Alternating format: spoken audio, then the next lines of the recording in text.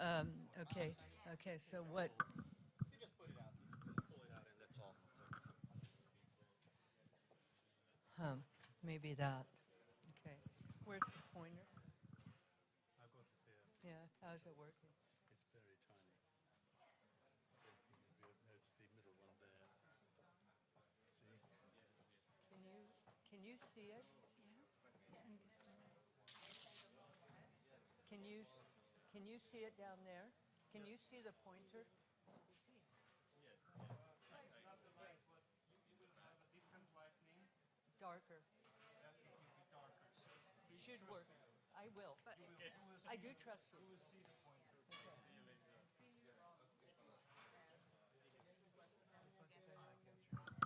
I missed you in New Zealand when you were there this year. Okay. Bruno, I'm the Iflaeu president. Nice Hi, to meet you. I try to do it for you guys every year. So I did Granada. And, Yeah. because I really believe in Iflaeu. Oh, well, it's great to have you on board. And You really missed a good lecture in New Zealand. I did because I was overseas to represent Iflaeu at SILA in the United States. So while you were there, I was in the United States. We swapped. So a lot of what I showed in New Zealand, that I wrote the lecture for this year, is here. Oh, fantastic. So it's much shorter. Yeah. Because that was an hour and a half. Yeah. And this is only 15 minutes. Yeah, but I think you met with my colleagues down in Wellington when you were there. Yeah. And that was fun. Yeah, fabulous. I'm glad you had a great time. I had a great time. I mean, Queenstown was such a surprise for me. Yeah, it's a beautiful place. Yeah. Very. The South Island is where the magic happens, is where the beautiful landscapes are. But I can tell you, the reception of Roger and Glennis, such wonderful people. Yeah, Debbie, wonderful. I mean, they were just couldn't have been nicer. Yeah, Kiwis are generally very nice people. Well, I'm going to keep the preparation going, and I'll catch up with you later. Okay. I think this is fine. It's if you are entirely visible, so it's It's fine. it's very Okay. this way. Okay. Whatever you want to move, Yeah. do now Yeah. try to do the moving, Yeah, it's fun. and now but the light will be different. Yeah, no, that's what he said. And then Okay. if you want to point, Yeah. point to the screen. Yeah. I got it. Yes. Yeah. Okay. Yeah. It'll be Okay. fine. Okay. I'm glad we did this. Yes. Okay. Yeah, I know he thinks I'm a monster, but No, I think this is really No, they're used to this. I mean, I doubt he is. I think it will be good for everybody. So thank you. yeah, exactly. Yeah, it's also for the others. Yeah. It's, No, it's so important that you're set up right because you want it to go fast. It's like having a conversation with 100 people. So Yeah. They were Well, also 100 telling a little us more. that we should, they would really like us to have this nice conversation. okay, so how are we? Who's going to sit where? So we know what we're doing. So it's coming together.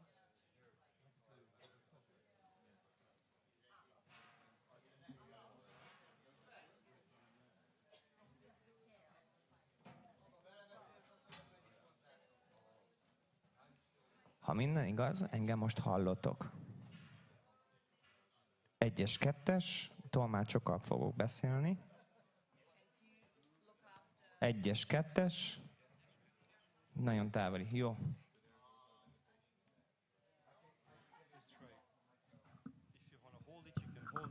Yes, I would love to hold it, and I can hear myself kind of. You will hear yourself much more because you have a monitor. I have a monitor? What do you mean? Yes. Monitor means sound monitor. Ah. You will hear it right away.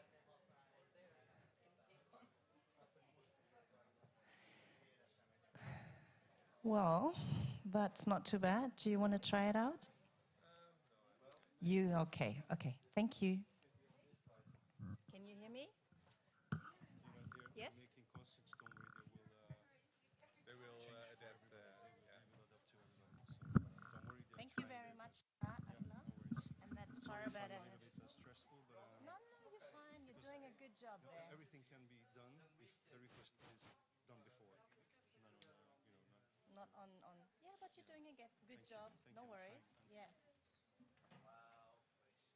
So there won't be a laptop on the stage, I guess. A letter? Laptop. No. And you don't have a preview. No. That sucks. So more improvising time. What is Alias at? Oh, I wouldn't know. You wouldn't know?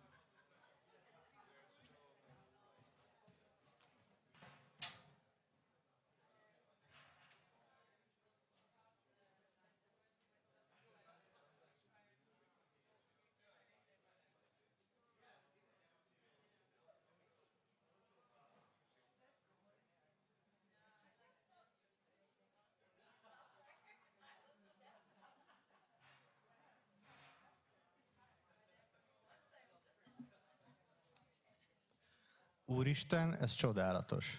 Na, szuper.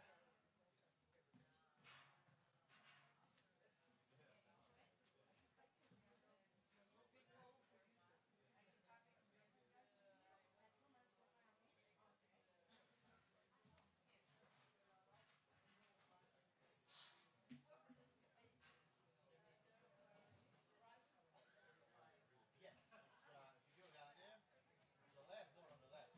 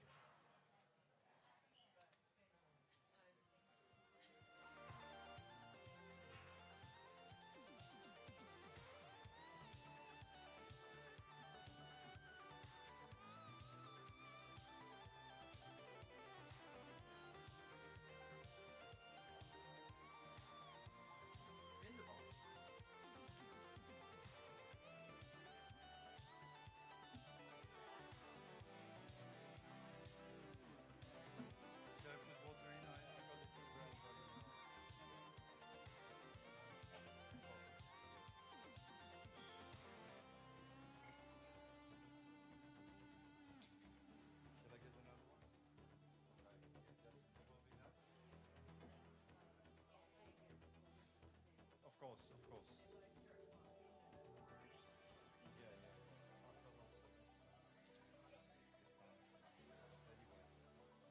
Yeah? You're all set? We're talking plants. Oh, I see, I see. You're back in business. No, there's so much knowledge there that I wish I had more knowledge on plants. Yeah. I mean, I've got a lot over the years, but Yeah. if he just does that. Yeah. Yeah.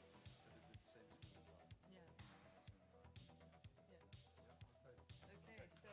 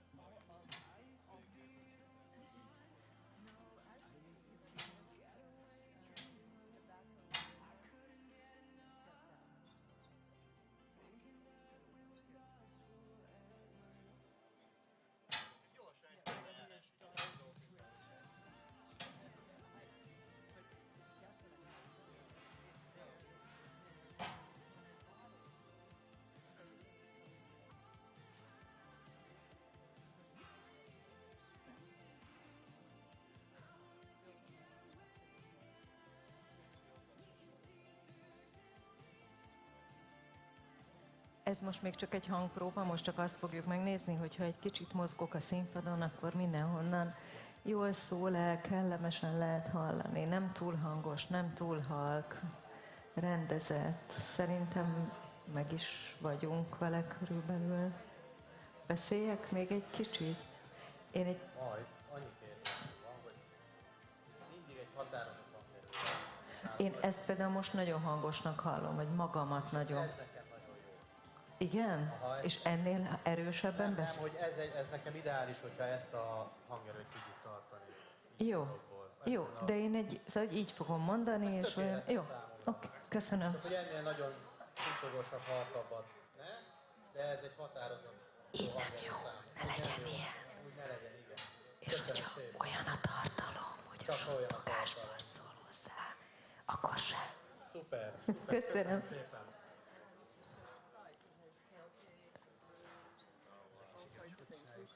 Ja, most az elején jó ugye hárman mondjuk.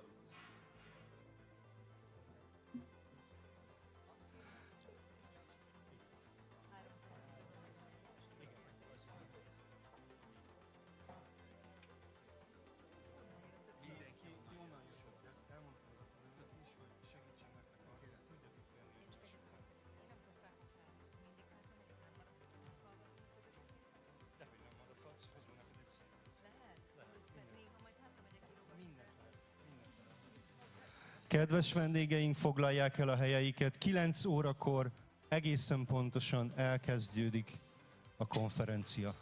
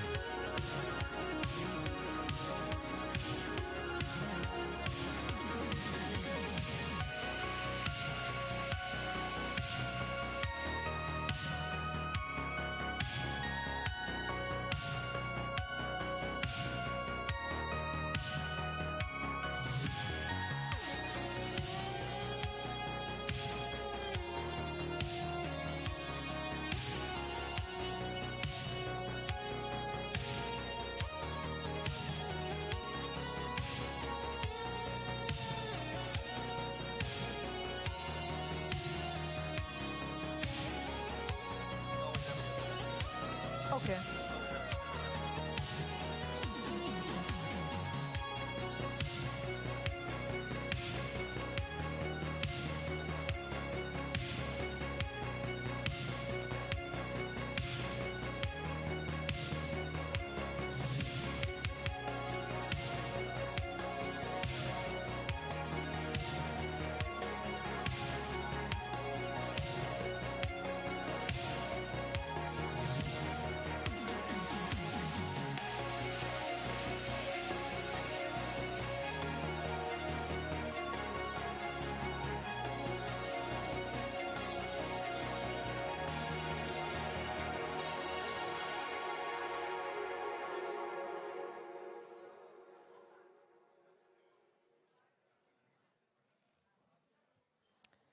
Good morning, everyone.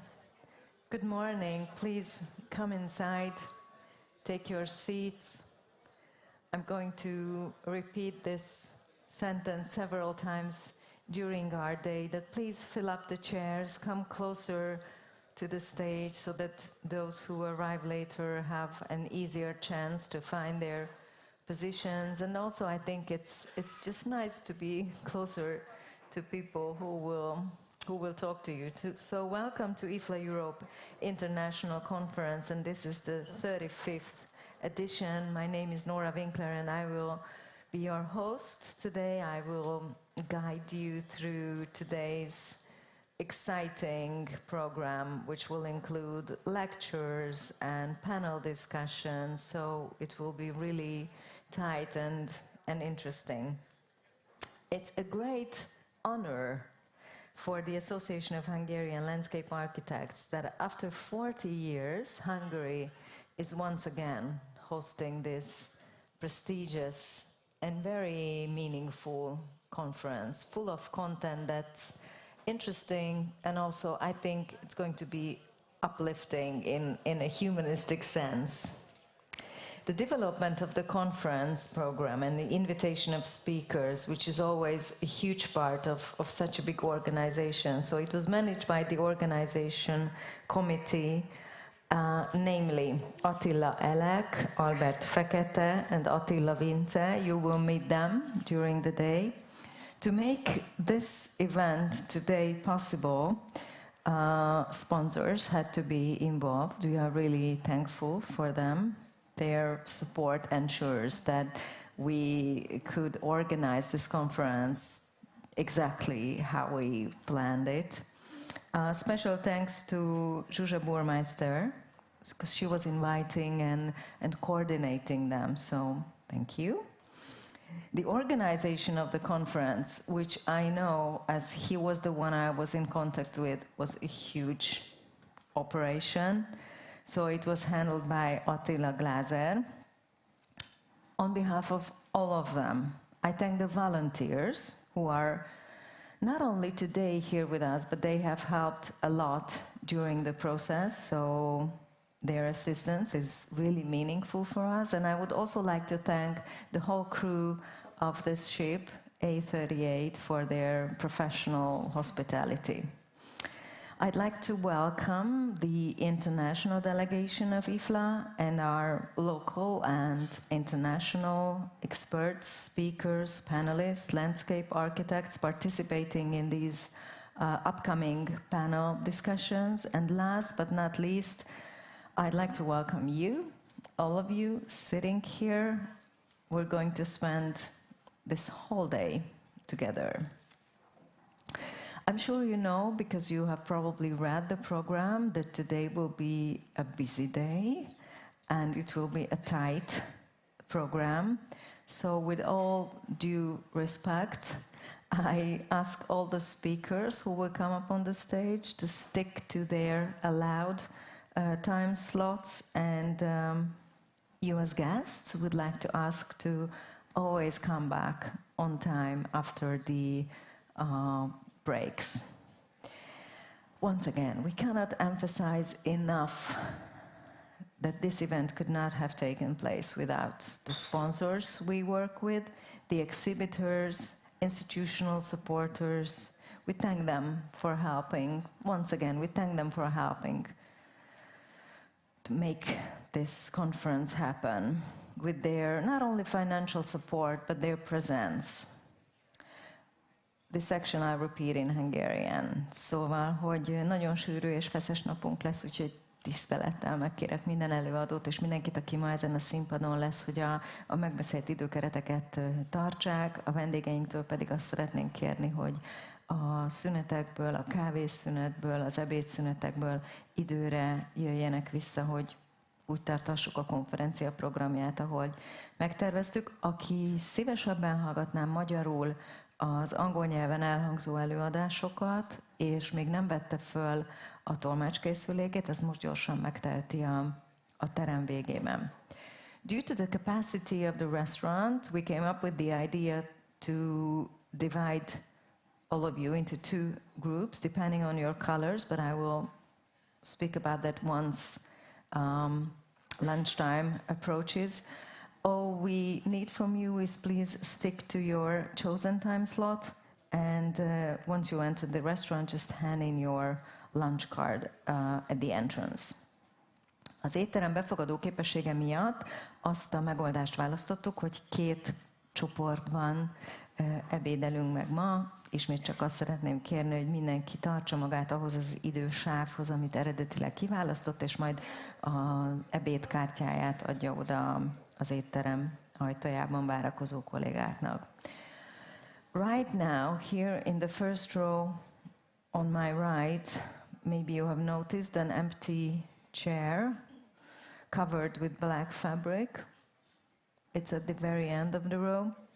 Fate has it that this chair will remain empty throughout our event. We are remembering a colleague, Péter István Balog, probably Pierre, as you have known him, who left us too soon.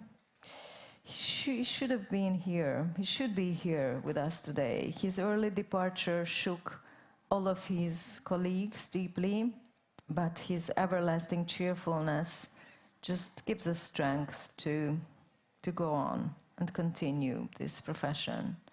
Tehát lehet, hogy akik már bejárták ezt a teret, és itt az első sorokat is látták, észlelhették, hogy a sor legvégén van egy üres szék, amit egy fekete bársony borít, és a sors úgy hozta, hogy ez a szék végig üres marad.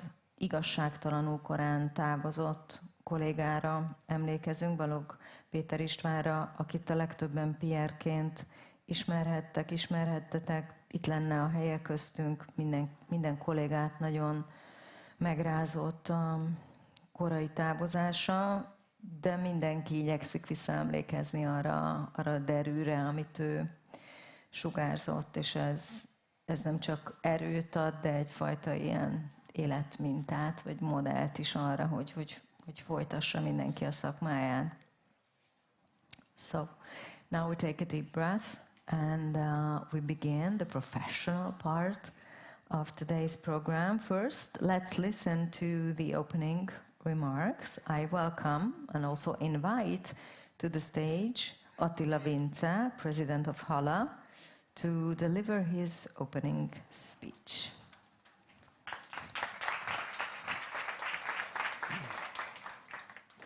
Hello, everybody. Anyone who knows me knows that I like one-word speeches the most, but not today.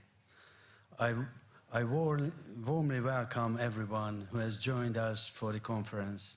It's an honor to greet the President of the International Associations of Landscape Architects, Mr. Bruno Marquez, and Mrs. Katarina Grutsky, the President of Iflaeu Europe here in Hungary. I also greet the Iflaeu Europe delegates with whom we can celebrate this exciting day. It's a privilege that they are taking the time to participate in this conference alongside the Iflaeu Europe delegates meeting. We wanted to say special thanks to go to Mr. Regulanski, the National Chief Architect, for honoring us with his presence at this evening. Unfortunately, he can't celebrate with us, but she sent her colleague, Head of Department, Magdolna Puha, Landscape Architects, to greet us. I also welcome the representatives from the Hungarian University of Life Sciences, I would like to take a moment to mention and express our gratitude to the University Institute of Life Science for their significant support. They invited a large number of teachers and students covering their registration fees. Welcome to the Presidency of the Landscape Architecture section of the Hungarian Chamber of Architects and the Chief Landscape Architects of Budapest, but I think also he is ill. I'm delighted to see students among us showing their interests in the conference. Many thanks to the nearly 20 volunteers, landscape architects, students and professionals. Without their work, we couldn't organize the event. It brings me great joy that we can host this event in Budapest. We have taken on this task with great courage, approaching it with a natural, almost amateur attitude that many landscape architects embody, curious about the challenges ahead and eager to learn from them. I believe that most of us love landscape architecture because our profession is constantly evolving and developing, inspiring us to do the same. I hope everyone enjoys their time here and that we can showcase our hospitality. I wish you all a wonderful conference filled with inspiring conversation. Thank you.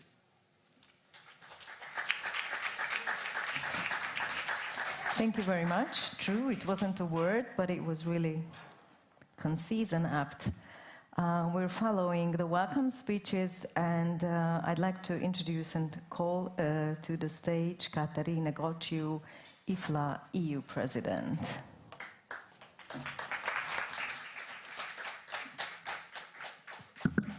Good morning to all. It gives me really a great pleasure to be here today and to extend a very warm welcome on behalf of the European region of the International Federation of Landscape Architects. Hosted to this conference is our 35th regional conference of Iflaeu Europe, hosted and organized by the Hungarian Association with the theme Planiscape.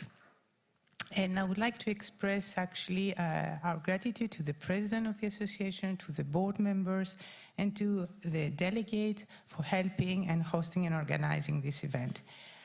The theme of the conference aims to highlight and present the importance of plants and nature and the role of landscape architecture profession in order to deal with the rapid transformation of our landscape due to climate crisis.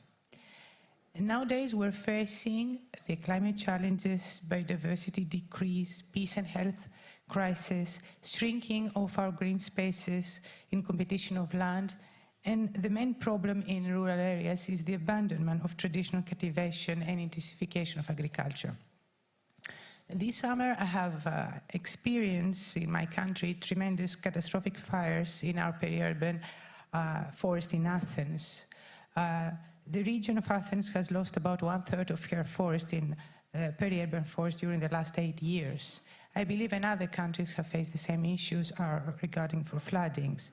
So the loss, meaning loss of soil and water and a poor water table, putting a pressure in our ecosystem and agriculture and increasing the impact of pollutants and the threats of desertification. Plants constitute essential elements of the landscape and are living artifacts of the living history and culture. And when they change, the ecosystem is changing, landscape character is changing, and the key challenges in urban areas is the shrinking of green spaces in competition for land. In the 21st century, the profession of landscape architects is facing the challenge to conserve, to develop, and to manage our landscape in order to really ensure climate resilience as an extension of the European Bauhaus and the European Green Deal. And as a discipline, we're very much engaged in the process of understanding the natural world, but also to offer our holistic and innovative solutions and vision in order to develop and really publish overall green concepts for our cities, and not really to leave the term green city to technical responses to climate adaptation. We learn how to design with plants in order to connect people with nature, to transform and reuse land, to produce clean water, clean air, good microclimates, and good food. Actually, the European Environmental Agency stresses the importance of nature-based solutions as the lowest cost and most effective one. However, we need to constantly improve our education to foster good quality of our services in order to respond to European Green Deal challenges. So landscape and plants must become the main political concern since they play a very important role on the well-being of people, the quality of life and future. And it's important to think how we can establish a strong narrative with our public and private stakeholders to present the urgent need to safeguard our nature plant, as well as the need for the expertise of landscape architect. This is why it's important to pursue the goal of united population, culture, landscapes, and nature with the culture of European places and people without losing individual characteristics. And as such, working according to the new trends towards from rural to urban landscape, biodiversity recognition as a source for sustainable economy and development, nature-based solutions, climate change mitigation measure, agriculture policies, and so on is very important. Landscape and nature, therefore, should be principled in decision-making for a holistic vision regarding cultural, social, political, environmental, and economic balance between political borders. So it's gratifying to note that the agenda of the conference covers a wide range of topic with very well-known speakers. So I really wish a very successful conference, and I hope you really enjoy it. Thank you very much.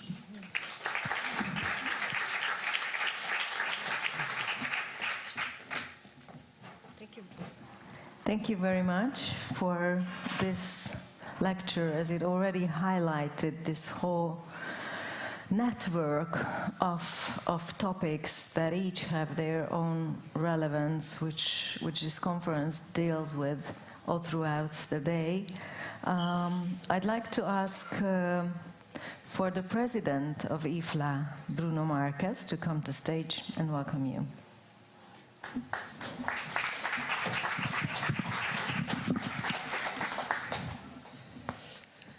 Dear Attila, President of the Hungarian Association of Landscape Architects, dear Magdalena, Ministry of Construction and Transport, dear Iflaeu Europe Executive, distinguished guests, and fellow landscape architects, welcome.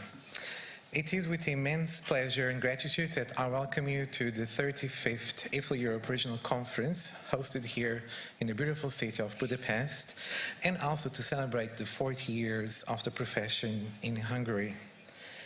This year's theme, Planetscape, encapsulates the very essence of our profession's evolving role in a world grappling with unprecedented challenges and opportunities.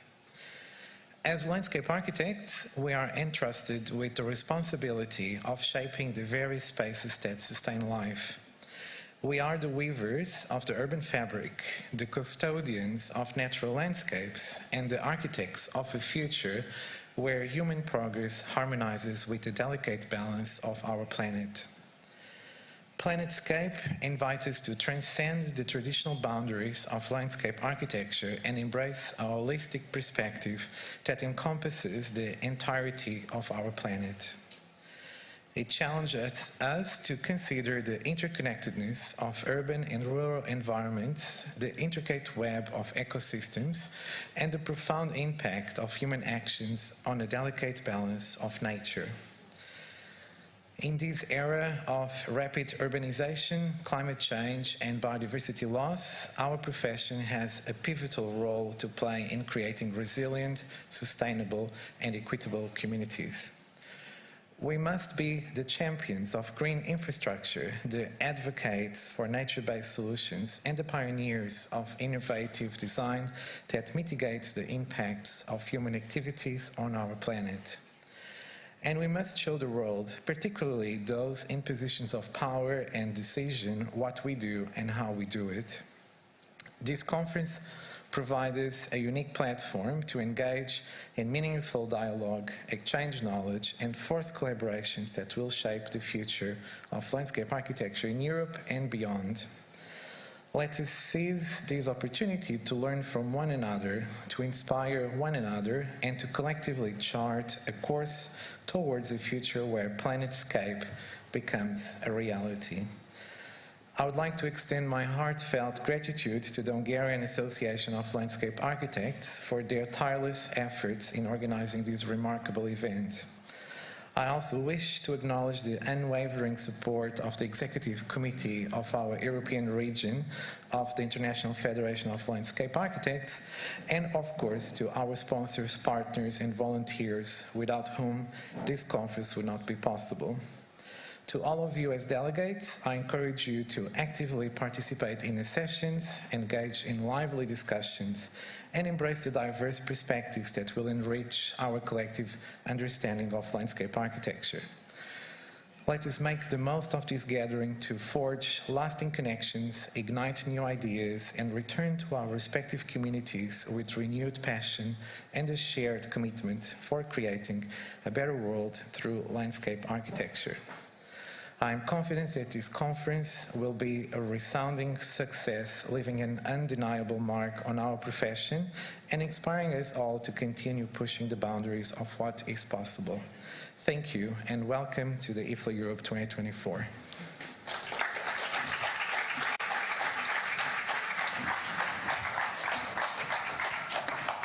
Thank you for the welcome speech. I'd like to welcome and call to the stage someone whose name we already heard, Magdolna Puha, Head of Department at Secretary of State for Architecture, Ministry of Construction and Transport, to welcome guests of our conference. Thank you very much. It is a pleasure to be here. Distinguished guests, distinguished colleagues, as a landscape architect, it is a great honor for me to deliver the message of State Secretary Regulánszky. The Iflaeu General Assembly held in Hungary 40 years ago, on the initiative of Mihály Mőcsényi, put Hungary on the map of international landscape architecture, laying the foundation for recognition and appreciation of the landscape architecture of a country hidden behind the Iron Curtain. Mihály Mőcsényi maintained excellent relations with the state management of building industry until the end of his life, and his advice helped to establish design councils that contributed to ensuring architecture quality. We therefore honor his memory by awarding an annual prize to outstanding landscape architect who has done much to promote the spirit of Mihály Mőcsényi, high-quality design, education, and landscape architecture policy. The Green Infrastructure Working Group, established in Iflaeu 10 years ago, provided an excellent opportunity for debate and also helped to identify the directions in which we need to move in terms of national regulation. The key turning point came in 2022, when we started to work on the Act on Hungarian Architecture, which was adopted in 2023. The law brought major green shift in town planning and the entire building sector.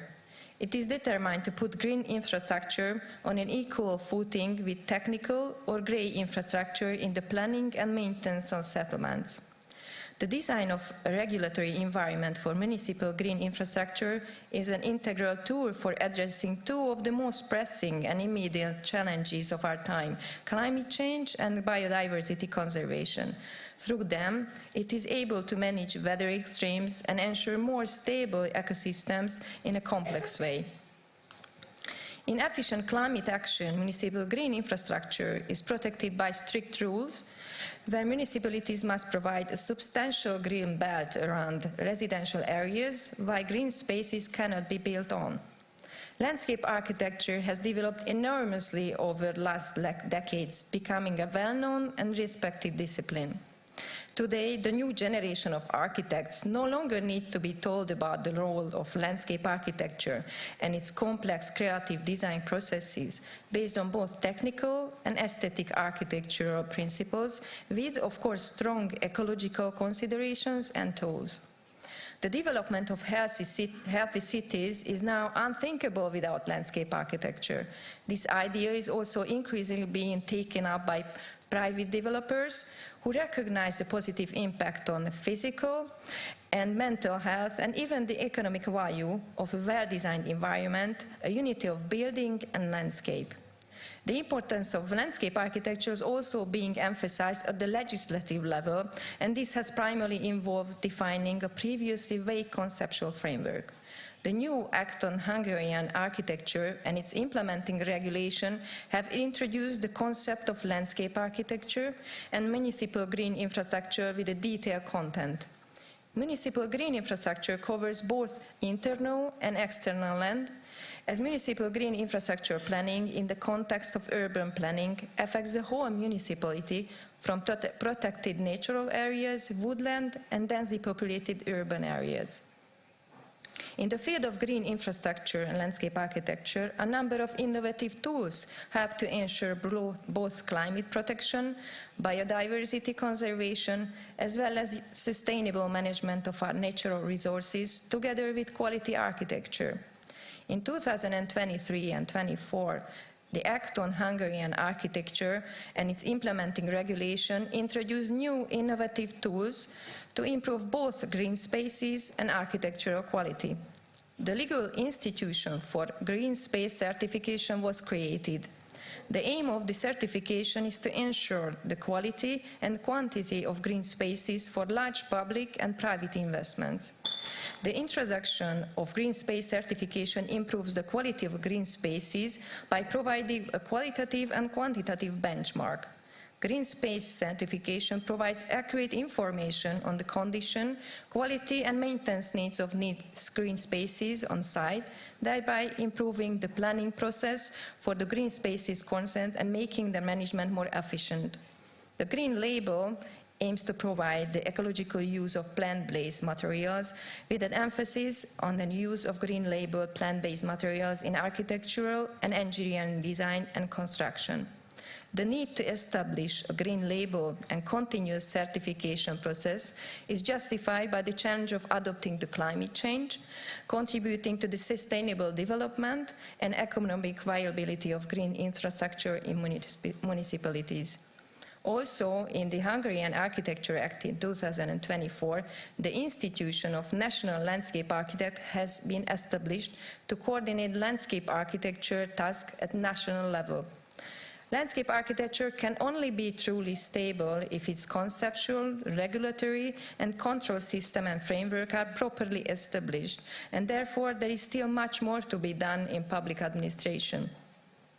Other tasks for the near future is further development of the methodology of green infrastructure planning in urban planning, the incorporation of modern principles and tools into the planning methodology as much as possible, transposition of regulation of European Union's nature restoration law into the national legislation for urban areas, and development of technical and organizational background for this. And finally, as I'm from the field of Earth Heritage, allow me to draw your attention to the regulation and protection of larger areas, such as cultural landscapes, which provide an excellent laboratory for learning about sustainable land use in harmony with nature conservation. Cultural landscape, historic cities, archaeological sites, and vernacular architecture also demonstrate various locally developed strategies for mitigating climate change through energy-efficient built form and sustainable use of local resources. In Iflaeu Congress 40 years ago became famous in Iflaeu community for its Hungarian hospitality, and we do hope that our guests will leave the current Congress with similar feelings. Thank you very much.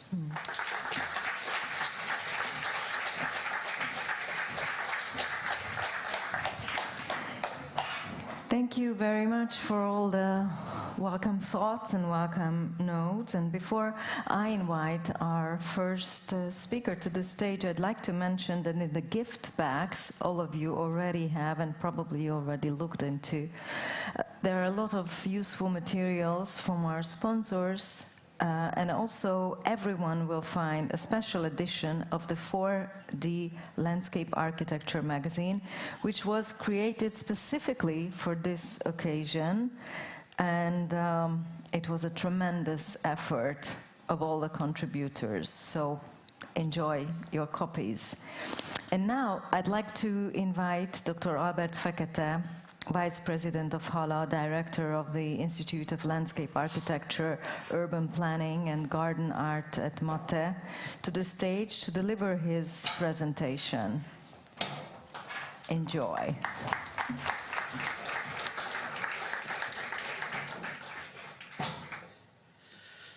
Thank you very much. Good morning, there, ladies and gentlemen. I'm very glad to see so many familiar faces here, and I'd like to say thank you for visiting us and celebrating us today.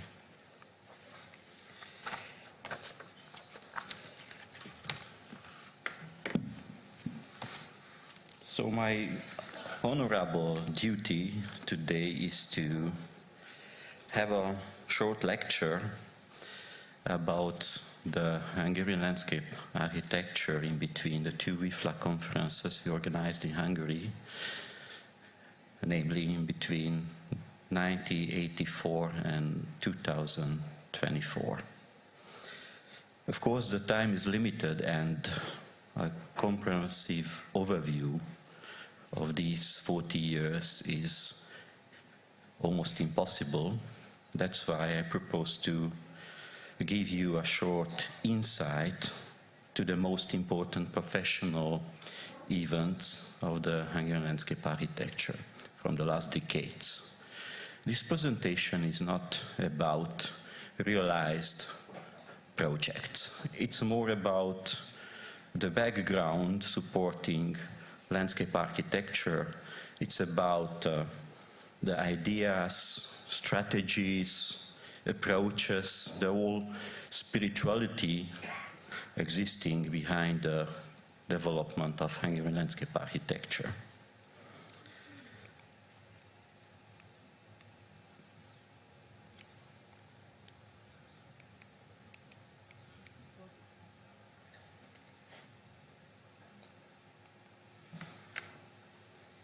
Lehet, hogy ezt be kéne dugni valahova. Somebody can help me to step to another slide?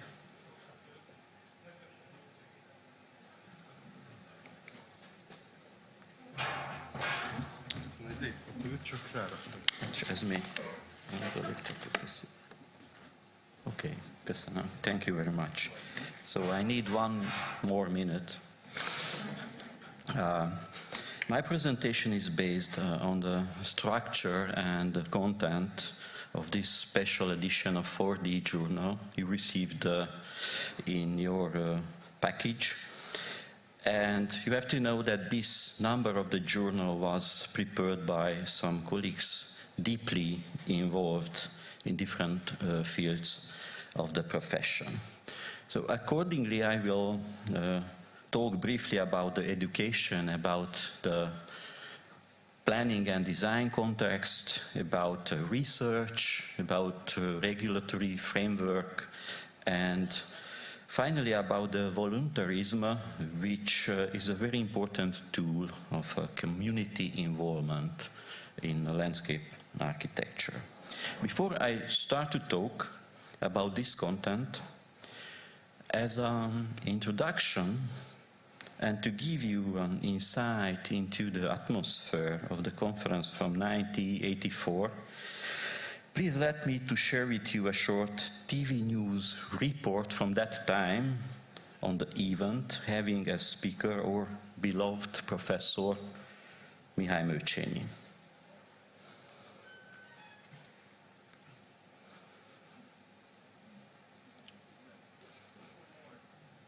Push more.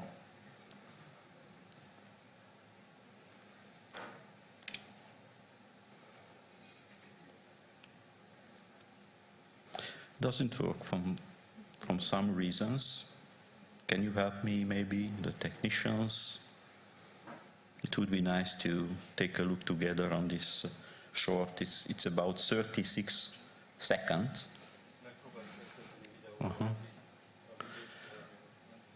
Okay. So maybe we can look at this movie a bit later on. reflecting to that conference, in this picture you can see the official logo of the conference from 1984, designed by one of our colleagues, Ildikó Kecskésné, and in the same time 2 pages from the conference program, which has the topic, actually, the urban fringe. This topic proved to be a very hot issue at that time, being a central thematic of many other landscape architectural conferences since then as well.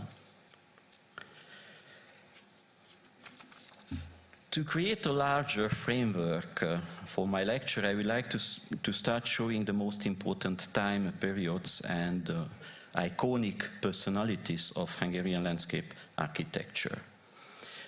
This overview, in my opinion, also highlights how strong are the professional practice and the education linked and interconnected. As you can see on the slide, at the beginning, the education has started in the middle of the 19th century, actually, and at that time, the strong horticultural roots dominates the education, as in many other European countries and institutions. Only at the end of 19th century, some compositional and technical aspects of our profession started to be introduced in the training in form of new subjects like the garden design or garden construction. The most important developments of Hungarian landscape architecture in the 20th century are linked to some renowned and recognized personalities, each of them being a defining leader of Hungarian landscape architecture for a designated period. And finally, undoubtedly, one of the most successful moments of this history we consider, or was, the year 1992, when the outstanding Faculty of Landscape Architecture has been established. For a better understanding of the roots of Hungarian landscape architecture, allow me please to share only a few remarks about these important personalities. We'd like to start with Béla Erik, who was a famous architect at the beginning of 20th century and who started to teach at the university in 1908, introducing some new terminus technicus in Hungarian professional language, like geometrical garden, scenic garden, and the landscape architecture notion itself. He led already in 1920s research activities related to positive social and well-being effects of greeneries in the city. And finally, his architectural vision and approach gave firstly an interdisciplinary character to the education.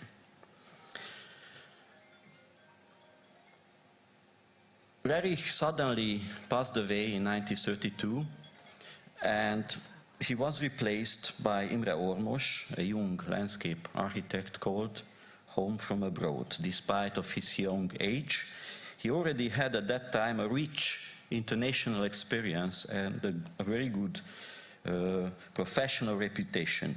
He organized the so-called garden seminar, which was a real design studio, the first complex discipline dealing with landscape design in Hungary.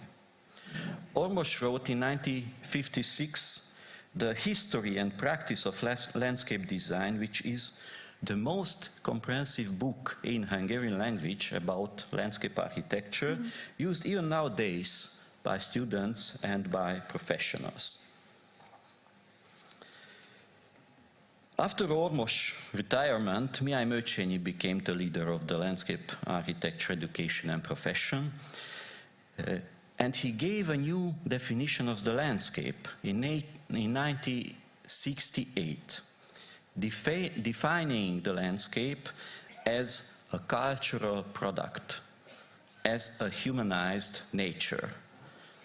And this definition of the landscape represents the base of the landscape definition from European Convention, a landscape convention created in 2000.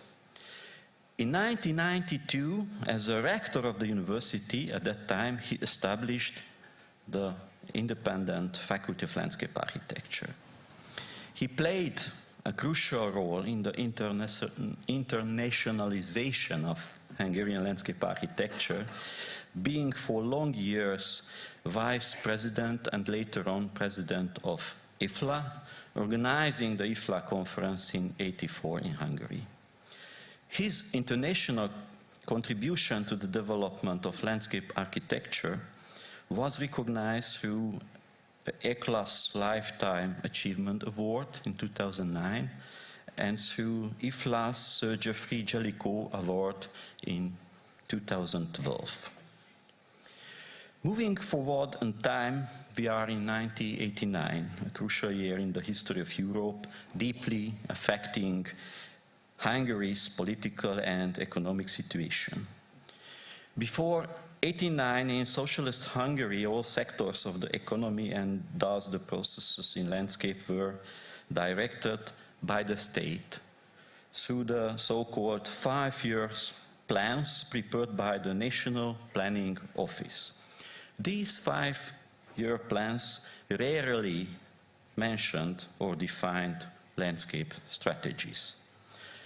After '89, the political pressure was replaced by the social and ecological challenges of the millennium. Meanwhile, the regulatory frame of the profession has also developed. As far as before '89, the regulation has been limited only to some details of the profession or to some highlighted areas.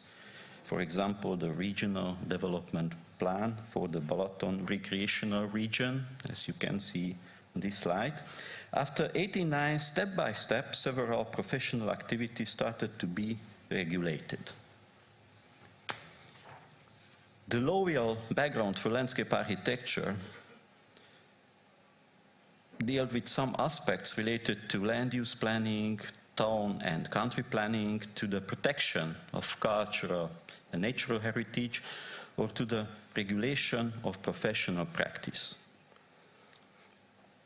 The regulatory framework was, and it is, strongly interconnected with the activity of Hungarian Chambers of Architects, established in 1997. The Chamber has 5 departments, and one of these being the Department for Landscape Architecture, which is an official supervisor of professional practice in Hungary. At the moment, the Department of Landscape Architecture of the Chamber has 463 members, landscape architects, designers, technical inspectors, experts, and responsible technical managers. Among the most important activities of the Chamber of Architects, Department for Landscape Architecture, we can mention the followings: evaluation of license applications and granting design licenses for landscape architects, review on law frameworks for landscape architecture, preparation of chamber regulations, and organization of different professional trainings and events. To place the Hungarian landscape architecture in an international context, we need to have a larger view to the professional trainings and to the recognition processes of different landscape schools from Europe. According to Iflaeu Europe database, at the moment in Europe we have 120 schools teaching landscape architecture, and in these 120 schools are running 244 different landscape programs. From these 244 programs, only 27 are recognized by International Federation of Landscape Architects. And from these 27 recognized programmers, 3, as you can see in this screenshot, belongs to our university. Looking at the map of the recognition of landscape architecture professional practice in different European countries, we can observe that it has European level recognition only 9 countries, including Hungary. We are talking about the countries in blue. In 2 countries, we find a national level recognition, and in other 16 countries, the landscape architecture profession is not regulated at all. The international recognition, both of educational programs and of the professional practice, prove that our educational system works relatively well, and the 3-level education we have on bachelor, master, and PhD levels offers an efficient and strong basis for the professional development. On the slide you can see an overview of the evolution of staff members and student members as well during these 4 decades. And we can see here that the number of both teachers and students has increased almost tenfold since 1984. In order to improve the quality of the education, we heard in the speech from our Iflaeu president, Katarina Kolciu, it's very important, the improvement of the educational qualities. In order to improve and to involve the profession, the design officers in the educational process, we conducted a survey on the willingness of design officers to participate in educational process. 48 offices or individuals answered to our questions, and we found out that the occasional participation as lecturer or the on-site project presentations are the most preferable items for participating among offices. They are also willing to host students for internship, but less cooperative in sharing some design or technical documentations and details with us, considering to be these data under copyright. We consider as international recognition that in the last few years we were invited to take part in 2 important development projects related to the education and professional practice, related to the harmonization of the European teaching programs and the whole landscape architecture profession. Both in EU-Land 21 and INNOLAND projects aim to prepare the harmonization of the landscape architecture education in Europe and to facilitate the automatic recognition of the profession. Let's have a short insight in the evolution of the landscape and urban and open space design. In the 80s, the big state planning offices from the socialist times has been transformed step by step into small private studios. In these years were established iconic landscape offices existing still nowadays. For instance, the Pagoin landscape architecture, the Warkert or the Landa offices. And beside the offices, many iconic personalities of our profession worked as individuals. The profession started to gain international recognition, and one example along these lines is the famous La Villette design competition in Paris, where the Hungarian design team led by Imre Jámbor was selected from over 500 applicants in between the 12 best projects. The political changes from 1989 were followed by the transitional period of the 90s, presenting an economical stagnation. Accordingly, there were no considerable developments and no considerable realizations in the field to mention from this period. Only a few small-scale projects were finished at that time. After 2000, a new era has started. At the beginning of the century, some very representative projects of the profession with big impact were implemented. I would like to mention here the first brownfield development project in Hungary, the Millenáris Park, designed by Iflaeu2024. And maybe I can make a parenthesis here, saying to you that at that time the members of Iflaeu2024 were still students, and they graduated only after the project has been finished. Another iconic project from that period is the Erzsébet Square. You can see an image of that place on the slide, which was the first minimalist geometric park in Budapest, and which is since then a very attractive and beloved community space in the capital. After 2005, due to incoming EU funds and due some governmental contributions, the renewal of several urban squares and plazas in the capital and in some other cities took place as well. Just a few well-known examples are written on the slide. In the picture you can see the main square of Pécs. At that time, Pécs was the cultural capital of Europe.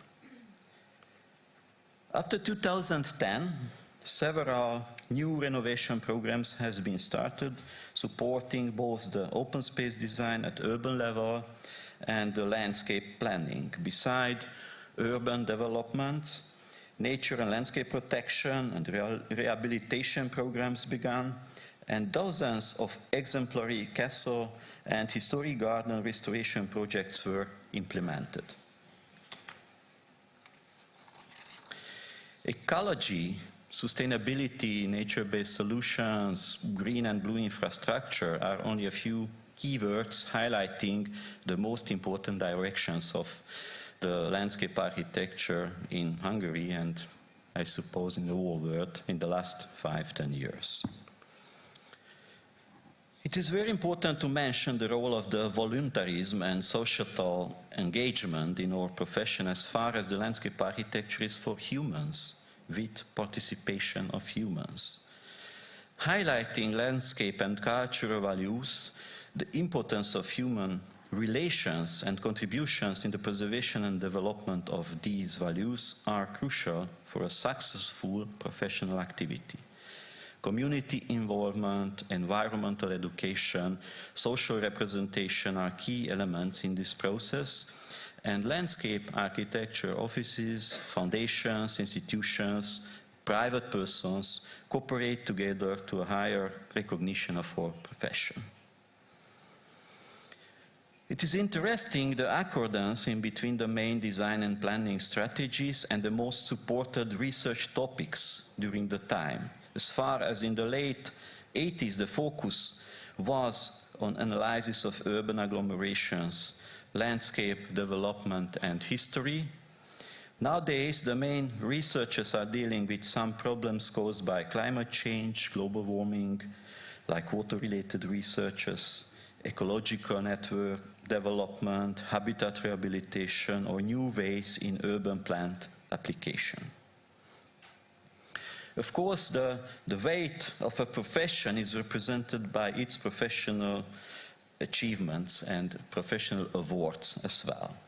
From 1988 to nowadays, some domestic awards were established, starting with the Lifetime Achievement Award founded in 1988 called after Imre Ormos. Until now, 38 landscape architects received this lifetime achievement. In 2012 was founded the Landscape Architect of the Year and the Junior Landscape Architect of the Year. And the most prestigious award, the third one in this slide, the Mőcsényi Prize, has been founded only 5 years ago in 2019. We have also the Landscape Architect of Excellence Award, which is given every second year in several categories. Let me tell a few words at the end about the professional and organizations and advocacy. On the left side of the slide, you can see the organizations related to landscape architecture strongly. In the right side, organizations related to some neighbor fields, let's say. And in between these two columns, we have a green one, and we call it the Green Round Table. This is an unofficial umbrella organizations established last year with the participation of all organizations involved in green development, including the university, some ministries like Ministry of Construction, Ministry of Agriculture, experts, observers, and so on. We are convinced that the way forward is rooted in a fruitful professional cooperation, and everyone involved in the green profession has similar interests. Accordingly, we have to follow a common strategy. To conclude my presentation, I made a slide with 7 items which I consider the most important achievements in the last 40 years. The recognition of landscape architecture, education and practice. The strategic legal framework for landscape architecture in Hungary, which is under development, of course. The increasing interest to the profession manifested even in the increasing student numbers. The over 60 international partners and corporations, the representation of our profession in the most important domestic and international forums, the implementation, of course, of several hundreds of projects and strategies, and the broad professional cooperation in the interest of the green profession. Thank you very much for your attention.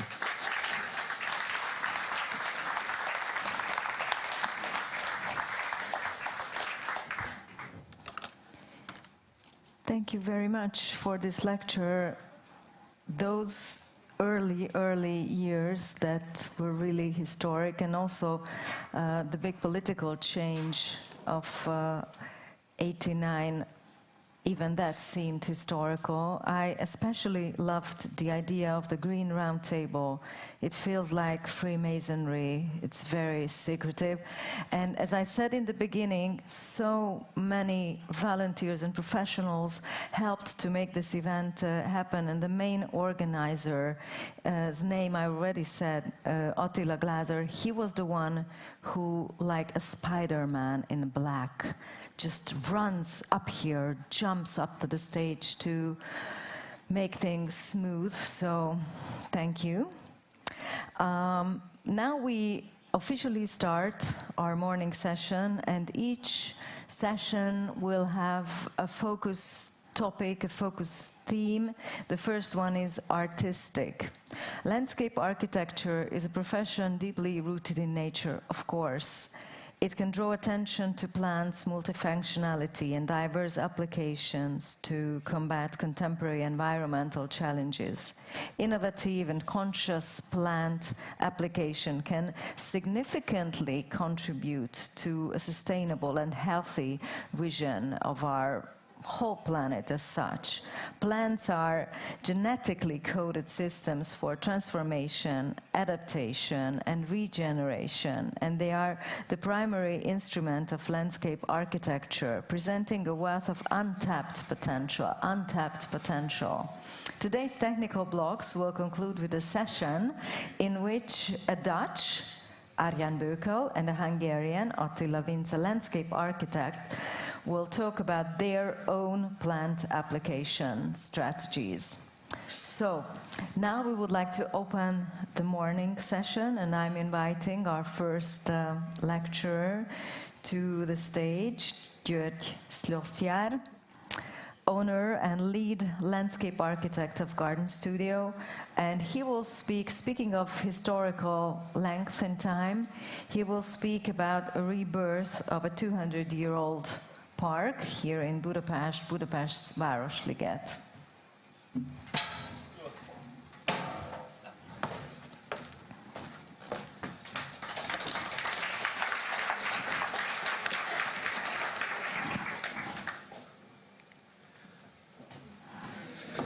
You can see nothing. Attila?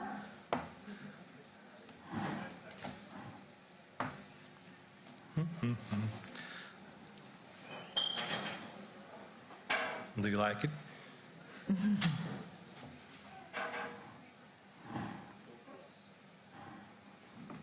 Okay, welcome everyone, my friends, my colleagues, ladies and gentlemen.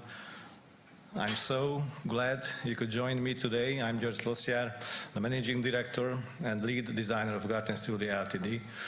I will read my presentation. That way there will be cool words in it. I don't even know, but I hope you do.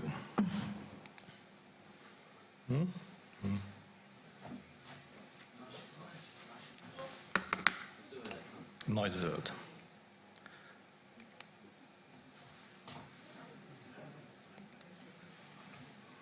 Melyik másik? Yes. Let me introduce our company in a few words. Our goal as landscape architects is to find the potential of a site. We have to explore and understand the spatial complexity, to find the right answer. But of course, there isn't an absolute answer. The result will depend on the designer's attitude, style, and perception. Individual vision reveal themselves at each task, independently from the simplicity of the situation. Our approach is to achieve the unity of the built and the natural environment with respect for the heritage, propagating innovation and insistence on quality. Behind our work, there is always our intent to make improvements for the community, as well as the desire to express ourselves and to create value. Garden Studio Ltd. was established in 1995 by 5 landscape architects. We were so young. In the beginning, our profile was landscape architecture, design, and construction works too. Nowadays, the studio is not concerned with construction works any longer. Our main profile is the landscape architecture design. Our main fields of planning are public spaces, parks, recreation areas, historical gardens, private gardens, and gardens of offices and commercial institutes. But our favorites are the large parks and complex public spaces. Our design team consists of 21 people. You can read the names of my colleagues at the bottom of the slide. In a few seconds, I would like to show you some of the works that we are proud of. Here is the first, the Kopaszi Dam, which is the revitalization of Lágymányosi Bay. This successful park development has enhanced and make it popular, this previously neglected area.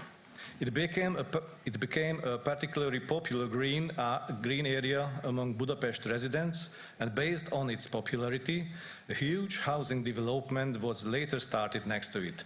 This is the Buda part. Its professional quality was acknowledged with the Pro Architecture Award. The next is the Várkert Bazaar, which was neglected for a very long time. Together with the establishment of the underground garage and conference center, the beautiful garden, bearing the imprint of Ibl Miklós' hand, could finally be renewed. The next is the Grafisov Park, it's an office park, become a pioneer of the Mill Park office building. In this inner garden, we have ensured the recreation of the office workers at a particularly high standards during breaks. Now let's turn to the main topic of today's presentation, the history of the renovation of Városliget. As you can see on the presentation timeline, the history of the park goes back more than 200 years. The brighter future of the former marshy area was based on a design competition that was announced in 1813. The winner of the tender was Heinrich Nebbian, a German person. The tender victory in 1816 was followed by a golden era of the park. In the next few decades, most of the main elements of Nebbian's plan were accomplished and the park's structure was completed. 50 years later, serious losses have already hit the green area. The zoo area was ripped out of it. This was followed by the period of exhibitions. First, the National Fair, and then the Millennium Exhibition in 1896 left a deep impact in the park.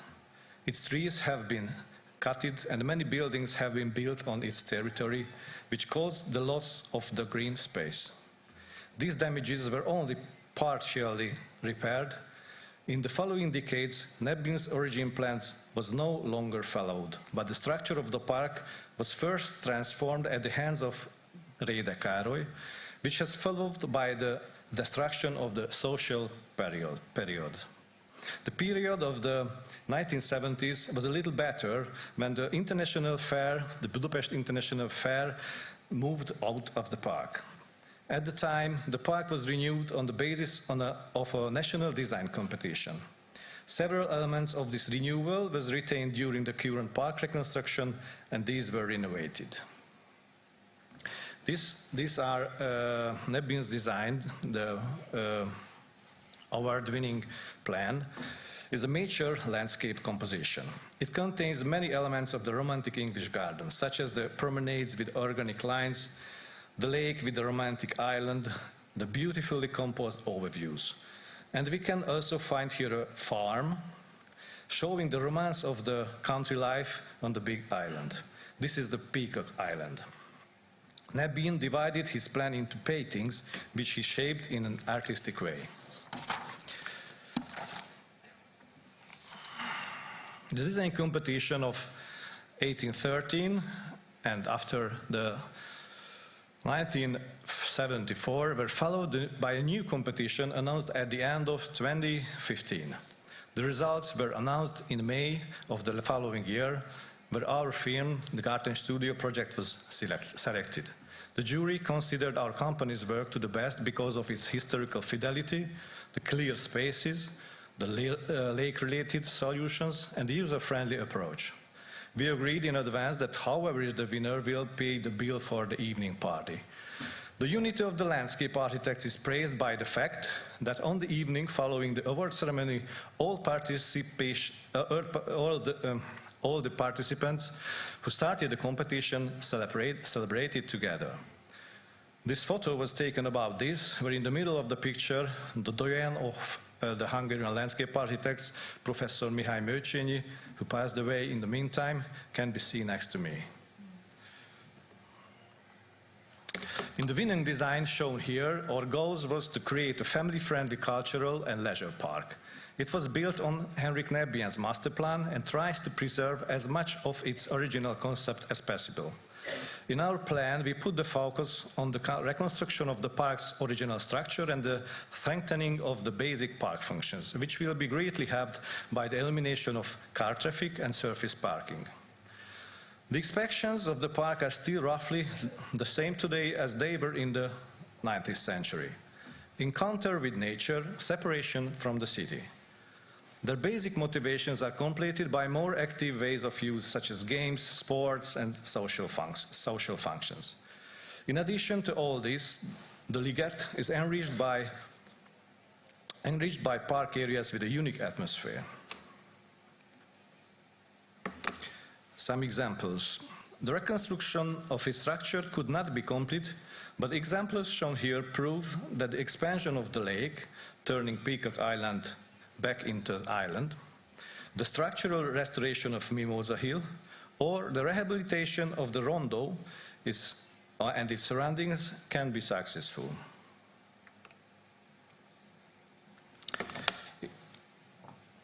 In our creation, we also made urban architectural proposals from the surroundings of the city park.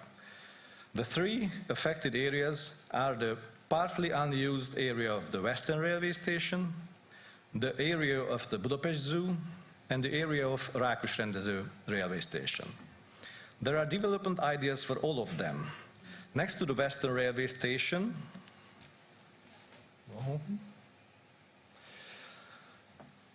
next to the railway station, where is it?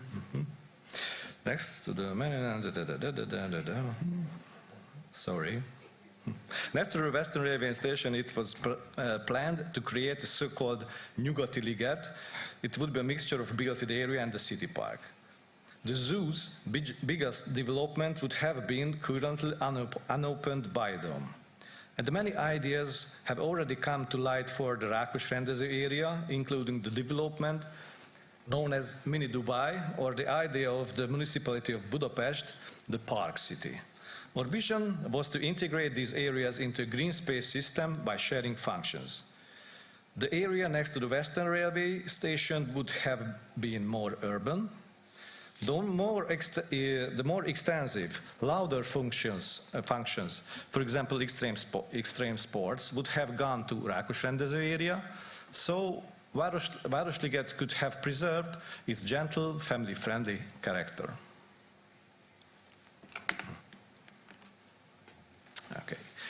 Our ecological strategy is based on biodiversity, soil protection, and water treatment.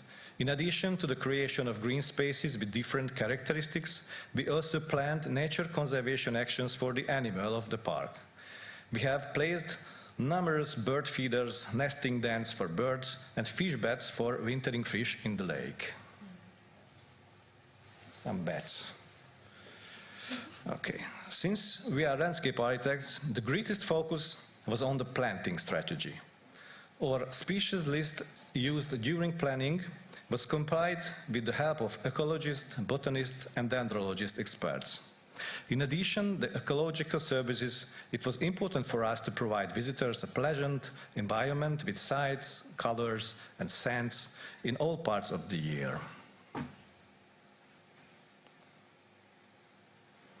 Városliget is not only complicated from the ecological point of view, but also in terms of implementation schedule. We even delivered the concept design for the entire park, just as we prepared the first version of the permission plan for the entire area of the park. However, we had to deliver the construction plans separate into 4 phases and many sub-phases. In the end, a total of 30 documentation packages were completed. Currently, the first, second, and the third stages has been realized, and the construction of the 4th phase is under preparation. Okay, at this point I would like to ask the audience to think a bit about the dimensions of the project. I will show some quiz questions, only 3.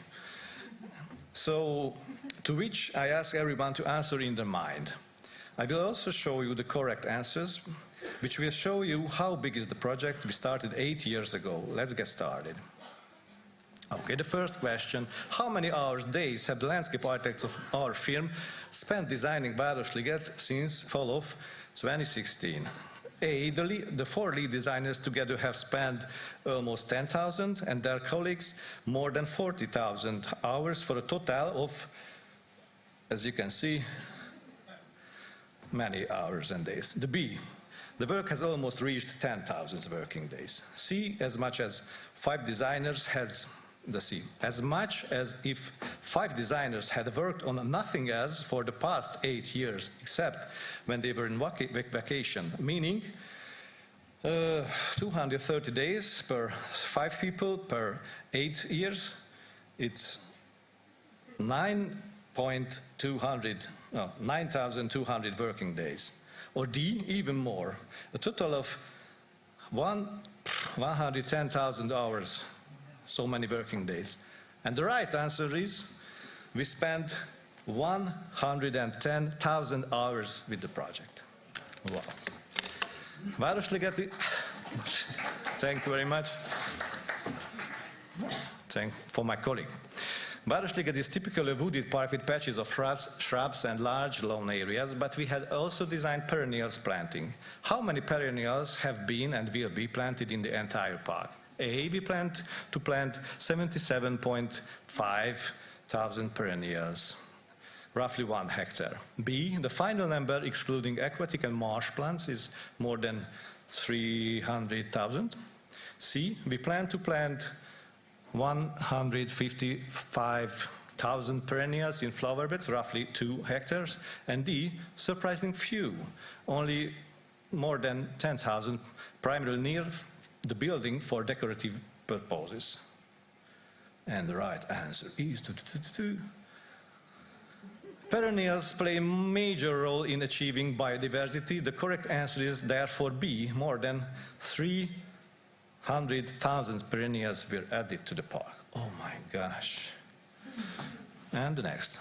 At the start of the project, a wide-ranging public consultation process began. Those who were fundamentally opposed to building new museums stayed away from this. Many organizations submitted questions, requests following the consultations, and many of these were incorporated in the plan. But how many? A.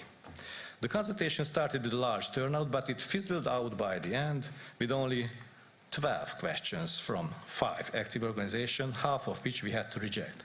B. We consulted with nearly 50 organizations, which sent us 174 questions, and we were able to respond positively to 141 of them. Or C, the 182 stakeholders submitted more than 600 requests, more than 90% of which were accepted. Or D, from the 279 questions of 34 stakeholders and only 32 rejected.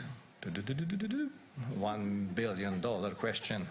Yeah, the C is a very long process. The biggest number is also true here. A few months were all about this coordination work. Okay, to relax, I would like to show you the beautiful pictures that were taken of the park areas that have already been opened for visitors. I hope that the users' joy about the renewed park comes through in these pictures.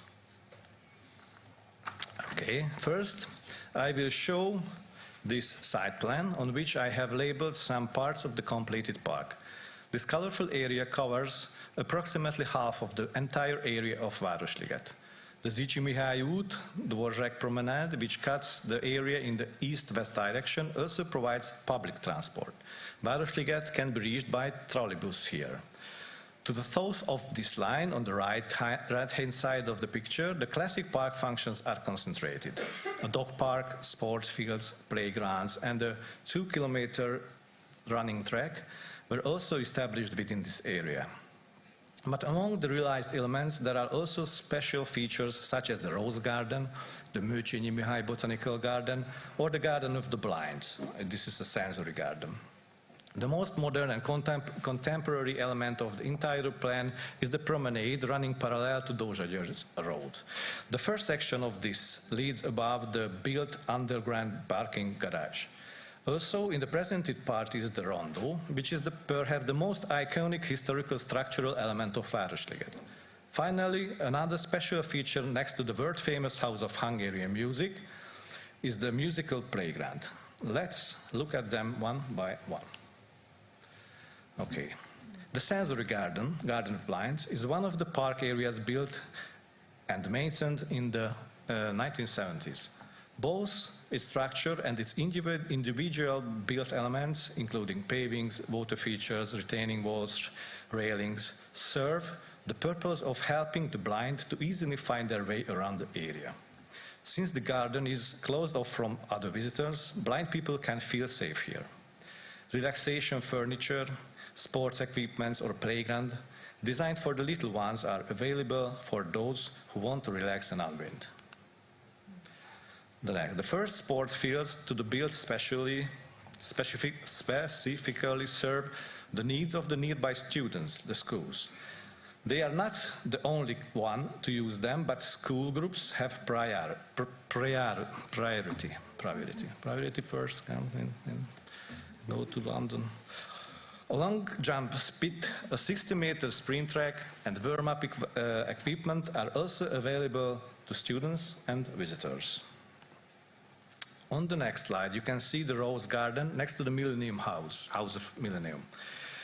It can be seen that it differs in style from the rest of the English park. It fits the neo-Renaissance style building, which was originally built as an art gallery. Its specialty is the Zsolnai ceramic fountain. This material also decorates the facade of the building. Another main decorative element in the wrought iron pergola, which gently surrounds the area of the rose garden. The rose varieties were selected with the involvement of the Hungarian Rose Society. On the next slide you can see the Great Playground is perhaps the most popular part of the park. Its main element is the central climbing frame modeled after Színei Mersepál's painting Balloon. But there are also many exciting play equipments waiting for the children. Dinosaur skeletons can be dug up the bottom of the sand pits. But the splashing water playground, reminiscent of the old Városliget Creek, is also exciting. This project of ours received a Landscape Architecture Award from Vince Attila. No, not only from him. But you can not only climb into the balloon.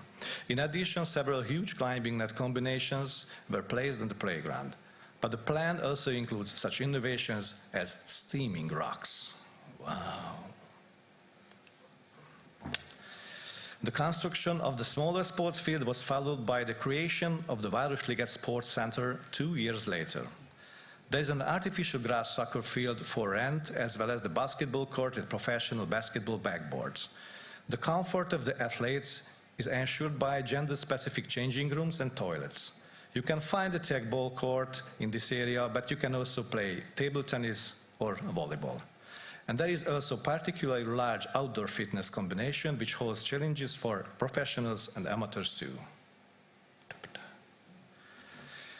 The large playground, the sports center, and the skill park actually form one large unit.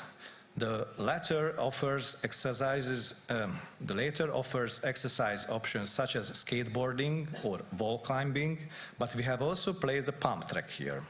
All of these are only of a size and scale that make them fun primarily for children, not for professionals, from teenager galleries. The Mőcsényi Mihály Botanical Garden was created by expanding the former small botanical garden. We preserved and renovated its most important elements, such as the spring and stream or the water basin. Of course, we put a lot of emphasis on the preservation of plant rarities and the expansion of the variety presentation. The botanical garden is also the scene of environmental education. We have designed an open-air activity for interested parties and school groups. The tools needed for the demonstration can be stored in the storage room of the picnic cart bistro built here. In this area, we have placed an even larger number of bird feeders, dance, and even a bee hotel or insect hotel. The special feature of the garden, the botanical garden, is the two pools, is one of which we present aquatic plants and in the other swamp plants. The latter is filled with earth and it consistently kept moist with the water of small stream that comes here. The excess water goes through an overflow into a drain located in the ground.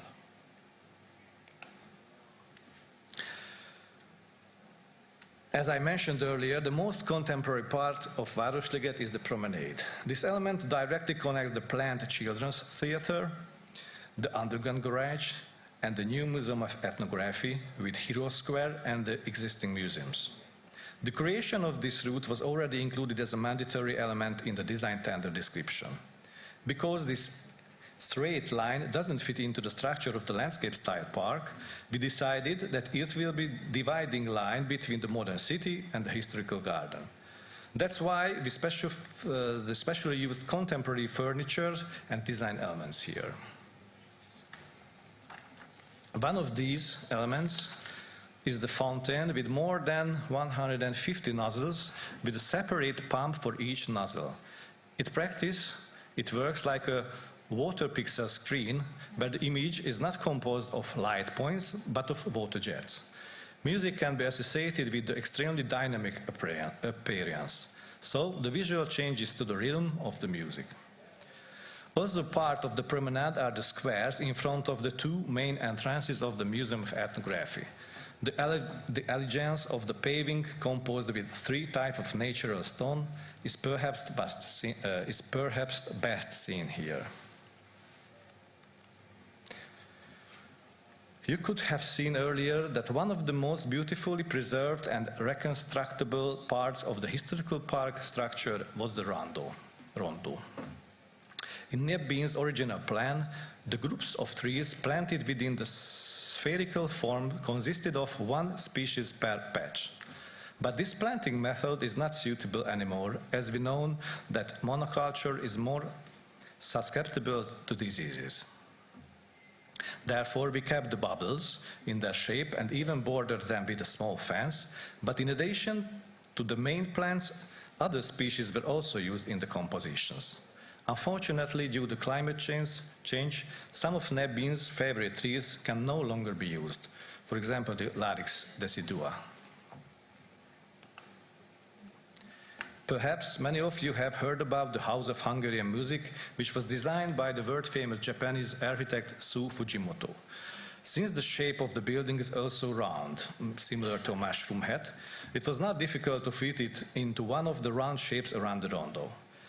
Next to it, in another bubble, there is the musical playground, which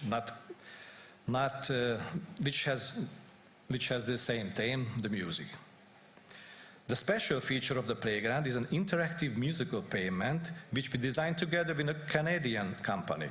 They developed the system consisting of light sensors and ground speakers, as well as the necessary software. And they involved the implementation also. The history of Balloon Fly as a gas balloon observation deck also goes back to the past. One connection is that this is the highest point of the Mimosa Hill, where Nebin's original designed the lookout point. However, the vegetation has grown so high in the area that we cannot provide a view of the park from the surface. Another connection is the ballooning was a popular pastime in the park during the millennium. By combining the two traditions, the balloon lookout was created, from which we can see almost the whole of the city of Budapest. The most recently implemented project element in the children's traffic park. Here, in addition to learning traffic rules, children can also play in a city and airport built for them. We considered it important to use vegetation and landmarks to model the reality where we cannot see from one street to another. After all, crossroads are also interesting when, similar to the city, the other driver emerges from behind some kind of building or hedge. Finally, let's take a brief look at what is left of the complete reconstruction of the Városliget. On this drawing are marked the most important elements that still need to be implemented in order for the park to be completely renewed. Perhaps the most important thing is that the vehicles disappear from the Kóskároly promenade, which diverts traffic from the M3 motorway towards the city center. This would finally terminate the cutting effect of traffic in the park. This is the condition for the expansion of the lake and the rehabilitation of the areas located next to the Kós promenade. It's not currently part of the Liget project, but the renovation of the Hero Square would also be important. It is a kind of a chrome jewel of this area. If the Kóskároly promenade were to be closed to traffic, the area of the promenade could be taken over by pedestrians and cyclists. At the same time, the size of the paved surface could also be reduced.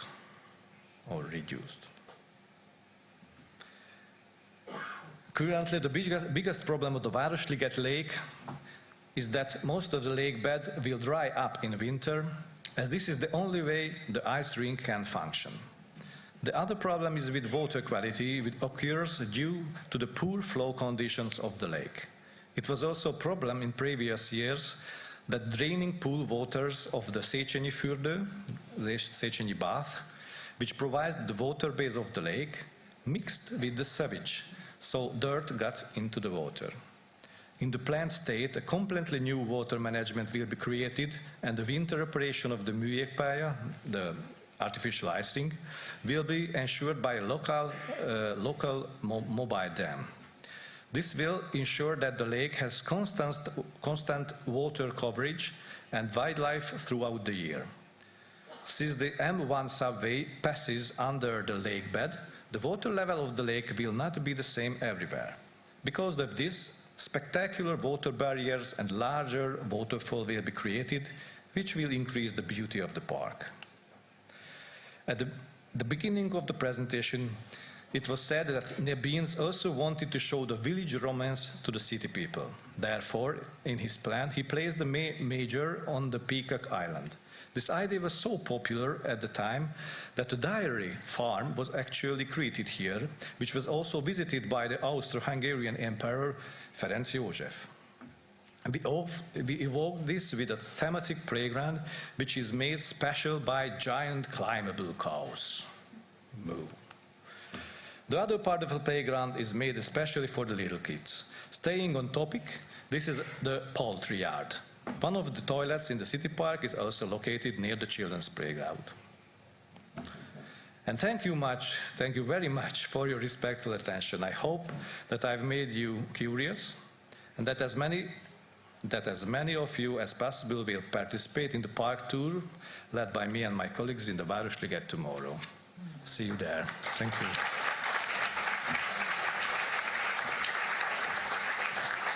Thank you very much. Thank you very much. Thank you very much, Mr. Slosjár.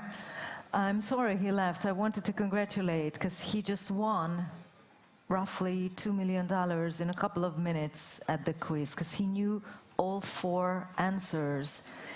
And I'm very happy that he told you that he really hopes that many of you will participate at the guided tour tomorrow as part of this conference. Last night I was working at one of the museums in the park, the one he also showed, the House of Hungarian Music, and I was walking there. It was still sunshine. The park looked amazing.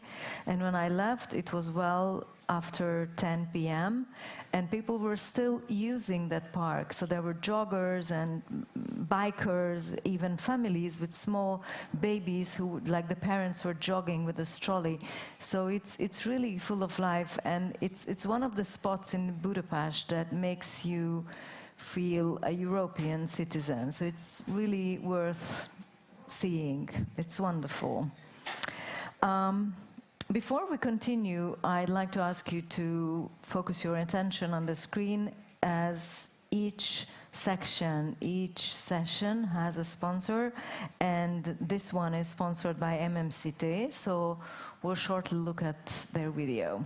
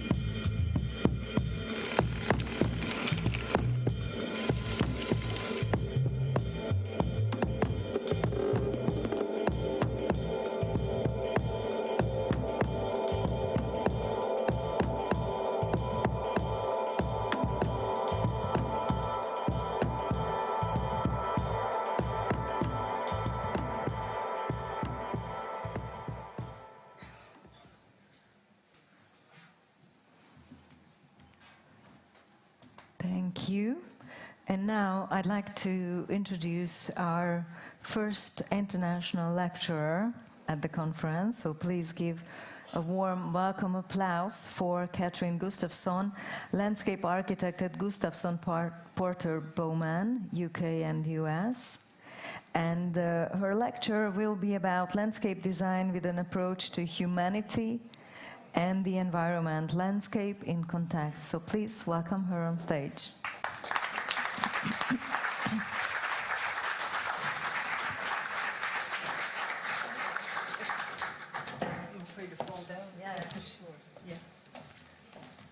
Oh boy, that light is bright. I can't see anybody out there. I'm not sure this is fair. Give me a sec, because I want to make sure I finish on time.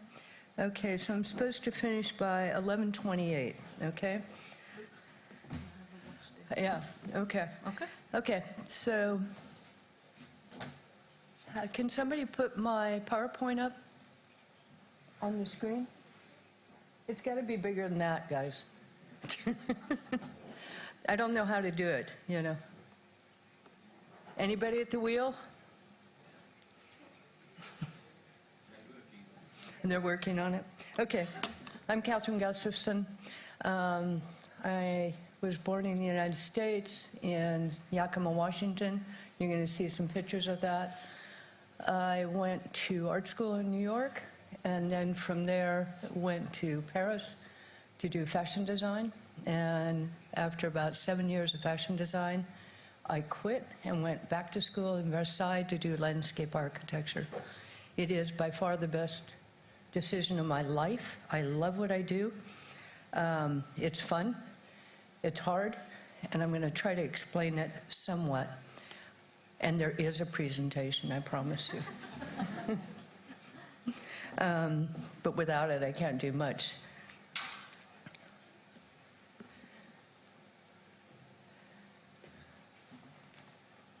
Does it get bigger than that? Yay. Okay, here we go. I've put this together to look at what we do as a profession, and our profession's constantly changing. So there will be 4 different chapters, but it's really about, is it art form, about humanity, the environment, and a lot of it is technical engineering. So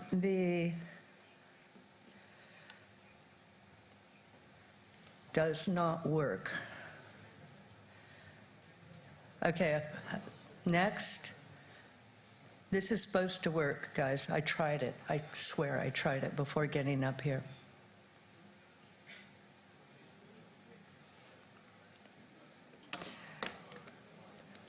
Okay, we're going to try one more time. Doesn't work. What do I do? I'm pressing. Okay. Okay. I get impatient. I'll come over here so I can see you. What? Go ahead, please. Go ahead. Yay. Okay. Here's where I'm from. It's a high plateau desert in Yakima Valley. A lot of agriculture is done by bringing in irrigation from the Army Corps of Engineers in the 1930s. I call it Campbell soup. Just add water and everything grows. But without it, everything on the ground is Artemisia. It's one of the biggest producers of apples in the world, so I was raised with an agricultural community, and these beautiful, beautiful sculpted mountains without a tree on them. So the influence of channelized water is everywhere. The water comes down from the mountains, and this is what I call the irrigation zone. You can see where irrigation is and where it isn't. And without the irrigation, it is really very, very dry and hot. But today, it's perfect for wine. It's one of the biggest producers of wine now in Washington State. For me to have grown up in a place like that and then go to school in Versailles, the same challenge in many ways. This is the 1,000 steps, And one thing about landscape is when you can't see what's at the top, you want to go there. And so it's like a mountain. And this is something Lenote understood very well. Also, another big influence in my life is Noguchi, making landscape an art form. This is a park in New York City that never was built. And Dennis Oppenheimer is an artist that really experimented with the body and mind and very abstract concepts. This one is one of my favorite. It's called the Service Station for Ideas. So if you run out of ideas, you just get on a boat and go to the service station to get more ideas. And so as a concept, it always pushed me on to say, okay, keep trying, keep trying. There's a service station out there. You just got to find it. And then Igor Mitterraj taught me to sculpt and bought me tools. In Italy, I had already done, in art, had already done clay, but then he took me to the next stage with it. So, humanity, I'm going to just show Valencia, Spain, because our job is really for the public, my job, I do public work only, and trying to understand what is humanity. And our humanity changes according to our culture. But there are some basics that are always the same, and a lot has to do with your family or where you are. So in this painting, it's one of my favorite, because it shows your foreground, that's your presence of your life right now. It shows your medium ground, that's where you were born, the community you're in, and then the foreground is the eternal you at the end. Those are different phases of your life, and those are different things that in all humanity exist. There's also how we perceive space. So this is Matisse. You know you understand where you are. And it's really interesting. You're on a pathway in a forest, but you see the lightness below? The lightness below means there's water. And just by the light, you know there's water. And it's something that's so in your brain of how you perceive space. This is another thing by Matisse. Look at the top of the round tree. Notice that there is nothing there. There's sky. What does it mean? You're on a cliff. You're on a cliff and there's nothing beyond but a drop.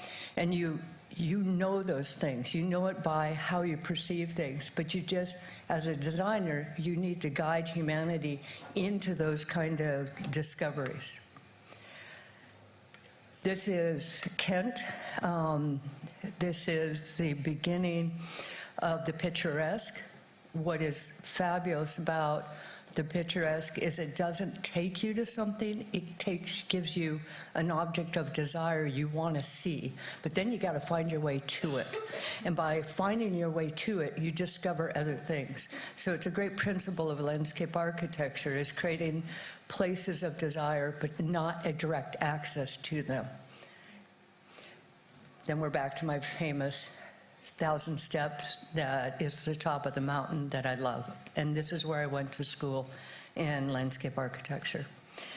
And this is the man that taught me, Jacques Esgar. This is the Fleur Elite in Vincennes, Paris. I stood on that hill and decided I was going to go become a landscape architect because I could do art and landscape at the same time. These are the forms of Jacques Esgar in the 70s. Very, very sculpture, really beautiful play, amazing forms.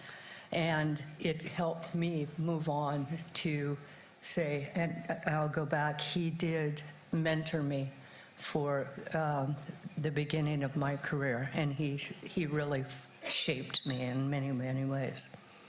So humanity, this is Valencia, Spain. And what's happening in, as you know, all over the world is that the historical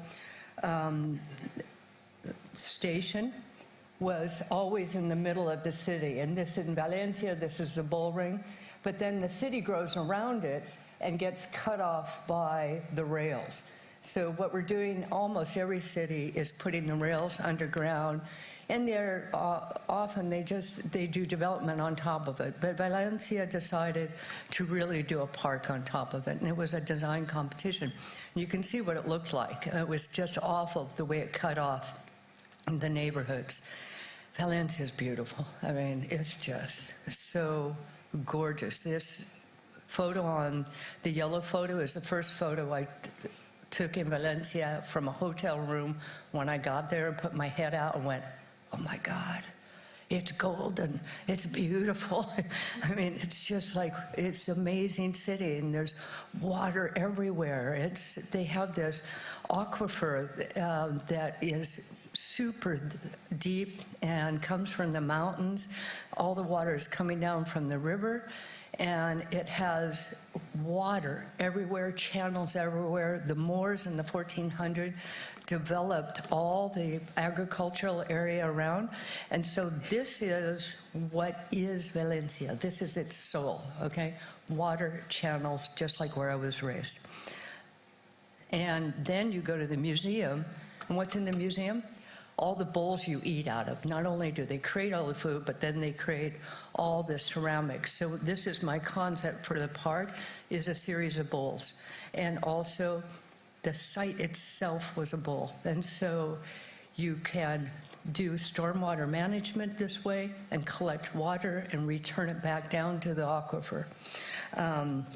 Also, there was an alqueria, which is the building there that is the traditional building. And you see the little square on the plan. There was an original alqueria because this was part of the huerta. And the huerta is the growing fields. So this is like not one of my best sculptures, but it was the first try of how do we do this park? How do we do just trying to get something really quick visual on it? And how do we create bowls? And this is a diagram. So since I think there are a lot of landscape architects in here, I wanted you to see how we created this.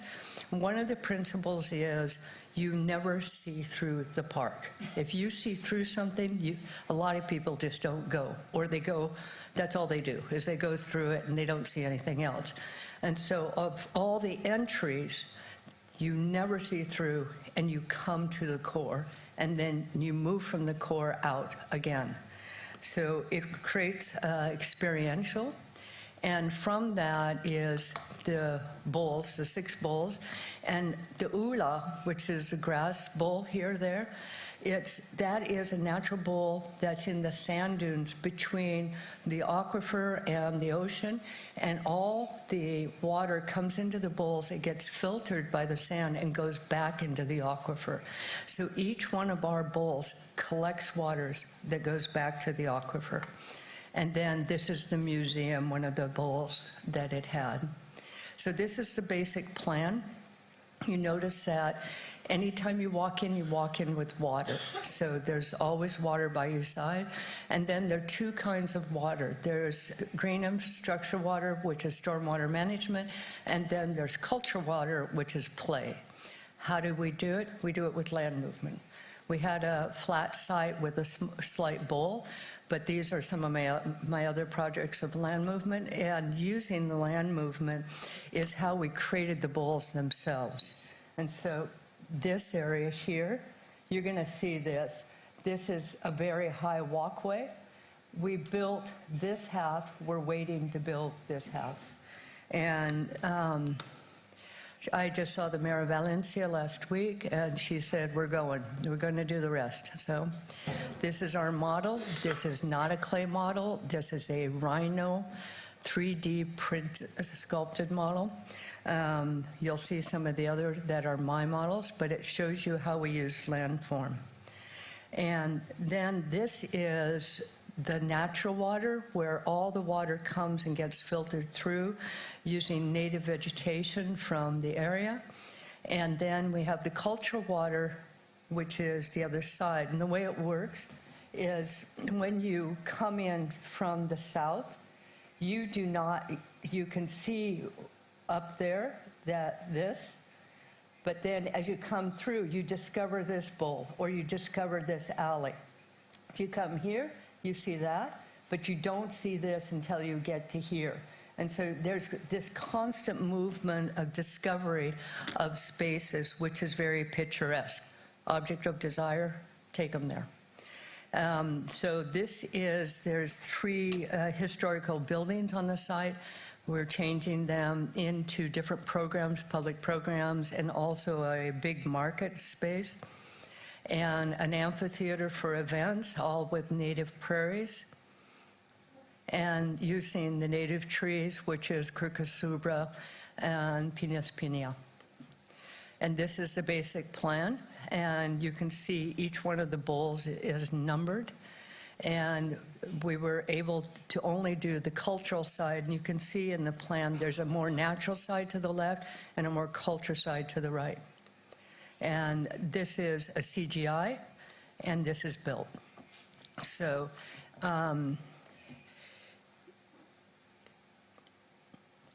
it's really pretty. I'm really proud of it. This is the Huerta. So if I go back, this area, this bowl, which is this bowl right here, that is showing how the Huerta, the food growing, has done, and using all the traditional techniques for food growing, had professors work with us. You can see in the background of this the historical buildings, and you also see the first start of water from the entry from that side. And so you come into the historical buildings with the bassin, because cisterns are a big part of holding water in this area, and then water leads you in through the melee trees. And this is just views now of the project. It's very terraced, the Huerta, because all the Huertas are terraced. And these are the historical buildings. That building is to be a restaurant that uses the food grown in the garden. And these are people enjoying the space. Now that wall is my favorite wall because I've been wanting to build it for years. And it actually is huge cups of concrete where all the soil is interrelated, so it gets rainwater from the top and goes down. That's what holds up that big landform. And you can see it's planted with a lot of very interesting plants. This is the Romantic Valley, which is in the center, and it's really a very intimate space, whereas you move up on the 2 walls and you're 10 meters in the air and you look into the bowls below. So Romantic Valley, I usually don't plant in pink, but everything is pink. You know.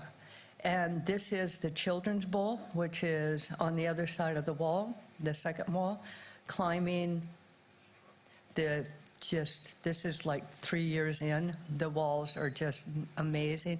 And nobody tries to climb them, interesting enough.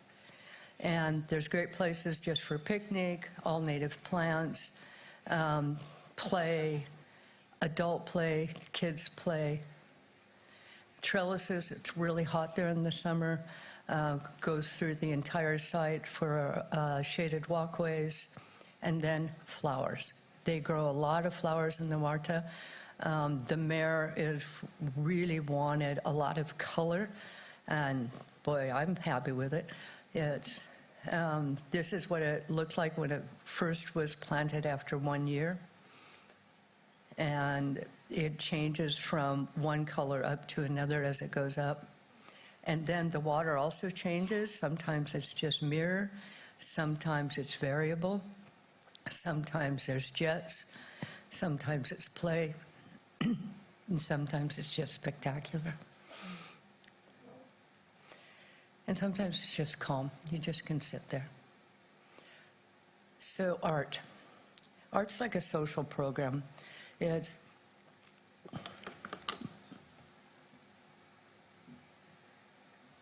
something that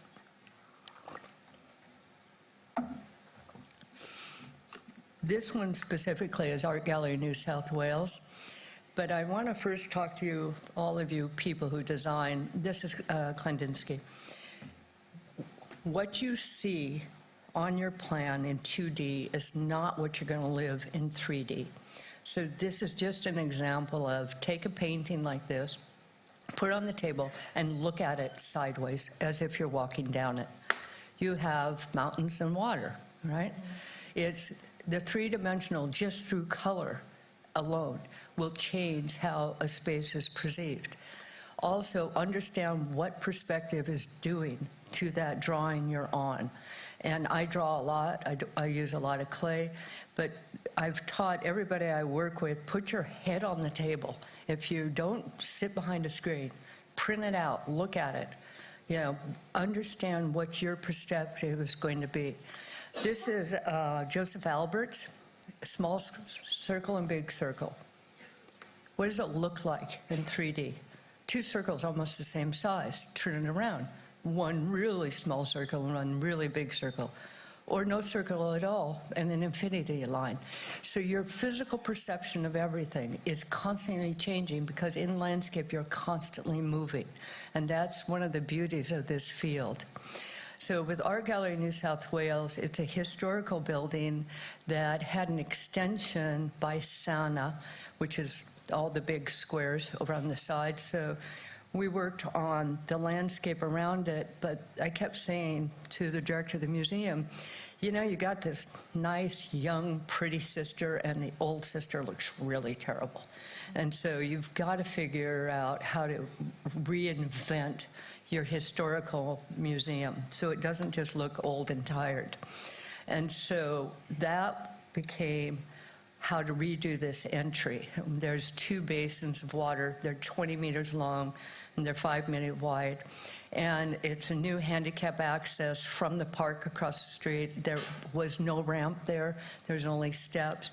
So really creating a new plaza to frame the historical building. And this is a picture of the building. It's massive. It's simplicity. It has just some beautiful lines to it. And look at those curved knee walls. And so those curved knee walls actually had been modified, and so we put them back to their historical place.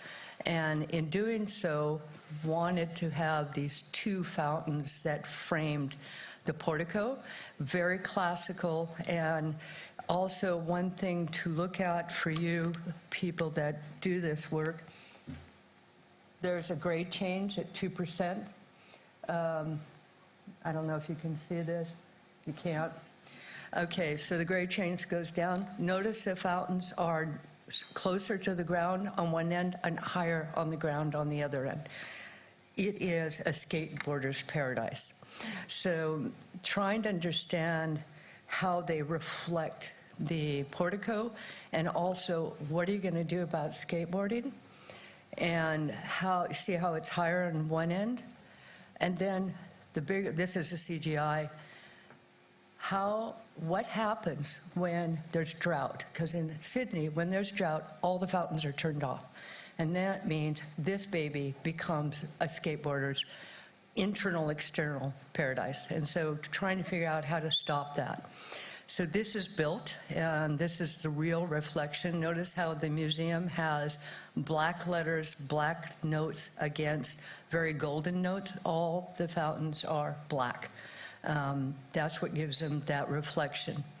And so working with the museum, they said, well, what's going to happen when it's empty? And I said, well, we've got to do something. So this is my drawing, and it's an argyle. An argyle is some frame that, whether it's in primitive art or English art or patterns or making, it goes way back. And so that became a pattern of planes, so it would be impossible to skateboard this thing. And that's the three-dimensional of it, how developed those planes, and it's all polished black granite. So it's an art piece when it's empty, and it reflects the sky and the trees around it. It's really fun. I remember when I first got there and the guy was cleaning, I said, it's got to be really clean, okay? You got to really clean it. It's got to be shiny, it's polished. And he did it, and it's just absolutely magical. So it's a management issue, it's an art issue, and it's a restoration. environment, evolving places. This is very quick stormwater management. Morbra, look at the dates, 1983. It's using sculpture to define space. That's one of my first clay models. I had to move 300,000 cubic meters of earth to allow for all the agricultural fields to drain during flooding. And then we treat the water, we send it through reed beds to return it back to a river. It's still there, it's still working, it's just fine. The other one, this is Marseille, and this is one of those freeways in, what is it, late 60s, early 70s, that just kind of ripped through landscapes. You can see how it ripped through forests, pine forests. It's one of the ugliest.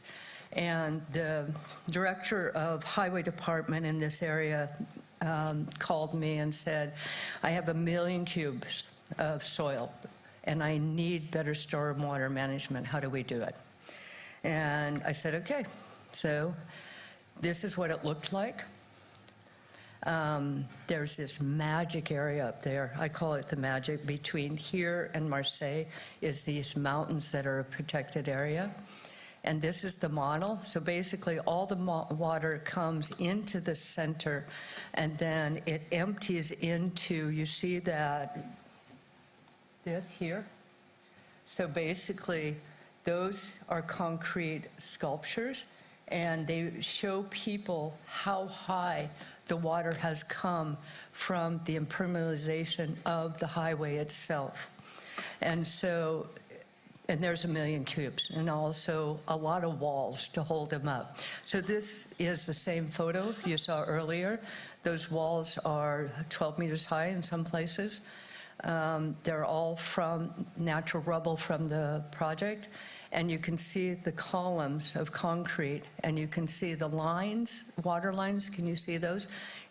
That's how high that water comes up at some point. And it's all native prairies. Engineering, adapting to new realities. This is long, and I'm going to try to do it and stay within my time frame. But I really wanted to show it to you. It was really hard for me, and it was hard for our team to try to figure out how to solve it.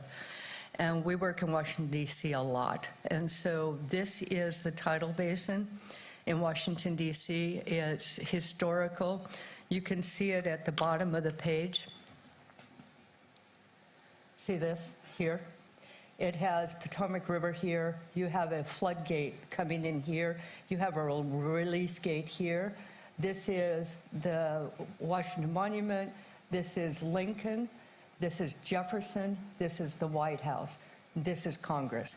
So it's like the core of American government, and it's really precious. The other thing to notice here is this low ground here, all of this, and Lincoln is raised. It's raised up. So this is what it looks like. And the thing about the tidal basin, and it's right next to the reflecting pool. This is Jefferson. Jefferson looks at the Washington Monument. Jefferson looks at the White House. Everything is connected in D.C. And this is the reflecting pool, which is Lincoln Memorial, that's connected to the monument, the Washington Monument, which is connected to Congress.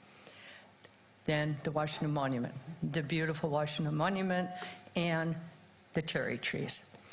And the cherry trees are fantastic when they bloom, and people come from all over the world to see them.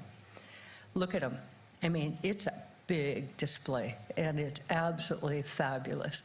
It's super. It's the Japanese who gave them as gifts, and you know, everybody comes to Cherry Blossom Festival, get your picture taken, hold hands, kiss, you know, it's romantic, it's lovely, you're there with your friends, you're playing, you know, and it's just one of those magic moments in Washington, D.C.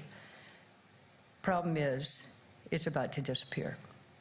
And it's going to disappear by the problem of the rising waters from rising sea levels because it backs up the tectonic. And the cherries are dying. And you see how they're flooded? And this happens every year. They're losing, I won't give you a number because I might get it wrong, but they're losing a lot. And you can see even there, the flood is moving in towards Jefferson. So this is what happens if you look at this over the next 100 years. Prediction by NOAA. NOAA is this organization in America on climate change. Watch the flooding.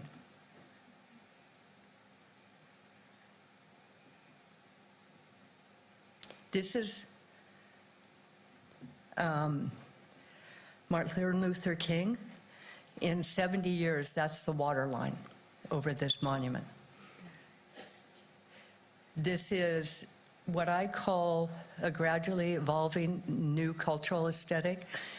As we understand climate change and we understand what's happening, we also become more sensitive. And I think our aesthetic changes to what we want our landscapes to look like. And I think that happens over time. You can't just take the cherry trees out of the tidal basin one day. It's got to be something that evolves and people understand why it's happening. So this is the other thing about change. We're looking at a 90-year cycle and trying to understand how to gradually understand the rising waters from NOAA. What can we do? What can we not do? But I think adaptive management is a tool we really need to use more of. And it basically, you start at the top, you assess, you design something, you implement it, you monitor it, and then you evaluate it. And you probably don't evaluate it until like 20 years later or 30. And so what happens today is we go and evaluate 30 years later, but we don't monitor it, and then we say, oh, well, it doesn't work, we'll just rip it out and put something else in there. But no, that's not how you can do it. You have to be evaluating all the time to have it evolve with your knowledge and how you change things with knowledge. So this is this planning over, from the next 70 years, and there's three stages to it. And the thing that's really scary is this. By the time you get up to 2021, you have a 12-foot tide, but then you have storm surge. And so you see how the stage 3 does this? That's because one is basic water, the other is storm surge. And storm surge comes in and they just flood things. And they also rip things out. And so it's what just happened in the United States with the last hurricane. So the storm surges are getting higher and higher and stronger. So this is what's going to happen according to predictions from 2040. Look at the blue. And what you're seeing is in Washington, D.C. itself, this is, right, Lincoln's over here, this is the White House here, this is the mall. This whole island disappears. All of this disappears. You're basically losing the entire historical core of Washington, D.C. to flooding. You can say, this was a workshop. There were five teams that worked on it. Some teams said, okay, let it flood. That's nature. We didn't. We said, okay, how do we do it gradually? And so if you look at the Lincoln Memorial, you see it's at +30, and the flooding throughout here is taking over all of that historical area. But there is this line called 18 feet, and that was on that chart. If we can get a barrier at 18 feet, we can protect all of that area, and we can keep the floodwaters out. And one of the things that's happening is somebody's digging a tunnel underneath there, and they don't know what to do with the soil. We can take the soil, we can use it, and over time change this area. So back to this, right? So you have to change people's thinking about what they're looking at. And so from the first stage, you go up 6 feet. And that 6 feet, you already start to have some problems. And so what we're creating is a new forest area with new native cherry trees in it, and gradually moving the cherry festival to higher ground and using only native trees. So that's part of the changing aesthetics. And you can see here, you're at 9 feet in 2070. Then here, you're at 12 feet in 2090. So we start bringing in native marshes into the area, native plants. And you can see how we're building up the edge to create a more natural edge and a higher walkway, and using different types of the tidal marsh to clean the water. And this is a freshwater tidal marsh that's just up the Potomac River. It's absolutely gorgeous. And so that's the changing aesthetic, is moving to a more natural marsh. And we start with the lower trees, and then we basically start moving them up the hill. And at the same time, build out the marshes for more indigenous planting, more fauna and flora, but still the pink is the original trees, right? And the white is new native trees. So you gradually, over time, start changing the type of trees you're using and the type of vegetation you're using.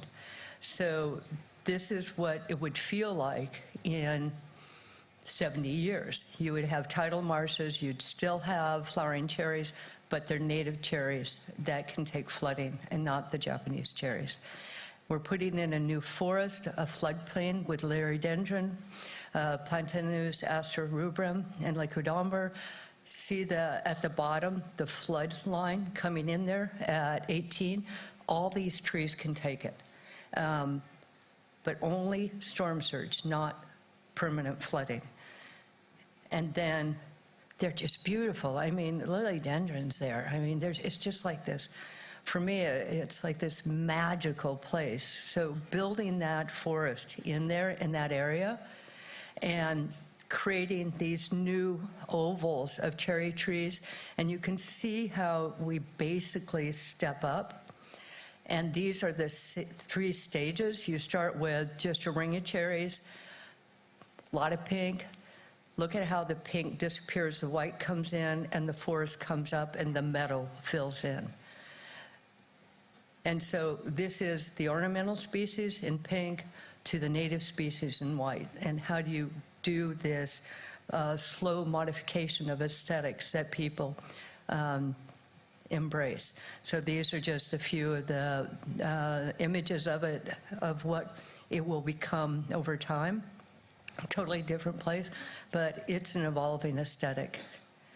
And also, this is FDR Memorial. That's one place where we had to lift up a wall because we couldn't lift up the entire memorial. And you can see Jefferson in the background. So that's it. This is, I don't know if it'll ever get built. We had to move Martin Luther King to a higher ground because there was no way to raise it up.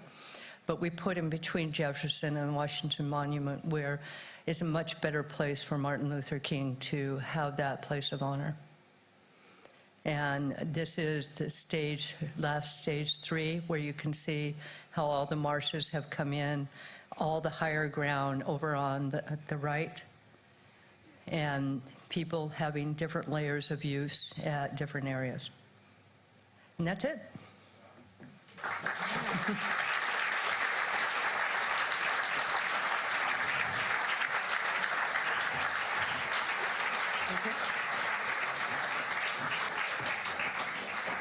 This was really amazing and aesthetically so pleasing as a presentation in itself.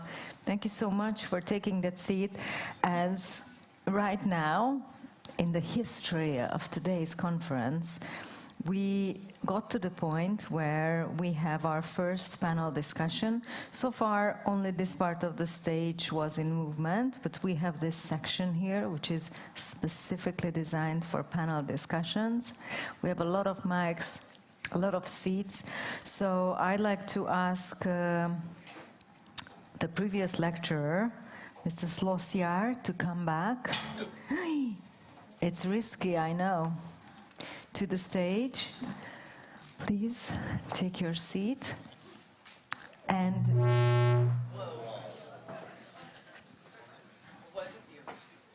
it wasn't you. It wasn't me either.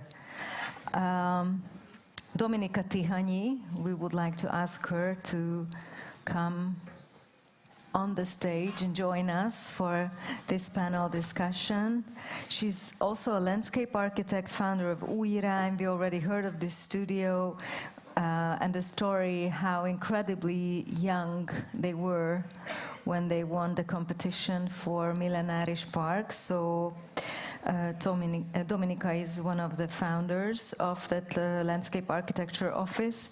And Martin van den Toorn, I would like to ask also on the stage, mind the steps as they are moving and crackling. A landscape architect, a professor at Delft University of Technology and at Versailles School of Landscape Architecture. So everyone's on the stage. This presumably exciting panel lasts until 11:55. Should you have any questions, just raise your hands and we will find you with the mics after the panel for the Q&A section. Enjoy. Okay, thank you. Catherine. Oh. Could you hear me? Can everybody hear me in the back? Okay. I'm sorry. Thank you, Catherine and George, for your highly interesting and diverse presentations. You addressed quite a number of issues, and we have chosen, Dominika and I, we have chosen a couple of subjects, but we can't cover everything. Dominika, would you like to start? Yes, I would like to turn to Catherine first and reflect on the works. As we have seen, you really have a deep and very special and very personal relationship considering landscape and the arts. And this is really mirrored by the works that you develop.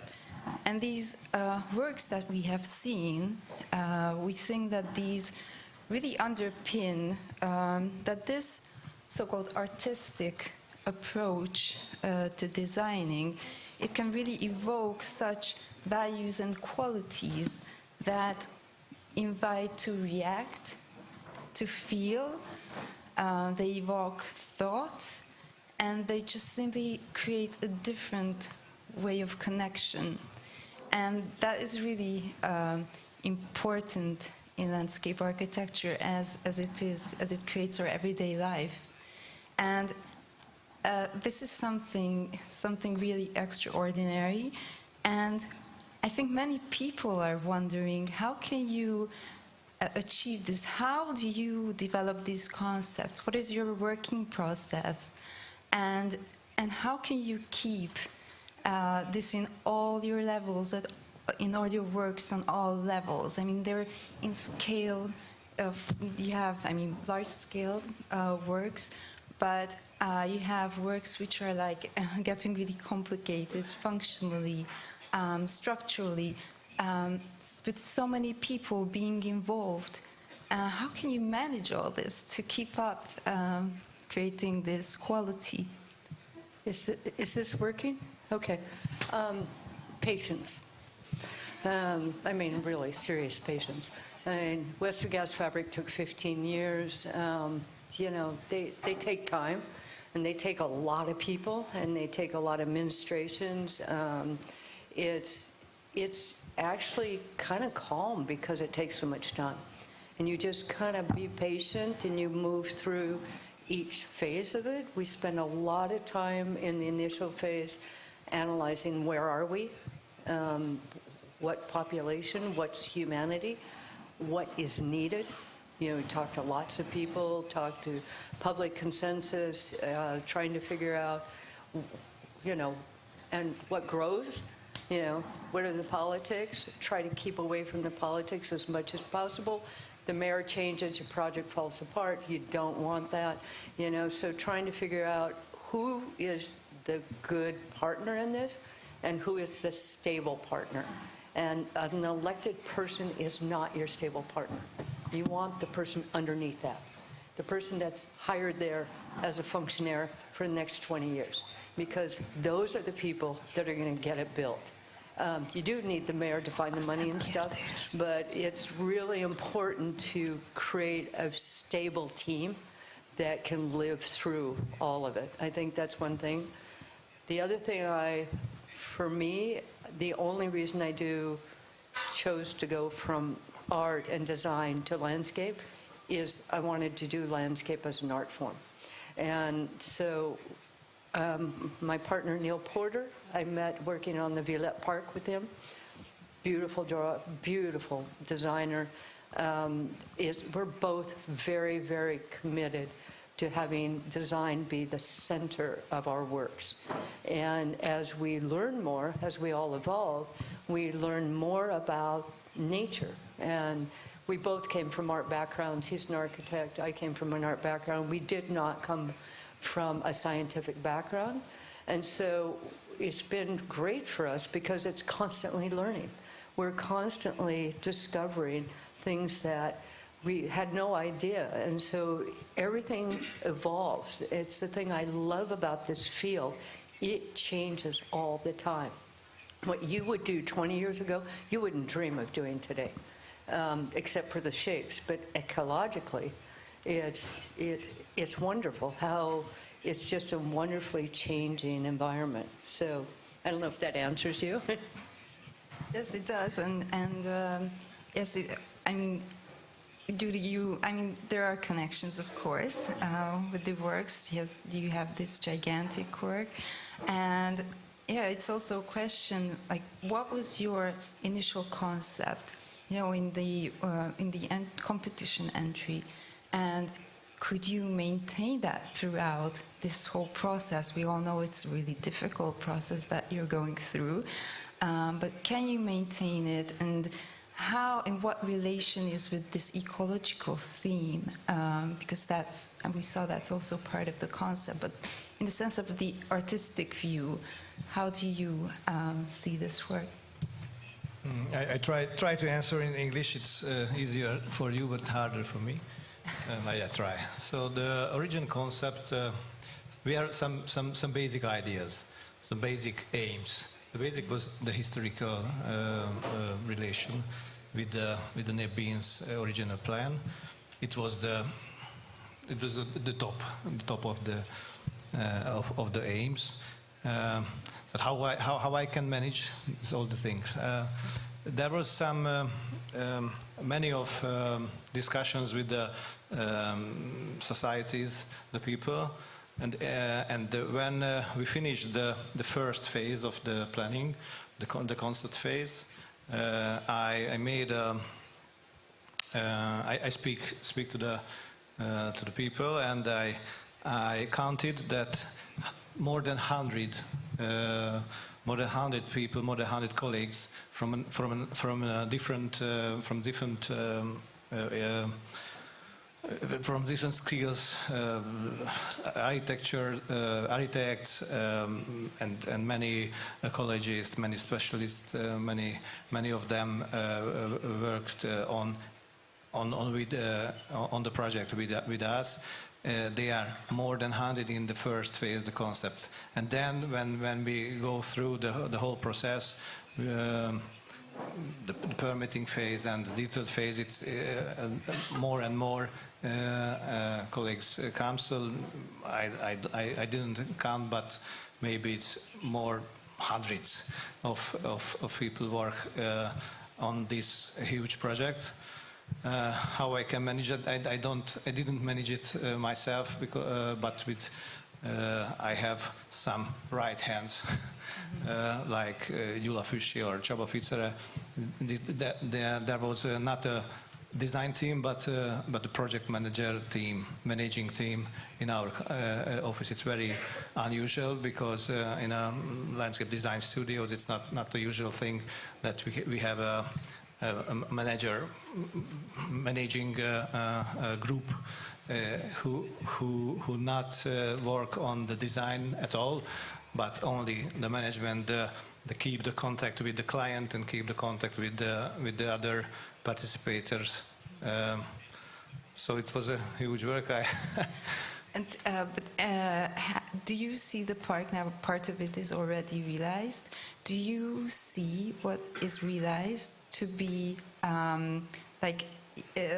does it give back what you have proposed in your design for the original entry? Hogy ami megvalósult eddig, az mennyire adja vissza, amit ti szerettetek volna, hogy mennyire szóltak, tehát hogy mennyi volt a változás? As you walk through the implemented parts of the Városliget, you can see that if you compare with the original plan in the first master plan or the first site plans, it's mainly in the deep. It's the same.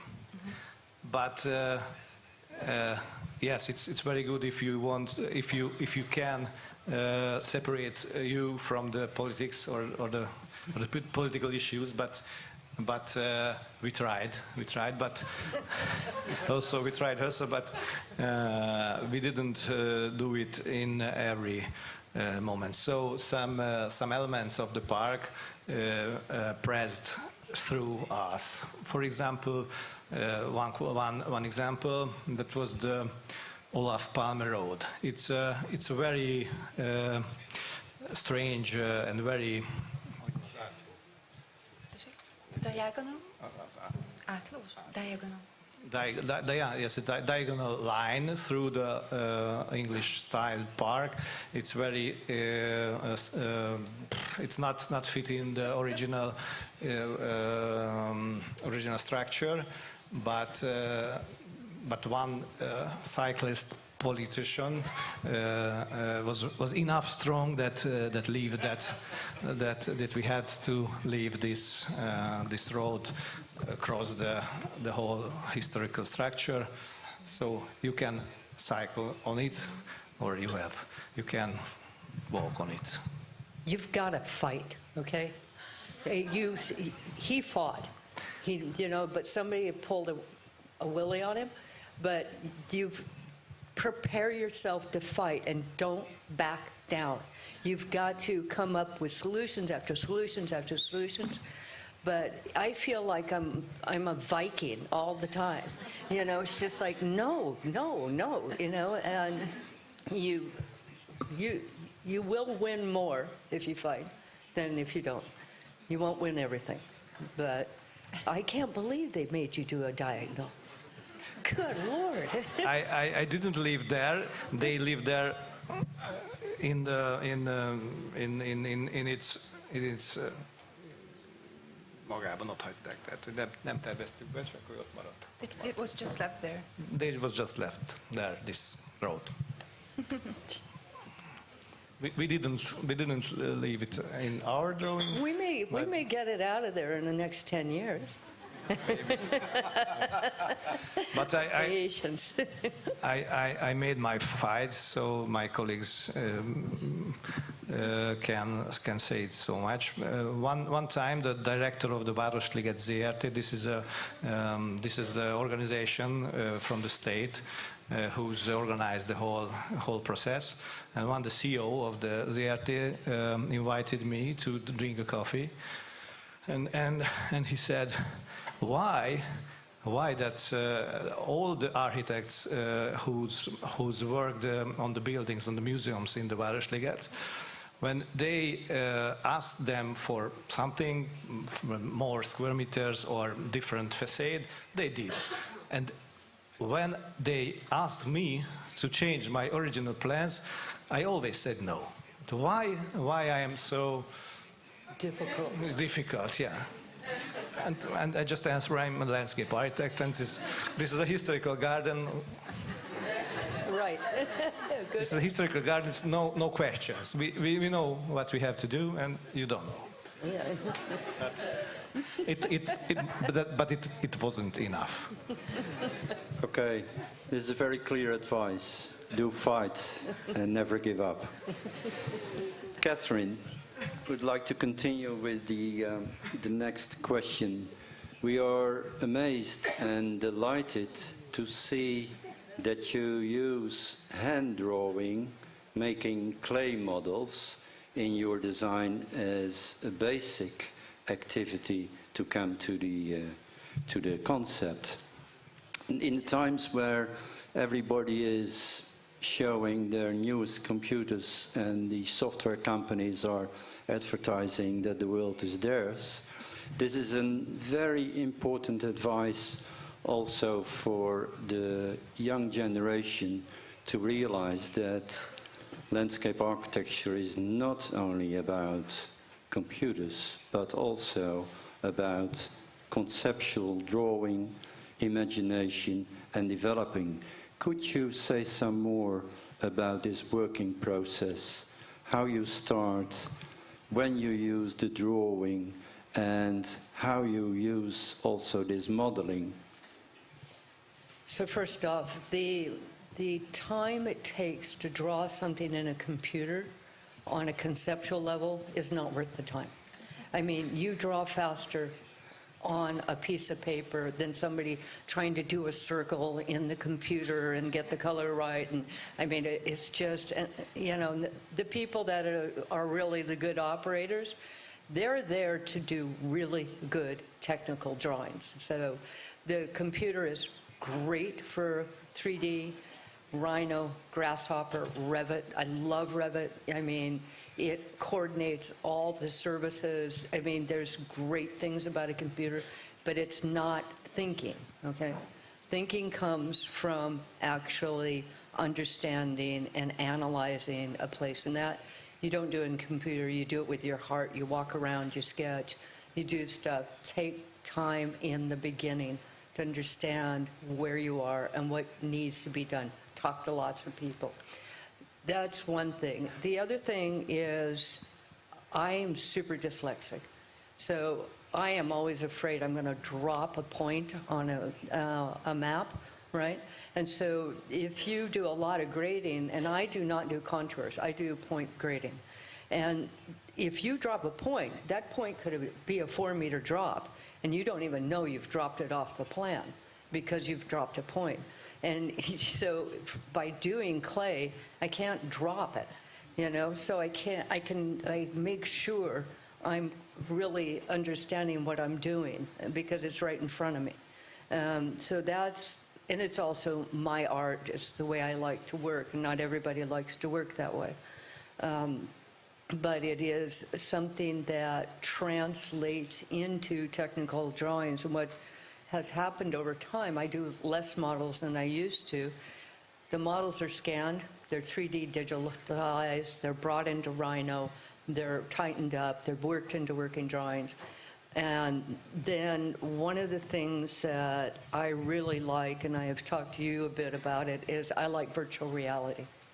I love putting on that cask. I can catch proportional errors in a Rhino model, where all of a sudden I'm a person in space at the right height. The hill's too high, it's too low, it's too flat, the curve's wrong. And you can actually catch it in virtual reality. Really try it. You've got to get somebody who's really doing a good Rhino model to make it work it. But I was in one project about a couple of years ago. I'd seen it on plan, everything looked fine. I wasn't the author of it, somebody else was in the office. And then I put on the virtual reality. the damn trellis was way too big. I mean, it was just completely dominating the space. It was like 8 meters in the air when it's supposed to be a rose trellis. I mean, I'm just going, what are you guys doing? And it's like, but I didn't catch it because nobody gave me a section, right? They just showed me a plan and then a 3D model on a computer. And it wasn't until I got virtual reality in there and went, well, I like this. You can draw on it. One of the tools we use is that team's there, and they are watching me walk through the virtual reality, and as I point to how to shave things off, they are modeling it as I do it. So it's like instantaneously making a trace of the observations. Cut it off there, lower this here, bring that over there. And then everybody sees it. They're seeing it on the same screen. What I'm seeing, it's like they're in my head watching me see things. It's a real strange thing when you first do it. Do not stand up when you do it, by the way. Stay seated, because you will fall over. So that's kind of what I do. Okay, thank you. Jörg, looking at your presentation, the many interventions you propose, from children's playgrounds to avenues, I don't know what, makes you think, how can you manage this number of new interventions? How can you integrate that into a 200-year-old park and maintain the historic character? Oh, that's tough. Yeah, it wasn't as easy. It wasn't an easy work. We separate the things, the structure of the park and the details, and mainly we tried to keep the basic structure, the lines, the relationship about the open fields and the dense wood areas, the views, the scale, and so on. The style of the park. But we looked at it. We looked at that for the whole park, with the whole structure, the big structures, and the many functions, many things, many sport fields, equipments, and so on. We looked at as a detail. So, but they are no details, because if you simply look at the space they take, that's enormous. The number of children's playgrounds, the enlargement of the lake. So simply taking into account the number of square meters you have to accommodate, doesn't it affect the historic structure, and do you have enough space? It's difficult because it's true. Yeah, you're right. We have to need some compromise, because but the function of the original park, it was a city park for the people, not a royal park, not like that. So the original function of Nebbeans Park was the same. There was dancing halls, amphitheater, and skating, but so a lot of these park functions, but the people there was a few people, not so many as in nowadays. So it wasn't a big lie to tell that the playgrounds and so on, these facilities, it's fit in the historical park. The function, maybe the scale, yes, it's true. If you see the scale, it was, compromise. It's also like, when you're looking at it, are they placed by the edges more? Because the ecological thing we were asking before, one wonders, with so many functions, where is the space for the ecological concept that you have? But I guess we it's separate them. It's in the middle part, no? So Yes, you yes. do have spaces Yes. where. Can you Yes. put up his plan? I don't know, That but will be technically too we have three. Okay. You can imagine. minutes and we have Yeah, important you can imagine this Városliget is like a square. It's three. It's a big park, yeah. It's three parts. The one part is the more touristic parts with the Hero Square, the Széchenyi Bath, the zoo, and it's full of with historical buildings and elements. The next is the middle. We leave that in natural style, big field, very few functions, and the functions is in the edges. And the third part, the dance part, like functionally dance part, as I show you, and it is a third if you think about the Liget, but in the schedule it was the first. So this is it's very dense. Yes, this part of the Városliget, this edge, it's very dense. Yeah, but we left the central part for the birds and bees. Dogs. Okay. Sorry. Yes. Dominica. And we have a very important question to ask you. We have 4.5 minutes for it, and it's to both of you. We would like to ask, what would you advise to the new generation of students and also educators to focus on, in their studies, in landscape architecture? What is the most important thing? You as practitioners, what is your view? The one is a little bit more practiced than the other, but what is your view on the future, the new challenges for landscape architects? How can they tackle these new challenges, and what does the education have to provide to support it? I mean, the obvious challenge we all have is global warming, climate, invasive species, losing habitat, all of those things are our biggest challenge. And not to lose, for me, the design aspect, to figure out a way how to design with nature, basically. And design in a way that is sympathetic with nature, but also we are humans, we are cultural. And the cultural part of us is what makes us great cooks, right? Or great painters, or great imagination. And so to evolve with the changing challenges, but also really taking listening to who we are as human beings and our different talents. And also, for me, one thing, teach teams, not individuals. It takes teams to do really good projects. And it takes interdisciplinary teams, especially with global warming. You're going to need more engineering. You're going to need more ecologists. You're going to need strong teams. And making sure you start out right in the beginning with your teams and work together with them. It's not a solo show, this thing. So I'm up here solo, but it's not.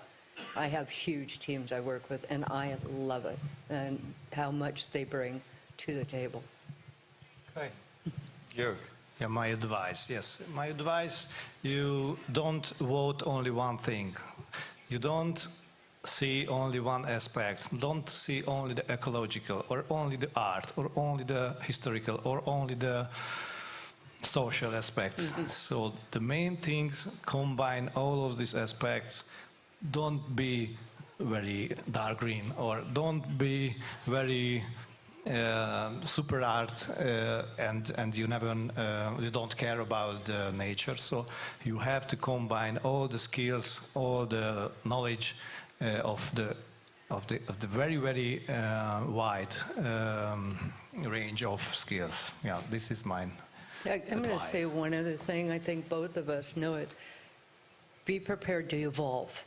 It's, be really prepared to listen, to consider and evolve. Don't, you know, you need to have your principles when I say fight, but fight does not mean to, you know, in French we call braquer. You know, it doesn't mean to just put up a wall. It means to hold on to your principles, but really be prepared to evolve as people make you discover different aspects of things that you may not have considered. And that's where you were talking about is it a compromise or is it an evolution? And how to make that evolution happen with serenity without giving up. I don't know how else to say it. One specific addition. Some things take time you can better learn in school. Other things you can better learn in practice. How does that relate to the future? Very short. I don't know. Ladies first. School gives you principles. It gives you, I don't know, I didn't do a lot of school, so I don't even know. But still you view now, after so many years. Yeah. I mean, as educators, you know, you've got to figure out what the students need now. And as education has to be evolving also and changing. And I think that the multiplicity of constraints of what he was talking about, the more you teach people how to grapple with multiple problems in education from the beginning, will prepare them better for the reality of the world. Yeah, the most important thing, the base, is the knowledge you can reach in the university. Maybe the one advice for the teacher, you have to let the reality in the university. So maybe not with connection with the people, but with connection the professionals and the students. It's very important to combine the knowledges. Yes, the practice is very important, yes. And after the school years, this is the... But also, school is a time to dream. You know, you don't have to design pure reality in school. You can, it is school, right? So it is that filtered time. Reality. Huh? Filtered reality. Yeah, just, you know, really have a time to do extraordinary experimental things also. And so it gives... Practice is quite good. It's not the same at all schools. Watch out. Yeah, okay, I agree with you. So it's not a whole missing thing I mentioned. Just I remember when I was a student, it was a very great moment when as a student we can see closely the real project, the details, the implementation period. So it's a very important things to see for the students. Yes, but I think that it's really nice to have this discussion here in Budapest, because I think that we are in the artistic panel, and this artistic approach is something which needs to be a bit more emphasized. So I hope everybody will be sort of thinking about what the main idea of this discussion, I mean, the artistic with the ecology and all these layers we were talking about, just the artistic is easily left out somehow, you know, no time and other things to look at. So I think it's one of an important message to take. Just for all of you who are starting to practice, it's you have to be veillant in French, aware and watch that as you get tired with a project and you get beaten down, that you continue to design. You design till that last bolt is in that bench. You design until that last corner is defined, that last color is put on. You have to stay with it. and you cannot give it to somebody else, okay? You can't give it to the contractor to do or anybody else. You got to be there, and you have to take your spirit and take it all the way to the end. And I think that is really important, and when being part of your construction and being there, and from the drawing, every detail counts. Okay, thank you very much, both Catherine and I would like the audience to give a backhand to Georgian. Thank you.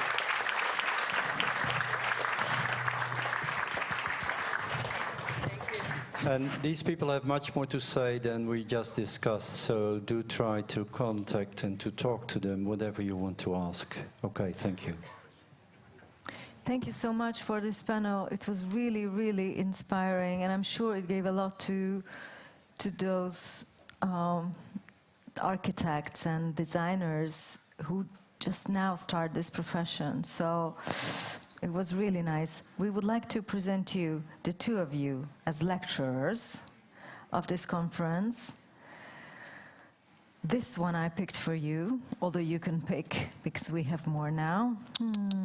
For you. Yeah, it's a beautiful lamp.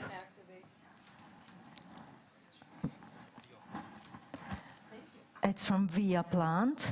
I picked this. I think it's as masculine as a lamp can be. Do you know what this is? As you. Lunaria.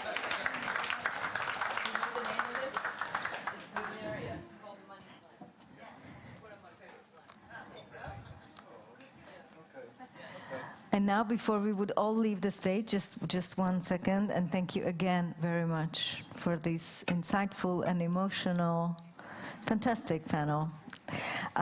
Before we begin the first lunch break, so this is a lunch break for those of you who decided to go for lunch now, and you should have your blue tickets for this. And the rest of you who decided to go for lunch later, we will not leave you without programs and also without refreshments. So just go through this way, and in the first section of the ship you will find refreshments and all the sponsors to talk to and see their stuff and shake hands. So this is a program for you. Please make sure to return. This might sound harsh, but please return by 12:40 so that we could go on with the next session. Enjoy your meal and enjoy your conversations. Thank you so far for your attention.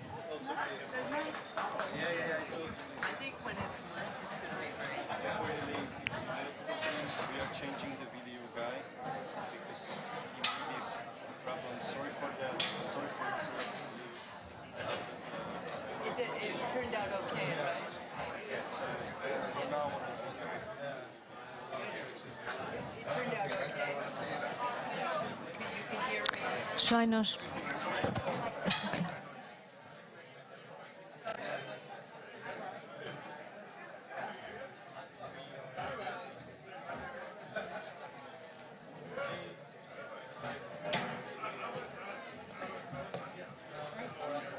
Yeah, yes.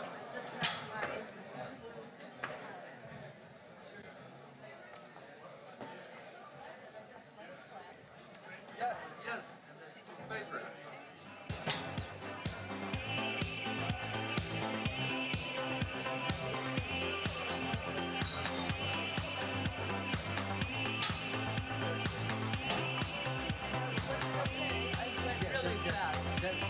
That was my question.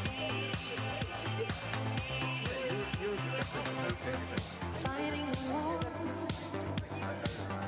We can never win. Oh yeah, you got it. Trying to clear the pain that's within. I will take it one. Still hanging on to moments lost. Try to carry on. What matter the cost? There's one thing that makes me come alive.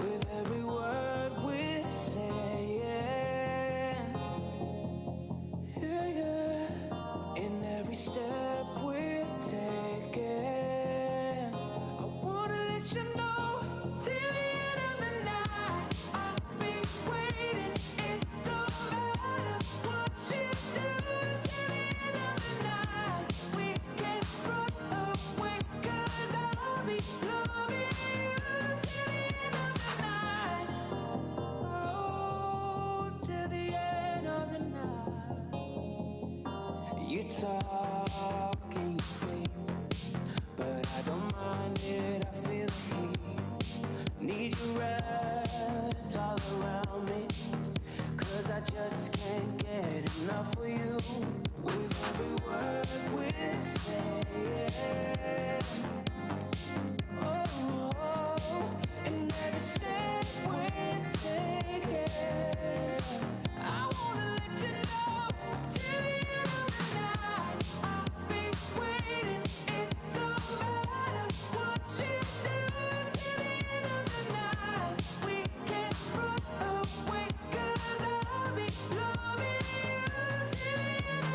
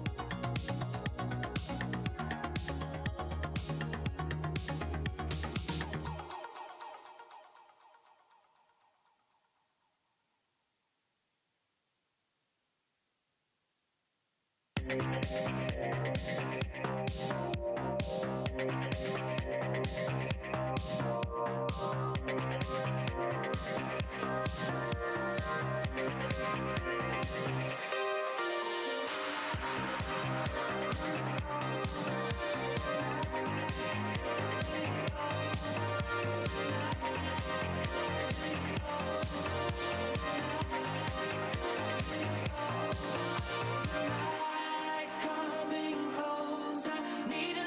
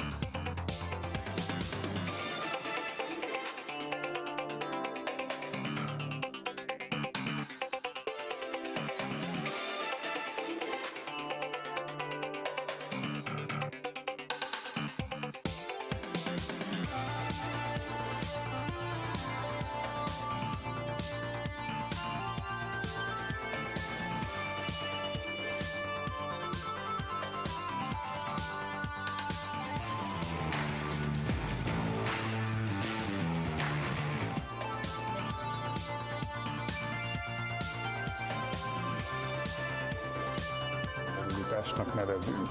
Ezen a fejlődési íven az európai város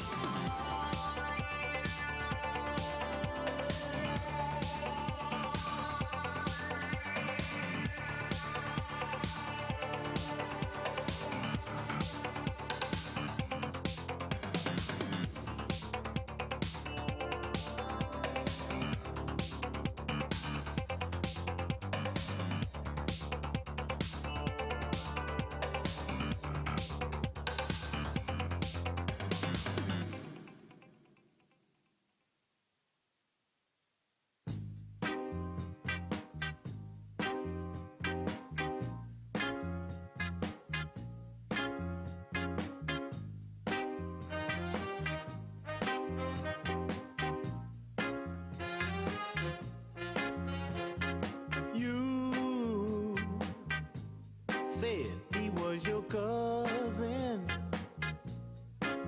Oh, but I found out that he wasn't. Two cousins don't kiss, especially like this. Oh, I'm afraid I've caught you in a lie.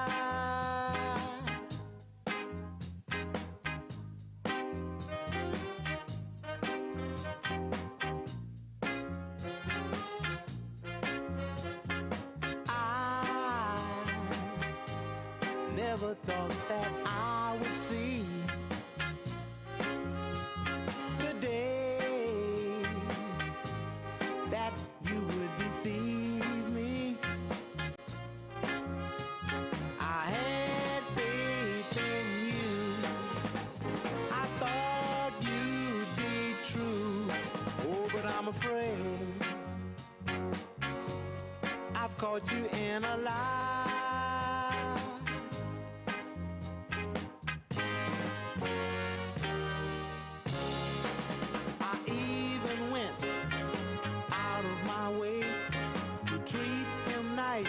But it doesn't pay.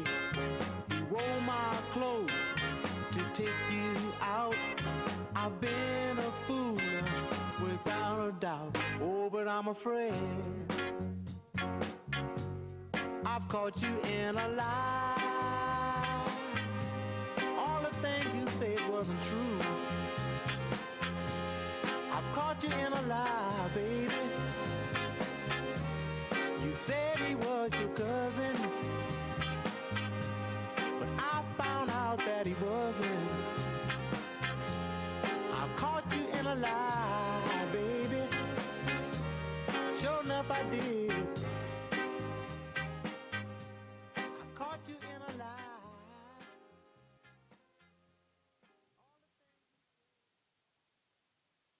Need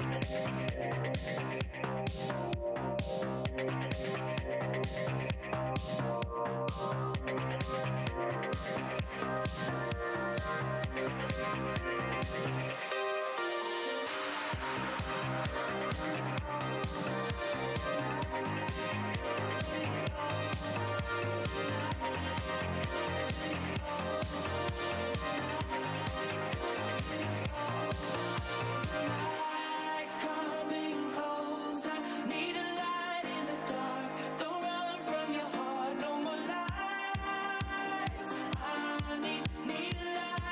dark, a light in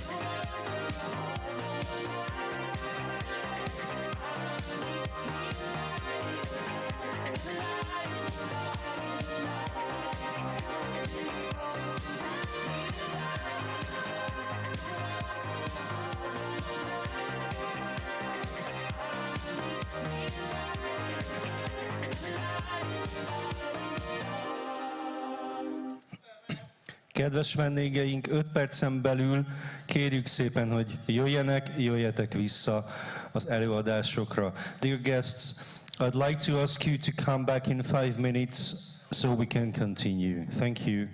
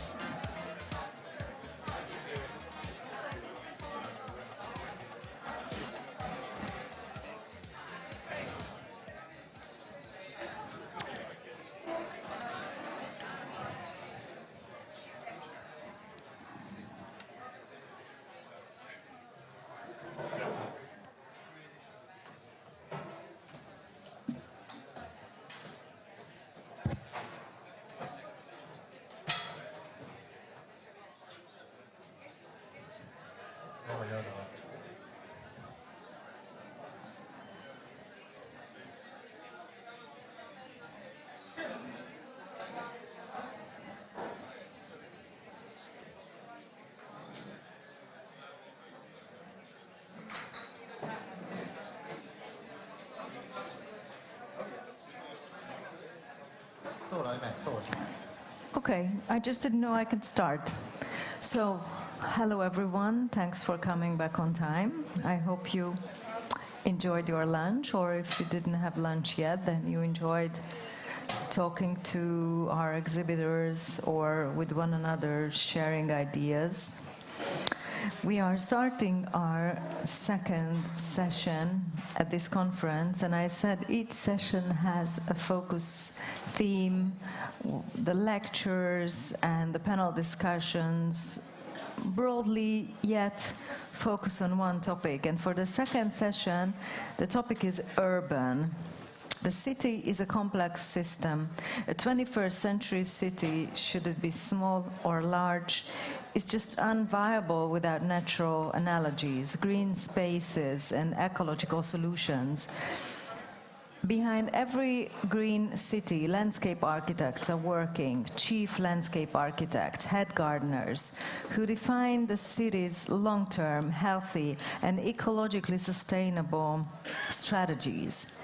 They work in coordination with professionals from other disciplines. We just spoke about this, how uplifting it is to work in teams and learn from one another. So they work together to ensure thoughtful, nature-based green space maintenance and development. So the next speaker at today's conference is in Hungarian Gábor Péter, and we find it incredibly funny that in English we can say Peter Gabriel is coming up as landscape architect from the municipality of Budapest, and please welcome him on stage. Thank you, thank you. I never heard this joke with my name before. I am here on behalf of Sándor Bardóci, Chief Landscape Architect of Budapest City, who is unfortunately felt sick, so he can't be here. I am the surrogate band. You will have to do up with me. But don't worry, I will use his tune and sing his songs. So the presentation belongs to Sándor Bardóci. I would like to present you how Budapest City Municipality turns the mindset of the residents of Budapest towards landscape management and sustainability. And I have to press one of the buttons. Green. Lovely. You might have seen this graphics before. Who hasn't seen it? Could you raise your hand? I can. Oh, okay. One, two. Okay, couple of people. So, this graphic tells that in 2019, when we had the COVID crisis, we had the thought that, okay, we have this crisis, we wash our hands quite frequently, and we will overcome it, and life will go back to normal. Well, I think you might have realized by now, nothing is going back to normal anymore.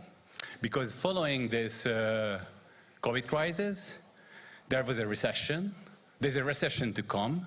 There's an ongoing climate change, and there's a whole issue of the collapse of biodiversity. There are two more challenges that's not on these graphs. One is that there's a war happening next to our doorstep in Ukraine, which is quite a challenge itself. And Budapest City faces another challenge. During this crisis, many governments were supporting the cities financially to overcome these crises. In the case of Budapest, there's a struggle between the Hungarian government and Budapest City Council, a financial struggle. At the moment, Budapest City is paying more tax to the government than how much tax Budapest is getting back from the government. This makes green space management and city management quite a challenge. Obviously, the representatives of the government will say that there is a management problem on the side of the city, and the problem is that the mayor is too lazy and not working hard enough, and this is why Budapest has difficulties. One thing that all of the parties agrees that we have a financial challenge in Budapest city. So, facing all these challenges, Sándor Bardóc's view that how to manage urban green space and development is listed with these bullet points. First of all, we have to adapt and be quick in this. We have to forget about how things used to be and find out new ways how to manage these challenges. We have to find out how to make great impact with very small budgets. We have to have our strategy, but we also have to have a vision how to achieve this strategy with step by step, with small steps by step. We have to use tactical urbanism, partly because of the lack of the financial background, and also because we have to change the citizens' mindset about what urban green space is for and what it should be like. We have to lead and teach by example. All our projects should be about education and teaching as well. Sándor says that we have to be bulletproof and stubborn. He is. And he found himself in very front line of political battles already. I will present it to you later. And you need endless discussions and partnership, as Catherine has mentioned already in the previous panel. So I would like to present you through 3 examples Sándor chose, how Budapest City Council and the Department of Landscape is trying to achieve these goals. First example, white flowering Budapest. This is a new verb invented by us, but it has it's been happening in Western European cities. There are Hungarian cities which also do this. White flowering simply means the extensive grassland management of the green spaces. Budapest City has started this partly because of the financial difficulties. This is a landscape project which doesn't cost money, it actually saves money for the city. Simply, we have to cut the grass less frequently than in intensive green space management. And this will result in increased biodiversity and better ecological services. There are 3 areas we have designated research sites. One of them were the slopes, which can't be used for recreational purposes. The other is the steep banks of the streams, which also can't be used for other purposes. The space between main highways and roads, and also parts of the nature conservation areas.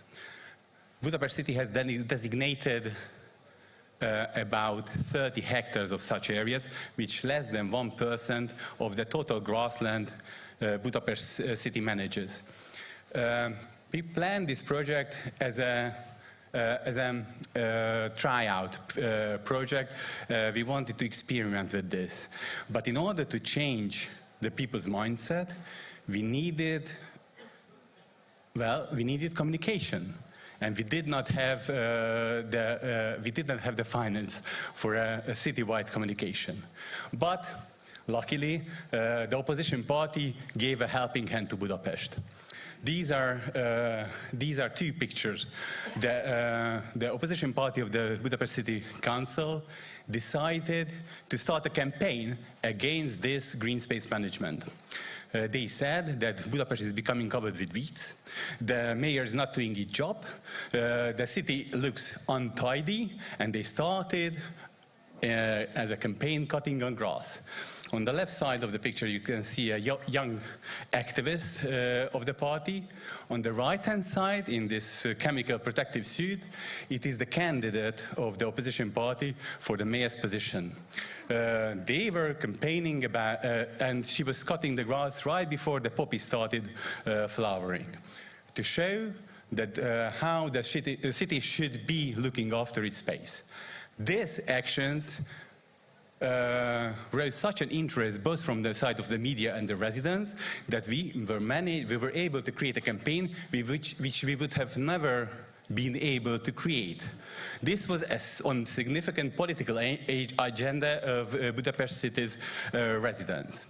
We believe that we proved those who were against this kind of management that they were wrong. On this picture, you can see after the draft of the 2022, that was the difference the extensive grassland management makes. On the left-hand side, you see an extensive grassland, which is still green, and there are still flowers. While on the right-hand side, you can see an intensive grassland, which is completely dried out. On this picture, this shows our monitoring results. We, in partnership with a civil organization, we started monitoring how biodiversity is improving in the extensive grassland areas. We also designated control areas. The light yellow is the extensive grassland area. The dark brownish is the control area. What we have proved by this monitoring that the biodiversity both of flowers and insects increased dramatically on these areas of extensive grassland management. There were, on the pictures, you can see some of the protected species.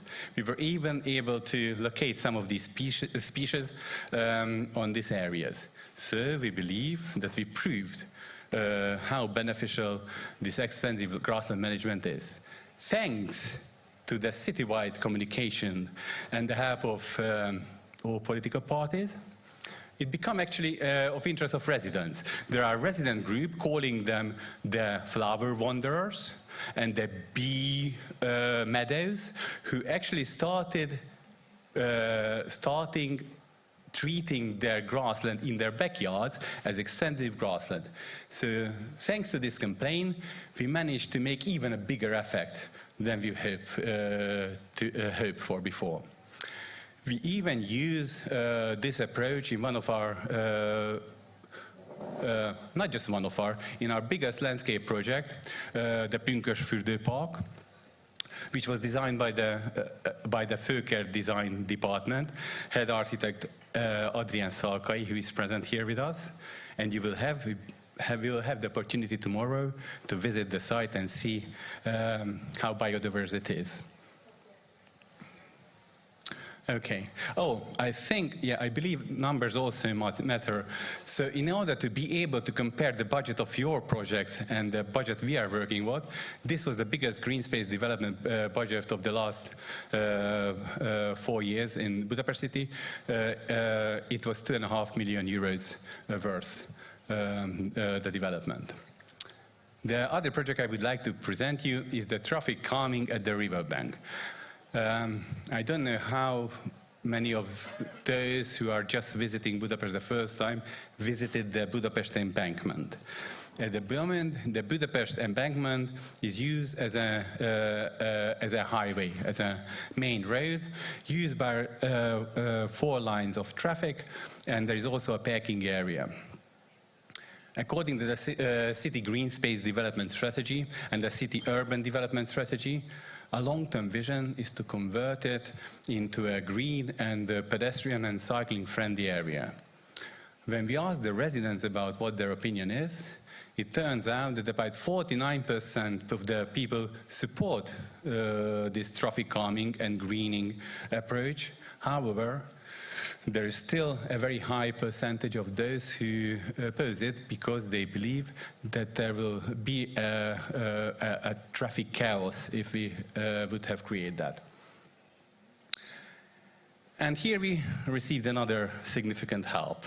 Because of the disagreement of the Hungarian government and the European Union, the funds which were supposed to help this project to happen, they are coming very slowly. And because of this slow speed, we gain something the most valuable that a landscape architect can gain: time. We got time before implementation, for experimentation, and for tactical urbanism. So last year we started tactical urbanism. We were closed down the embankment for at first for a weekend, then for a couple of weeks during this time, and we started to introduce what the area would turn into after this conversion. There were even an illegal greening action. Some activists started to take up the pavement and planting perennial plants in the area. Here in the picture, with the lovely shovel in his hand, you can see Sándor Bardóczy himself as a civil architect in this time. So you can see the chief architect of Budapest is a punk himself, doing greening without permission of the road authority.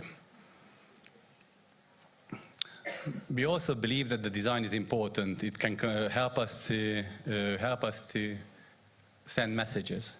So with the help of our colleagues at the Főkert planning department, we created a new type of chair, which has the message Budapest written on it, which is heavy enough, so it's quite hard to take it home on the tram, and which has people to arrange their space and the public space according to who they want to sit next to or who they don't, and to face the direction they want to face. We were really concerned. We were thinking that after the installing these seats, which are mobile, in the first week they will end up in the Danube. Well, this did not happen. I think we only have lost one of these chairs, and they are still very functional, and I think the users of this green space like it a lot. We also opened up arcades under the railway line, which were formerly closed down. We used as an exhibition area, and we also used it as pubs. They were quite popular. It turned out that especially the evening periods of the daytime were very busy, because during the night, the evening was very busy, because during the daytimes, due to the lack of the shade, it was overheated. So this is what inspired us to do our next step. After this first initial step, this year, by the help of the planning department of the Főkert, we created as a medium-term landscape design. We planted 8 trees, we planted 300 square meters of perennial plants, and we also created infrastructure where shade can be installed during the summer, so people can use it, avoiding the summer heat. This project was finished just this August, and we were wondering, because the embankment of the Danube is a flood area. When there is a high water, this area is being flooded. So we kept wondering that what's going to happen to these perennial plants in floods. And here came another help. In September, during climate change, the flood has arrived. It was during the process of the finishing of our project. We were really concerned. We were convinced that we'll have to find new financial sources, to find budget, to replace all the perennial plants. And guess what? When the flood went down, the perennials were muddy, but they were doing quite well. If you have time, please visit now and check out, are they still there and are they doing okay? So this is a medium-term project we accomplished. The budget of this project was 400,000 euro. We have long-term visions. We're hoping that finally the EU funding arrives, and then we can convert the area into pedestrian and cycling, or maybe mixed traffic use. And we believe that the residents of Budapest will be more understanding to our goals and purposes. The third project I would like to present is the last day of a parking lot. Budapest City Council offices are right in the center of the city, the Arc Square. And in the middle of the space between the buildings, the area was used for parking lots by the officials and the city representatives. There was a planning competition during at 2008 about how this area can be developed. a very famous architect team, the Eric Agaret's team, won a planning competition. Our vision was a traditional real estate development project, create subsurface parking, and create a new side of a new offices facing the ring road. After 2020, when the new city management came, a new planning competition was announced. This time the task was to create a new park, not a real estate development, not offices. The smiling person on the picture is the leader of the Lépték planning studio, Barnabás Szakács. They are the ones who win the planning competition in 2022. And they were very smiley because they were hoping that they can sign the contract very quickly and they start working on the detailed construction project. Well, it took some time. They managed to sign the contract last year. However, there was this period where we had the park, we had a clear vision. We thought, how about using tactical urbanism to show people what the area would look like?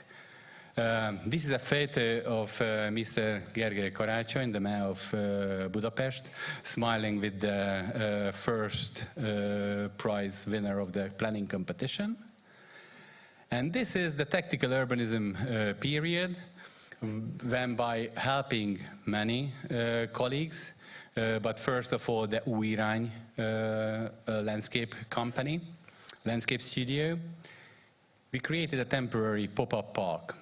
This is, if you visit the area this afternoon or tomorrow or during the weekend, you will find this pop-up garden or pop-up park where we try to show the people that how the area, what functions we might have in the area after the development after finishing of the development of the project. So basically we turned the parking lot into a proper park, starting with tactical urbanism. Now, hopefully, we'll finish the detailed construction plans, and soon, maybe by the help of the European Union funds, we can create this final large-scale and more expansive vision. So these are some slides about the works on the progress. This is how the planning are changing after the planning competition. It's very important that the vision of this planning team who won the competition is to create an ecological park, to keep the rainwater both from roofs and from green spaces in the area, to plant a great number of trees, to create water gardens. Hopefully, when you come back for the next Ifla, I don't know, maybe even sooner, this is the kind of a landscape you will find in the city center. Thank you very much.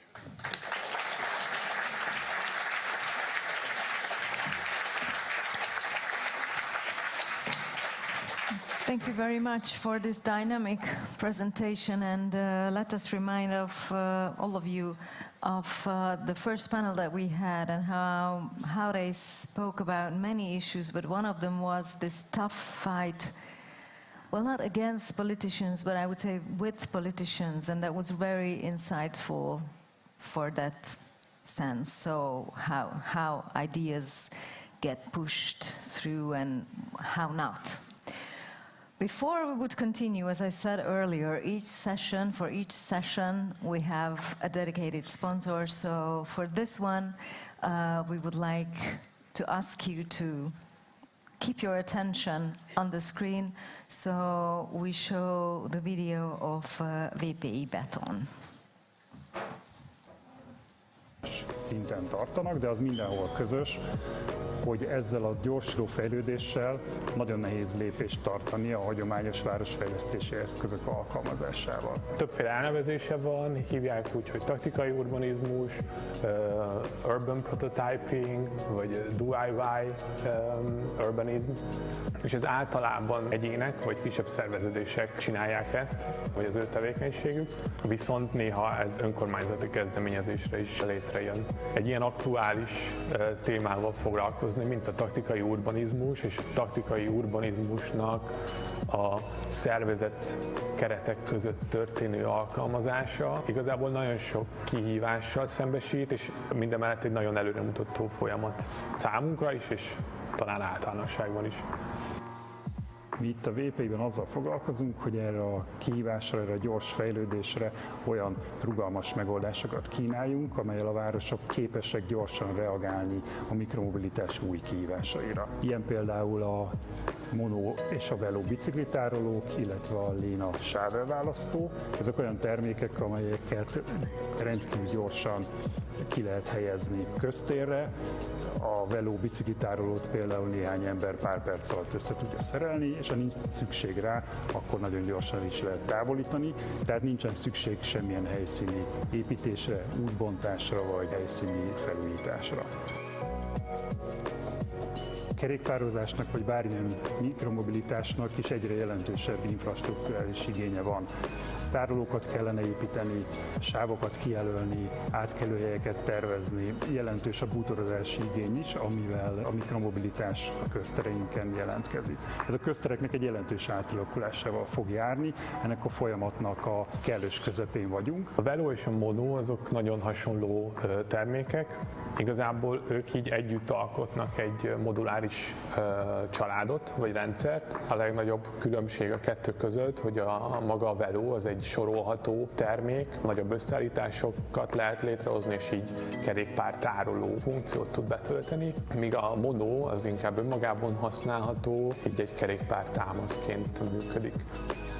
Ez egy olyan kerékpársáv elválasztó, aminek a tervezése során az volt a legfontosabb szempont, hogy hogyan tudjuk minimalizálni az autósok és a kerékpárosok közötti konfliktus forrásokat, úgy, hogy a kerékpáros közlekedés biztonságosabb legyen, és az autós közlekedés pedig ne legyen kevésbé biztonságos, illetve kevésbé gördülékeny. Ezáltal ez a problémakör nagyon sok szakember bevonását igényli. Építészek, várostervezők, urbanisták, tájépítészek és formatervezők bevonása szükséges egy ilyen tervezési folyamathoz. Ezekben a projektekben is, illetve a többi terméknél is az a legfontosabb szempont, hogy eszközöket adjunk a várostervezők kezébe, amit szabadon és rugalmasan tudnak használni, így mind anyagminőségben, mind formai variációkban ezeket az igényeket kell kiszolgálni egy köztéri bútorgyártó és értékesítő cégnek.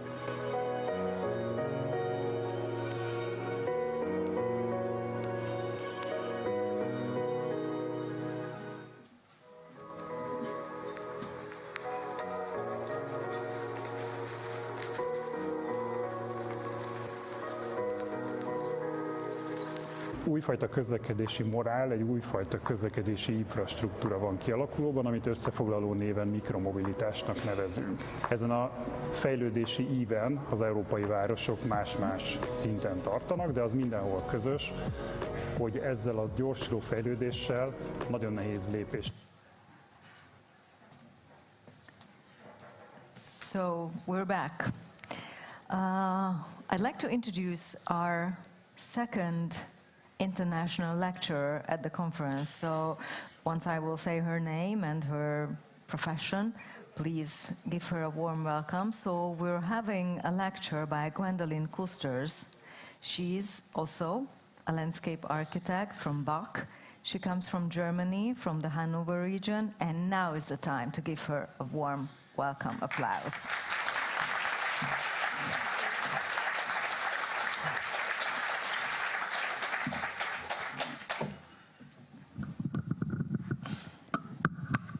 Hey guys.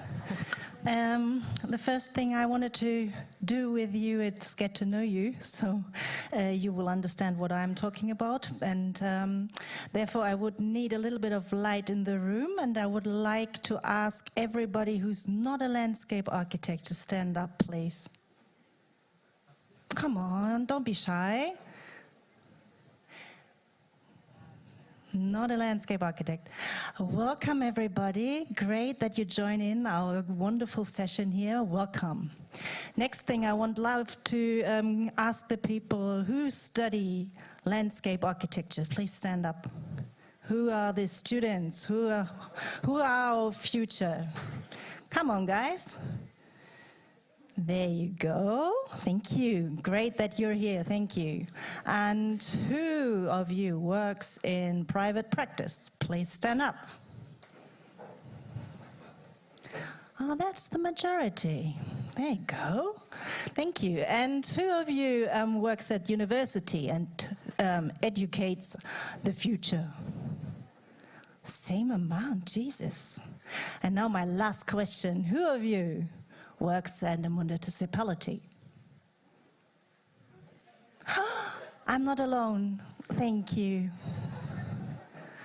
I'm talking from the perspective of a landscape architect at a university, at a municipality. And after my speech, you guys all, I mean the future guys over there, you all want to come to the municipality and work there. So how does it work then? Because at a university, you are able to manage space. And that is something, as you know, our profession is all about space. And you have the possibility to actually get into the management of space. And I would want to talk about strategies for sustainable design. And I use an example of the settlement development of in-rural areas. But before I start with that, I think I need to give you another input why I'm talking about being a landscape architect, about settlement development and in rural areas. I used to work at a larger town called Hanover for quite a long time as a landscape architect in the green department, and I designed public spaces like playgrounds and parks and open spaces and schoolyards.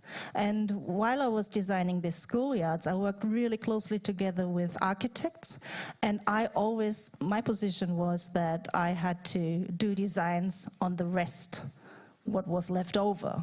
And I got fed up with designing what is left over, because I think our profession is far better than working with the leftover. And that's why I changed my profession. Now I'm working in a planning department as an urban planner. And at the moment, I am in the position to change the amount of space a landscape architect gets when a project is on the run. And because I'm in an urban planning department now in a rural area of the region of Hanover, I'm obviously highly involved in the settlement development. But now I start the presentation.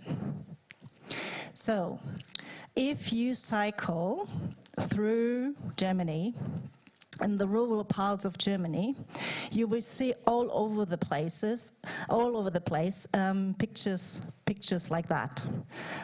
Everybody, even the younger people, I just saw a questionnaire on it, they want the single house, a detached house by themselves later on. And that's what we do. We build detached houses all over the place on greenfield sites in the rural area of Germany. And how do we do it? We, as in the municipality, we figure out, well, we need more residentials in our boundaries, so we think we might offer new housing areas, and then we go approach a farmer and ask the farmer, well, can we have a piece of land of you, please? And then the farmer says, yes, if you give me a lot of money, yes, of course. And then we buy a piece of land, and then we do a design of detached houses. And a couple of years later, we figure out we need even more houses, and so we just buy the next piece of land and do the next design. And then step by step, sleeping cities approach, because this is great for the personal point of view. So if you look at the area distribution of a development like that, the brownish color is the housing amount, and obviously the gray color is the other sealed surfaces you need to organize a district like that. So we have nearly full-on sealed surfaces all over the place, and a very, very tiny bit is public space, public green space or water space. And I want to show you in this presentation that we can do better than that if we think differently. So I want to introduce to you the anger concept, and anger is not anger from the English word, but I couldn't find a translation from the structure. It's a typical rural structure of planning. So in Germany, so I can show you now that we can change a development system to far, far, far more green space than in the typical way. Why am I doing that? I mean, you just heard about what Budapest is doing and the big cities are doing, but I think that it's really important to think about the rural areas, because if you look at this map, you see all over the place green space, and the green space stands for rural areas. And over 90% of Germany is rural. Of course, we have big cities and big settlement developments there, but far more space is rural. And in these rural areas, over 50% of the population of Germany is living. So if you think that this approach I just showed you in the area view at the beginning is all over the place in Germany, you can imagine how much space is sealed through this kind of development. And that's why I think, and not only me, but also my chamber thinks that we have to approach the authorities, the local authorities of the rural area, and tell them that we can do better than the way we do at the moment. So I have to admit that, or I have to explain that the Chamber of Architects in Germany is a combination not only for landscape architects, but also for architects and interior designer and urban planners. So it's all over, it's for all of us. And because it's for all of us, we set up a project. In Lower Saxony, it's called Municipalities Building the Future. And the idea of this project is that we exchange knowledge on sustainable design, especially for the local politicians, so that we don't fight, but we get an exchange and we get into communication with one each other, because I personally think fighting is not a good way to achieve a goal. So what we do is we exchange knowledge, and it works. It's an online workshop because our federal state is quite large, and these politicians are all volunteers. So we invite them online to a workshop for about 3 to 4 hours. 1.5 hours they get an input, and then the other time we use to interact with one each other and talk about questions they have. And by that time they figure out that they're not alone with their problems, but they have maybe a municipality next by who has the same problem and maybe a solution by then. So we have different sorts of projects we show. One is, for example, and that's what Peter said as well, the early stage spatial management. So if you start at a very, very early stage of planning, and you think about what you want as a municipality, as a local politician, then you are really able to change. For example, in this space, something Peter just showed you in Budapest, same thing. You have this spatial management plan, and then you can actually change a parking lot to a public park. Second thing we show is how to engage with the community and how important it is to engage with the community. Albert told us this morning how important it is to get the people involved, the people we plan for, and obviously that's the major key to get projects on the run. So we do a lot of children's participation outdoors, and obviously we do a lot of adult participation indoors.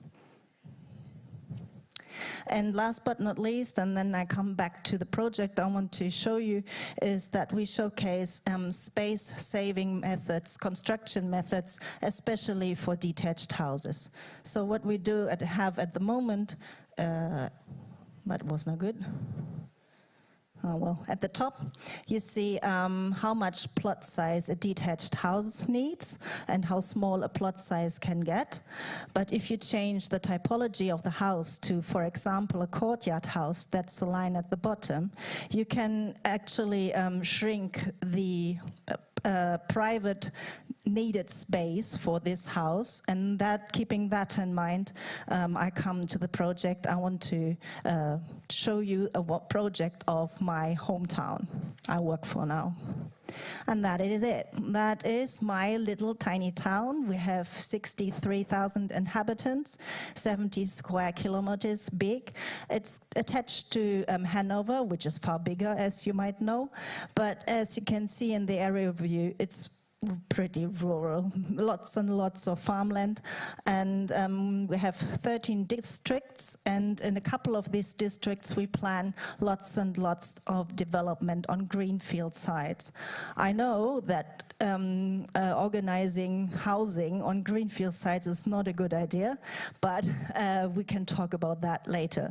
That's our project at the moment, and I want to introduce to you Mayenfeld. That is a little village of 2,500 inhabitants right in the center, and you see the big blue pictures, and then you see it here more closely. On the left-hand side there is the village like it is at the moment, and on the right-hand side that's the development area. So the plan is that we double up the size of Mayenfeld, and well, double up not only the size but also the population. And of course, keeping in mind what I showed you first, we don't want developments like we had at the last decades, just buying a piece of land and putting houses on top of it, but we want a development which is close to the structures of the existing village, meaning what is so special about Mayenfeld is that it's an Anger. And Anger means that the development over centuries happened around a green center. And you have the street around the green center, and next to the street you have the houses, but you still keep the green center. And keeping that in mind, we started the planning process, and we heard that a couple of times today. It is really important to get the people on board, and especially if you want to pop up a village size like that to the double size. So that's why we started a huge participation process. Unfortunately, it was in 2022. With COVID, we weren't able to go on site and speak directly to the people. It was kind of lucky for us, by the way, because therefore we were forced to change our participation system, and we were actually able to set up an online platform to get people involved online. So that was phase 1. And in phase 2, we used the online platform as well, and also organized an online conference. And in phase 3, COVID was over, and we were able to go on site again and talk with the people. So how did we get these people online and talk to us? We plastered the whole village with posters everywhere, and invited them to click on our website. But the best thing we did was getting a stakeholder group of people who are heavily involved in the village. They had the chief of the sports club, or they are the head of the arty crafty club, or they are in the fire. How is it called? Firecrackers, fireworks, whatever. Not fireworks. Sorry, I don't know. firefighters, head of the firefighters, that's it. So all these guys, they had really good connections in their village, and therefore if we get them on board, and if they understood our plans, and if they understood our approaches and our online platform and how to manage the online platform, then they can spread the word in their groups of people, and that worked really well, and it worked well, really well, because we got 12% of the population of Mainfeld involved in using our online platform. And what worked best, if you ask people, and what they're really good at, is if you ask them these 3 questions you see on the screen. Which places do you like best in Mainfeld? And guess what? It was green spaces all over the place. And what do you dislike? And that was the traffic, by the way. And what do you wish for the future? More green space. And you see a picture here, which was drawn by the children of the kindergarten. We asked them to draw us some pictures, and some people wrote us letters because they didn't know how to use the computer. But anyway, 12% of the people got involved, and we got through with the idea of the Anga concept. So now you see the plan on the screen, and obviously the new development areas has a green center, and the road goes around it, and the houses are attached to the road. So that's on the east side, and on the west side, same thing. And of course, as you guys all know, how important blue and green infrastructure is. It's not only the structure of the Anga and the road, but it's also all about the air going through and the water features, keeping the water on site. So all this blue and green infrastructure was first, and then the houses came. So having this, when we had this plan and this idea, we had to go back to the public and talk about it and explain it. And I don't need to explain you guys what blue and green infrastructure is, so I skipped that part, but I want to show you two impressions or 2 thoughts which we told the people, but also our politicians, to understand why it's so important to start an urban development with blue and green infrastructure rather than with setting houses in the first place. And that is this map, for example. This map shows a heat budget, and I circled in an area with detached houses. And you might think, well, there are so many private gardens around the house, so why that's not a sealed surface, but it is. You can see in this map that these areas are really hot during the daytime, and if you compare other structures where the housing are quite big, and because of the big houses you can have far more green space around it, the heat budget of these neighborhoods are far more balanced. And the second thought is to work with the existing structure, not only with the structure, but also with the houses itself.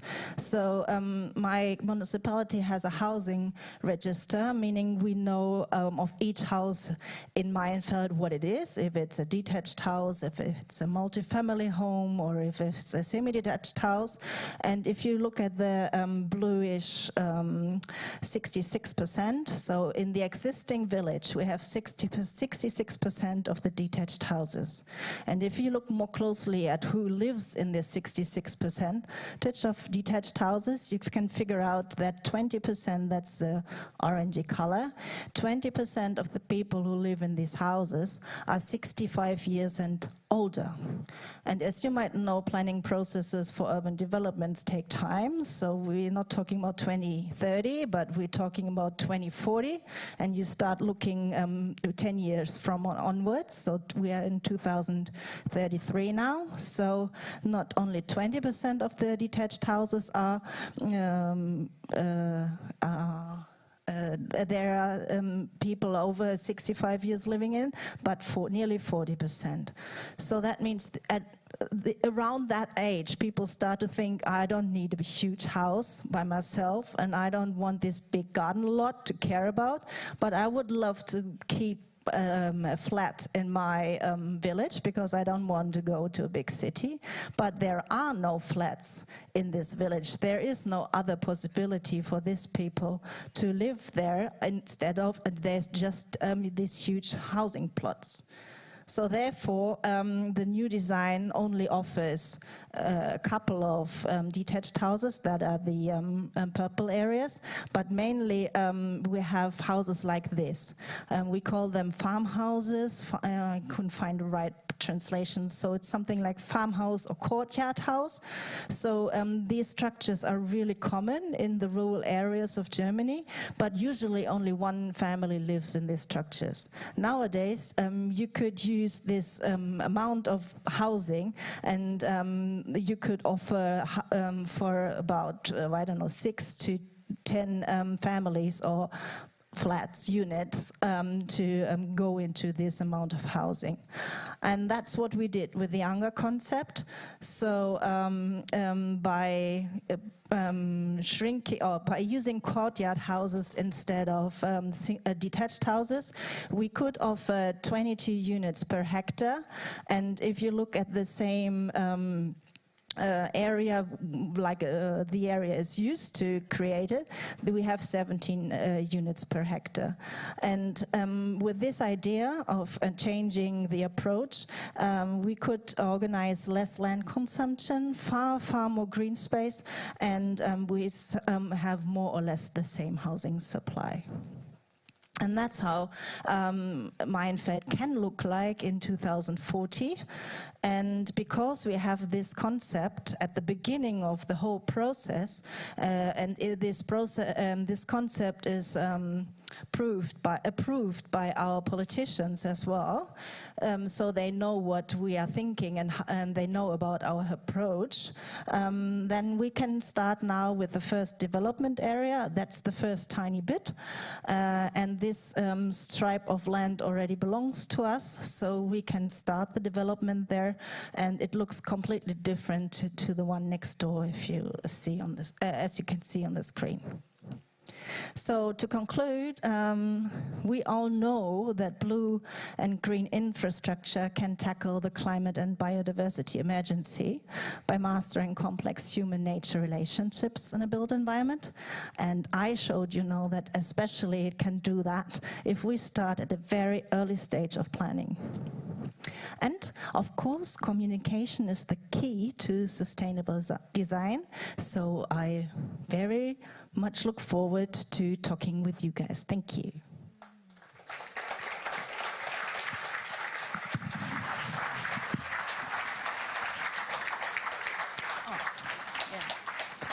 You just said that you're looking forward to talking to, and now this is the time when you will have the chance to talk.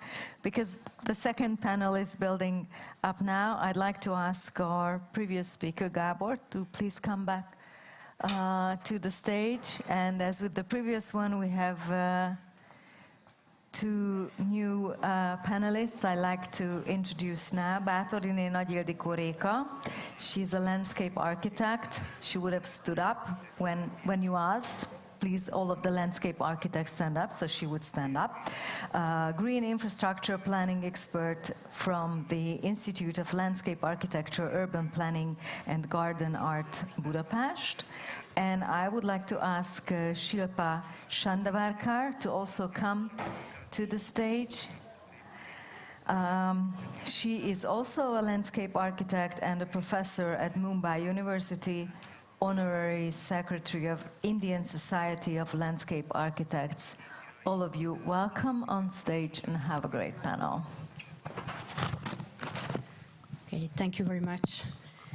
I put down 3 adjectives: smart, cool, and innovative. Have you ever used these adjectives to the public sector? Me neither. So thank you very much for Peter and Gwendolyn to provide a real-time living proof that public sector is sexy. Okay, so you announced a lot of, you were raising a lot of questions about urban sustainability issues and urban challenges, and you also give us some examples how to tackle these challenges. Is it really that simple? breaking up the concrete surfaces and turn it into green? Is it that simple, not cutting the grass for a couple of weeks? So what are the essentials of urban sustainability in your point of view? Well, if I may answer this question, I think there are a couple of do's, but I think there are a couple of not to do's as well, and I would like to start with the not to do's. So, or not to do just. So I believe landscape architecture can't be about design and design only anymore. I believe that actually design is not the priority in 2024. We have challenges, we have to answer that. So, you know, sometimes when you are planning a park and you have to pick whether to place a sport area or create a shrubbery or a wildflower meadow, maybe you should pick the latter, even if it's a difficult decision. The other thing you shouldn't do is definitely you shouldn't erect large buildings in protected parks. Even if these large buildings are designed by famous Japanese architects who are using trees as facades and using as decoration to prove their design ecological. So yes, I agree with Catherine. Sometimes you have to have your fights. Sándor Bardos is having his fights. Sometimes some help with these fights would be appreciated.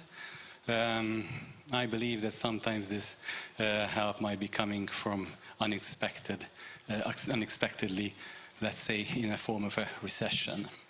And this is what we are hoping for at the moment. There are also a couple of do's, and let's talk about them too. I think when you create a landscape design in 2024, I think your design should improve biodiversity. I think it should reconstruct the natural habitat. I think it should make the area more attractive, not just for human beings, but for birds, spiders, other insects as well. And I believe that each landscape design should educate. And education should be a focus and in the mind of the designer's mindset.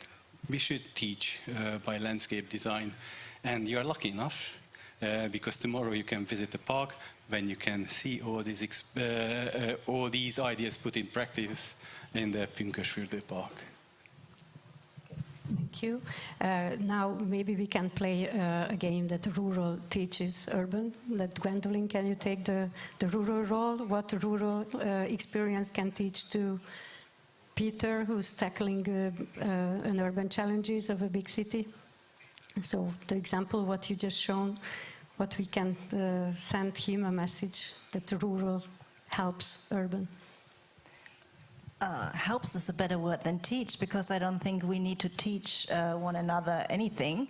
I saw the same approaches you do in Budapest, which we do in our rural areas, but it would be great if we could work together more closely. So if obviously space is a huge problem in the urban areas, because everything is so dense, that is something we have in the rural areas. So if we manage to work really together, especially, or for example, in the area of housing, then we could offer new housing areas in the rural areas, and you don't need to, build big apartment lots in a famous park, because you could use more living space in the rural areas. And that's something I think of about quite often. How is it possible that a big city like Budapest works together with a small little town like mine, so that we can exchange the space we have, for example? if I may, Gwendolyn, I would love to disagree with you. I think we can learn from each other. So I hope we will find a tiny little space tomorrow on a bus coming to Pünkösfjord where you can squeeze in, and maybe we can show how we do the same things, what probably you do at home, but how we do it differently in Budapest. I believe that there are plenty of things we should learn. Rural land use and rural societies. In Hungarian villages, I don't know about Germany, but in Hungarian villages, in front of the houses, there are water ditches, which are there to just to save the house from the flooding. Now, landscape designers call it green infrastructure, but it was invented hundreds of years ago, and thank you, it's doing very well. We have forgotten about it. So there are things we can learn. There are orchards, imagine, in the rural areas, and these orchards, there are traditional types of apple trees and apricots, which don't need pesticides and herbicides. Maybe we should start using them. Maybe we could even use them in public parks. I think there are many things we can learn from rural land use. Thank you very much. Shilpa, before the discussion panel. You know, coming from India and feeling a little the outsider perspective, so maybe I'll... So I think the challenge in cities which we face in India is, you know, it's a 3,000-year-old civilization, and there's a lot of heritage which is there. And cities aspire growth. Cities are these complex mechanisms where things are ever changing, ever growing. So how does one balance heritage value of a city? The city core is old, has a lot of history. And then, you know, the current aspirations, the parks, the cycling, the promenades, everything that population growth brings in. So do you feel like, I mean, even Budapest comes with a lot of history. So is there some way where landscape and history have tried to, you know, achieve common ground? You teach the citizens also the value of heritage in the city. Can that also be one way to approach landscape in cities? Obviously, yes. We have the biggest park in Budapest, the People's Park. We recently had a planning competition about how to develop this park in a way that landscape architecture. Oh, it's a difficult word. Have you tried saying it today? So landscape architecture trying to find how the present needs and the historic tradition can be preserved. Our colleagues are doing it in the Városliget as well.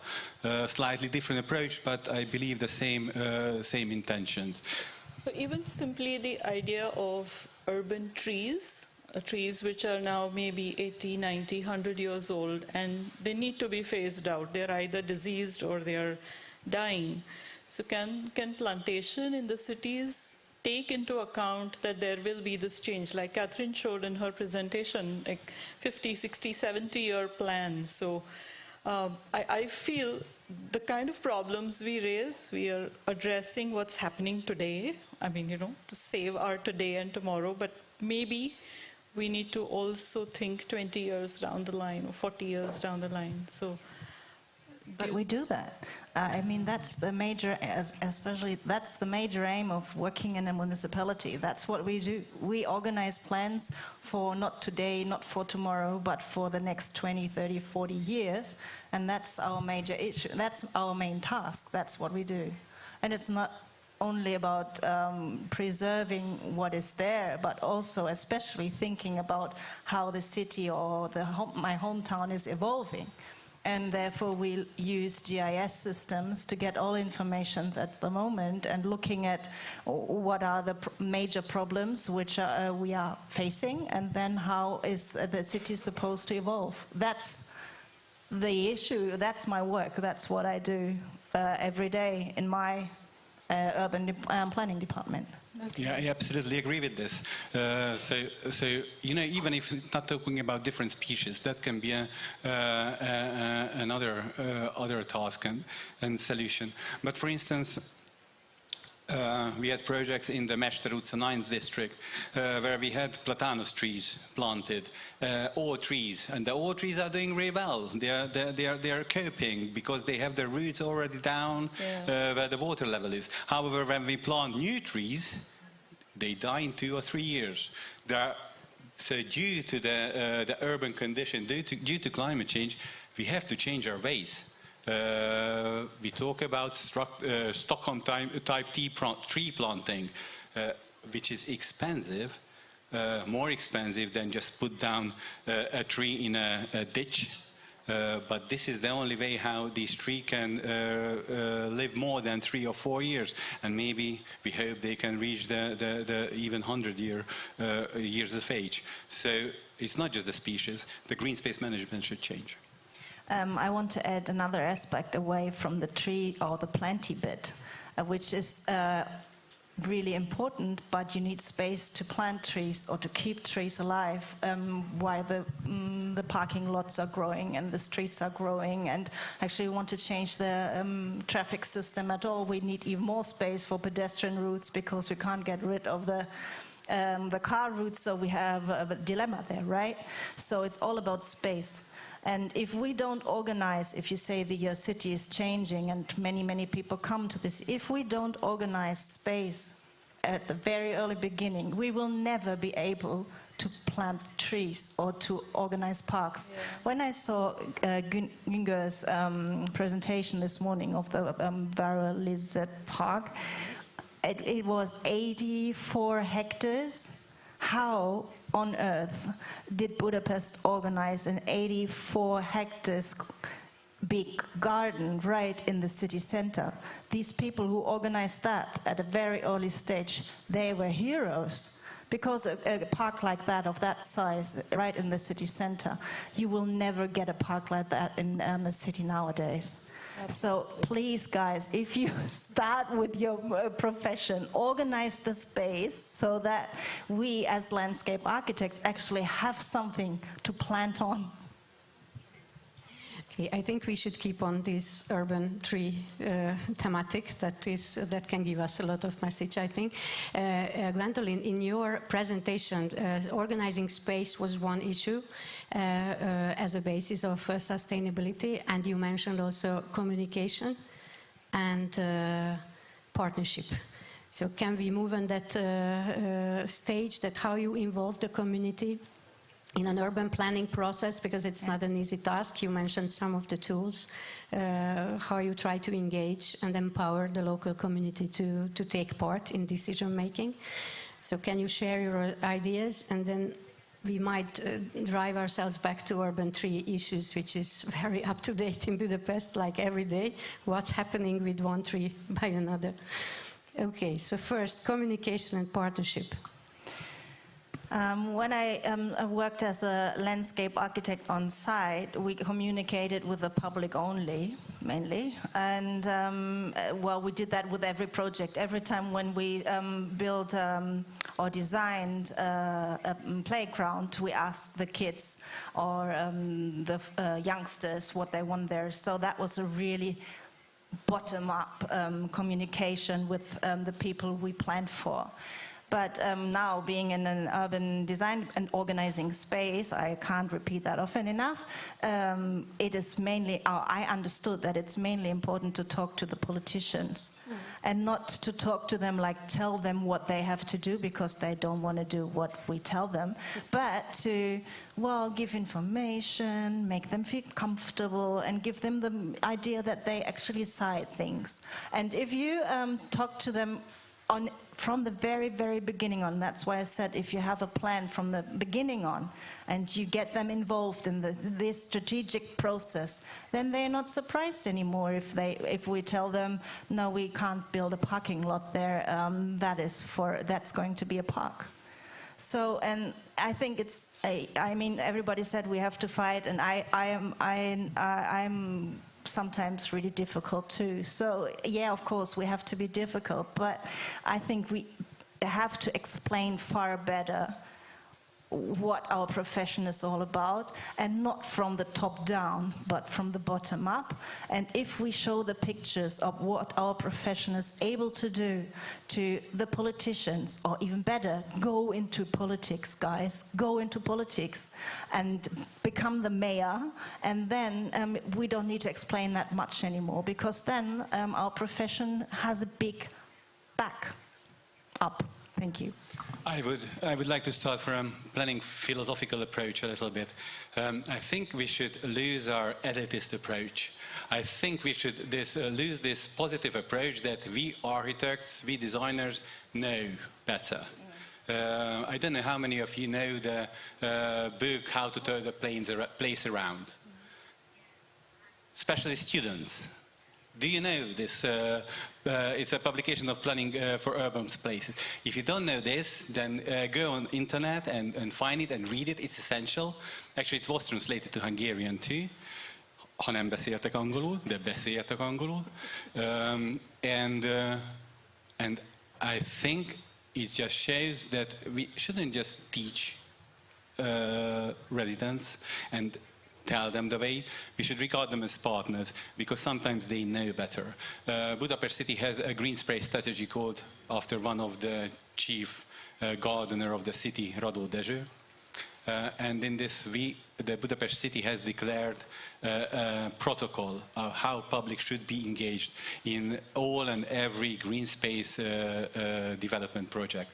And this is not just to teach the people, but it's also to teach the planners and teach the designers and the management and teach the mayor how to do things right. Because I believe we both can learn from each other. Okay, good message. Let's teach everyone, even the mayor, and talk to everyone, even the mayor. Well, talking is easy, and then another thing, find a compromise and try to and learn how to try empathy, learn empathy. That's the real challenge, I think. I think urban trees are symbols of engagement of the community all over Europe. I don't know about India, probably there as well. But urban tree is something that is very easy to be engaged or get engaged. It's very easy to develop emotional attachment to trees, which can cause a lot of problem to urban tree management. So I would like to ask you to express your... What challenges we have. What challenges, and also if you have any suggestions to I think, how to deal. Well, there is one thing we should, well, maybe in this case we should teach the people that trees are living objects. I've seen correctly Péter Dezsényi in the audience before. He's the new head of the Green Space Department. He's been yesterday to the police. Because there are some trees in the 3rd district, Rozsonyi Piroska utca, which actually are sick and old, and they're becoming dangerous. They might fall on someone. And it's really difficult to explain to the citizens in some cases that trees has also their lifetime. And when they reach the end of their lifetime, you have to replace them. You have to chop them out, and you have to plant new trees. Actually,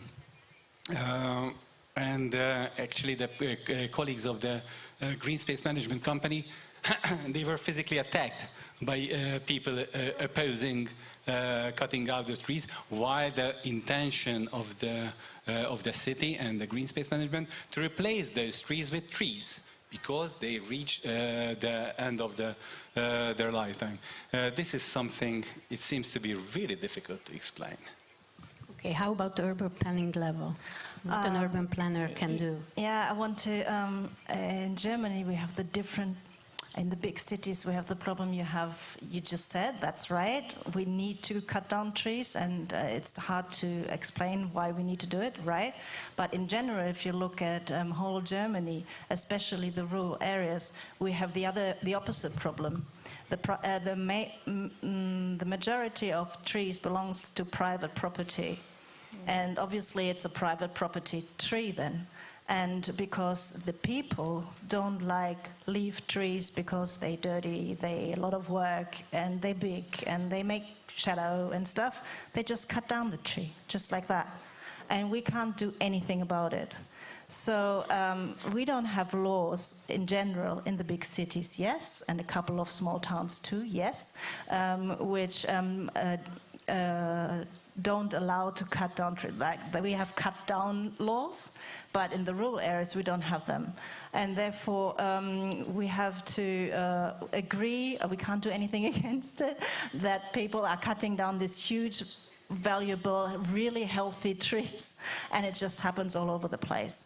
So yeah, and now I come to the urban planning level, because as you might know, I'm the German delegate for the Ifla, and therefore I'm involved in some EU policy processes, just a little tiny bit, but I was kind of involved in this process with the nature restoration law, and it's a new law on EU level, which aims for creating or keeping the nature space at the same amount as it is at the moment. And one part of this huge law is that the canopy coverage. The canopy coverage in a country should stay the same. So when I heard that, and I know my hometown doesn't have a policy saying to stop cutting down trees, I thought, oh great, the EU is doing something for my little town, because if that gets implemented in Germany, I just hope that we get a law saying, in general fact, trees are not allowed to cut down. Yeah, in Hungary we have a recently approved government directive about how green spaces and vegetation quantity should be maintained. We are looking forward how this regulation is going to be put in practice, but we really hope that it will help to protect our green spaces. We are monitoring the green space in Budapest using satellite images, and we can see that in the single detached house areas or out at the outskirts of Budapest, the same is happening. The green space is disappearing. People need bigger houses, parking lots.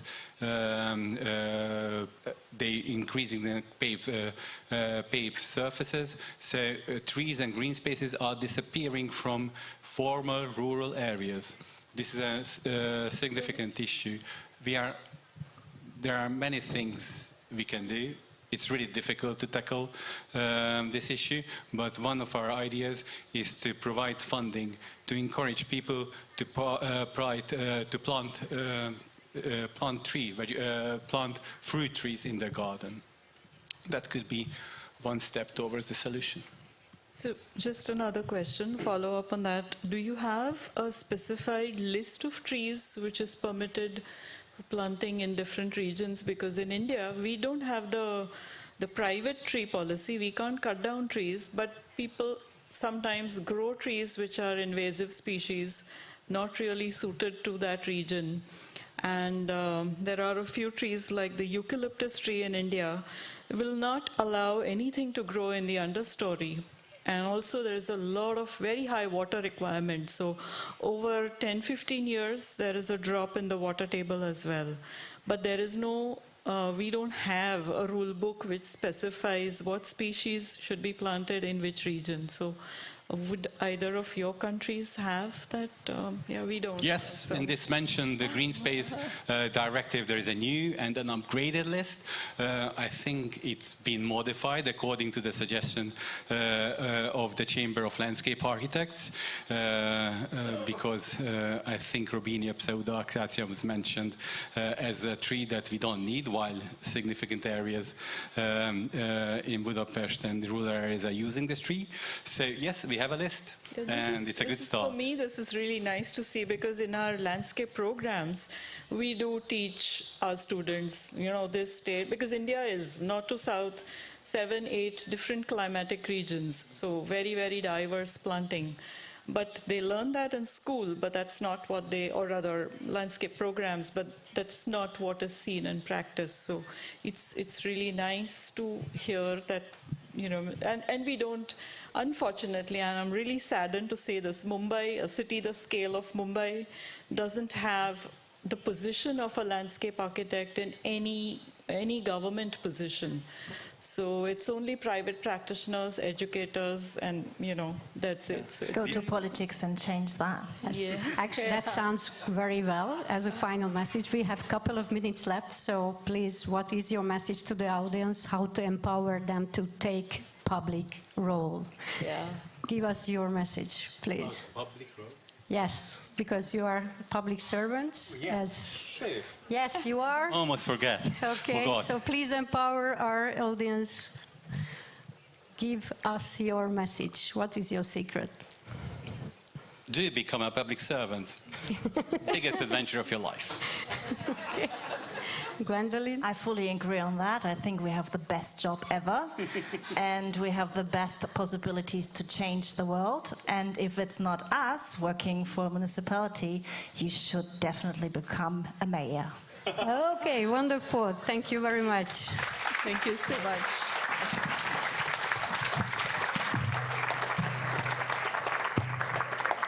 Thank you very much for the panel. Just stay seated for a while. We would like to give presents to you as well, both to you, Gwendolyn, and to you, Peter. Once again, I'm trying to look for... Is this flowery enough? This one. Okay. First come, first served basis, and for you. One with poppies. Poppies. Anything red? Like this one? Oh, lovely. Thank you so much. And please, I think the audience remembers your presentation, Peter. And we saw a guy on the right, in a right corner, smiling really happy, thinking that he's about to sign the contract right now, but it took a couple of years. What was his name? Because he is the same guy behind this lamp company, so things just meet. Everything meets. I just wanted to say, when I was sitting there listening to your lectures and to this talk, that you are all landscape architects and your profession and so what you love in life is to be in nature and in natural light. And we are all sitting in a black room. And I would just like to point out the organizers' nice effort to put these plants here so that you would have a refugee section to be connected to what you love the most. And thank you for the panel. Thank you for listening to it. And this is the time for the second lunch break. So those of you who didn't have lunch in the first one, this is your time. And those of you who already had lunch, please take your time in the first section, meet the sponsors who are present and have drinks and coffee, whatever.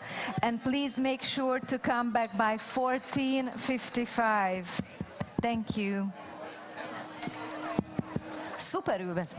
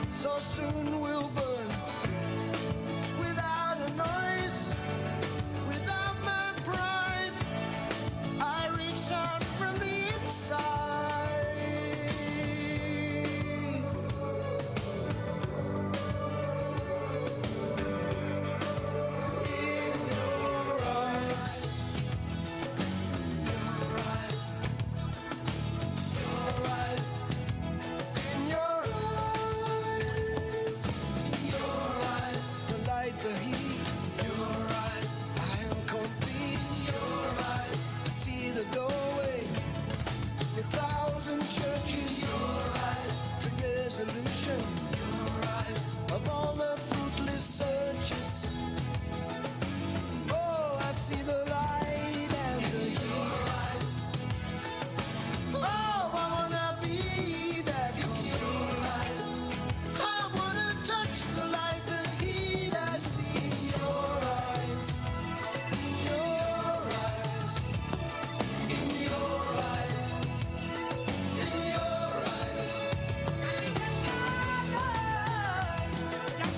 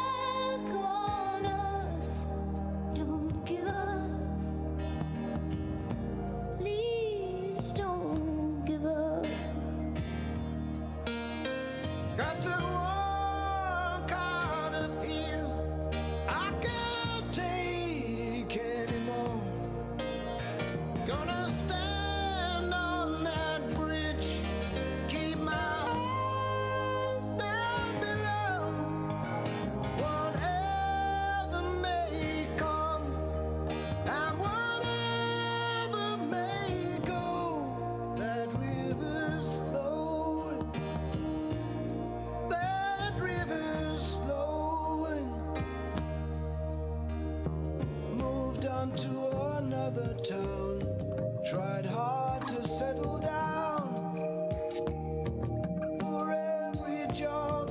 So many men no one needs. Don't give up, 'cause you have friends. Don't give up, you're not the only one. Don't give up, no reason to be ashamed. Don't give up, you still have us. Don't give up now, we're proud of who you are. Don't give up, you know it's never been easy. Don't give up, 'cause I believe there's a place where we belong.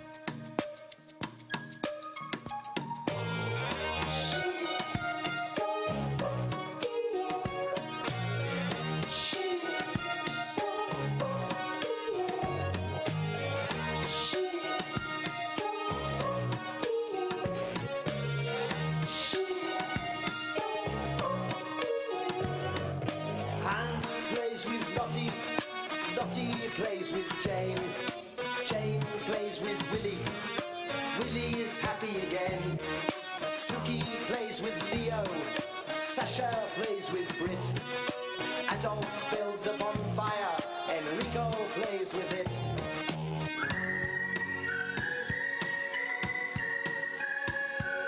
Whistling tunes, we hide in the dunes by the seaside.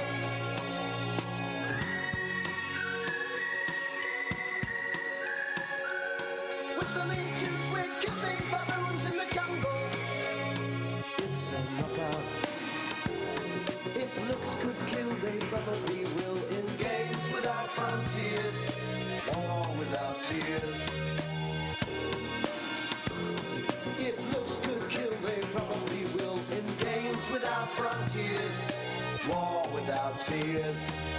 Games without frontiers, war without tears.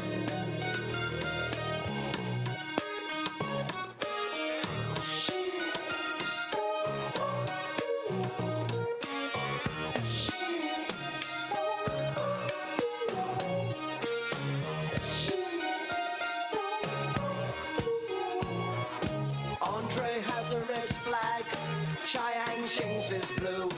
They all have hills to fly them on, except for Lin Taiyu.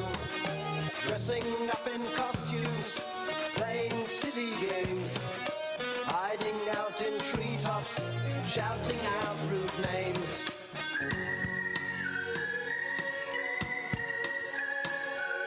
Whistling tunes, we hide in the dunes by the seaside.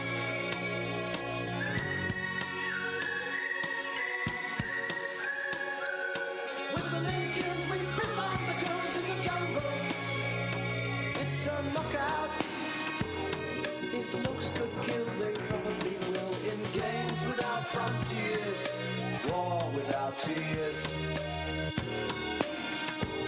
If looks could kill, they probably will. In games without frontiers, war without tears. Games without frontiers, war without tears.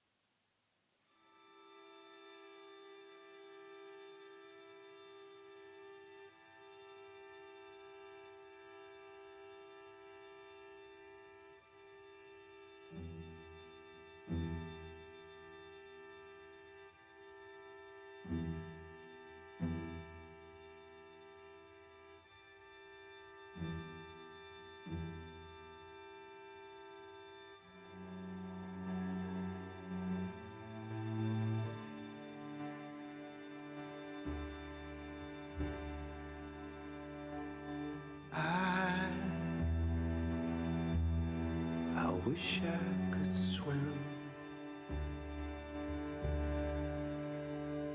like dolphins can swim. Though nothing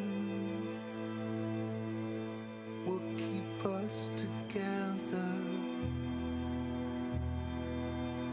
we can beat them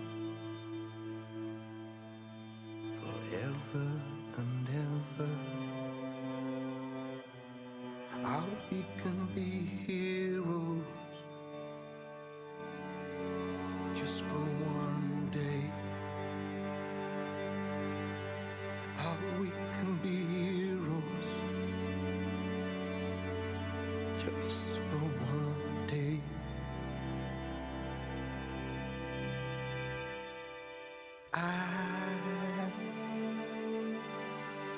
I will be king,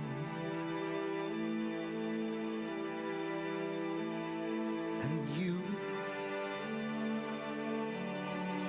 will be queen. Though nothing will drive us away,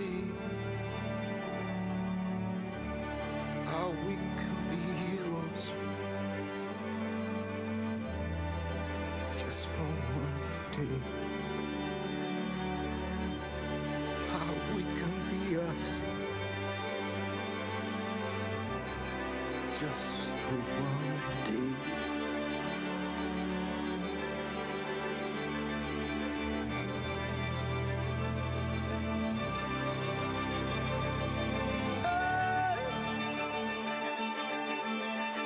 I can remember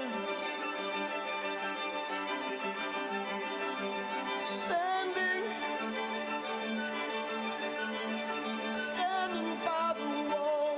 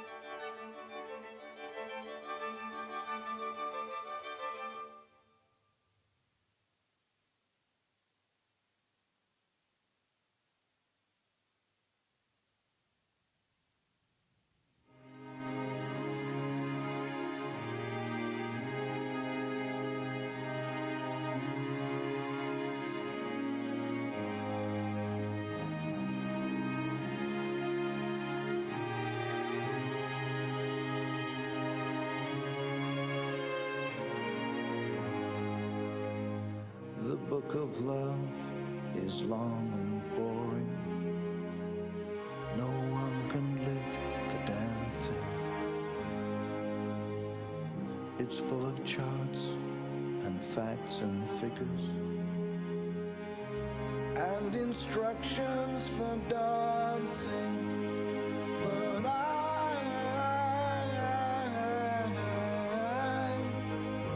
I love it when you read to me, and you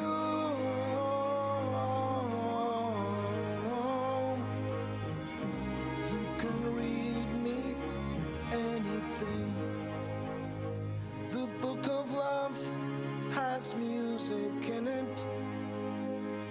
In fact, that's where music comes from. Some of it's just transcendental. Some of it's just really dumb. But I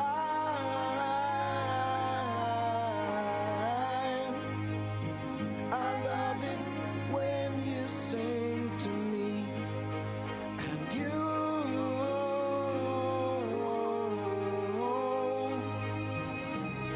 can sing me anything.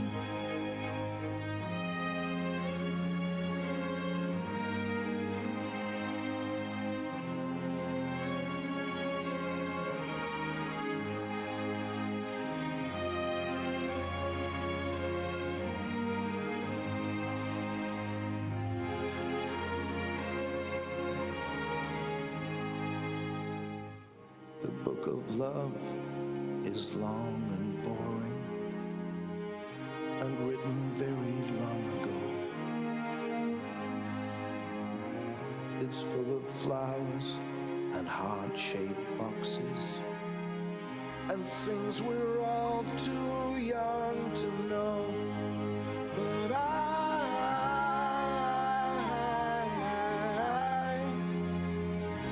love it when you give me things, and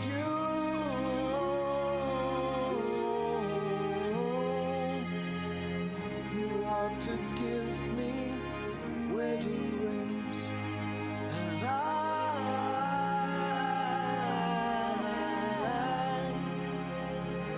love it when you give me things, and you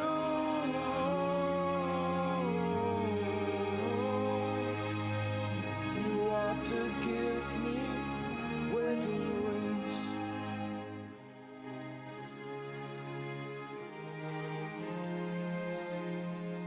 You ought to give me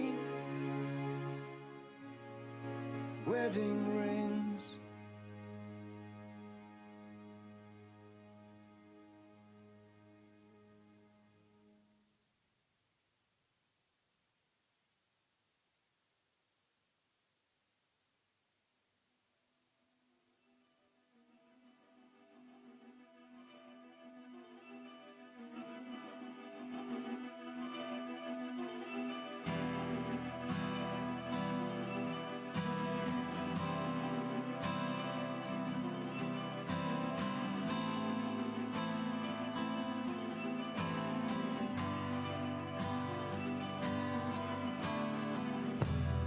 Pass me that lovely little gun, my dear, my darling one. The cleaners are coming one by one.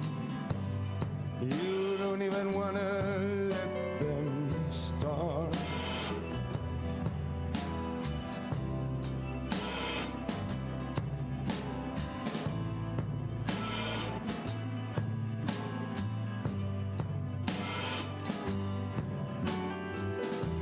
Knocking now upon your door.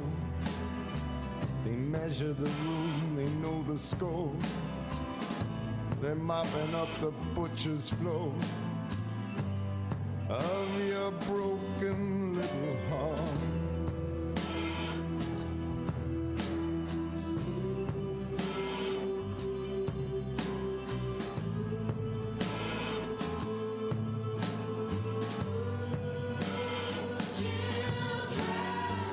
Forgive us now for what we've done.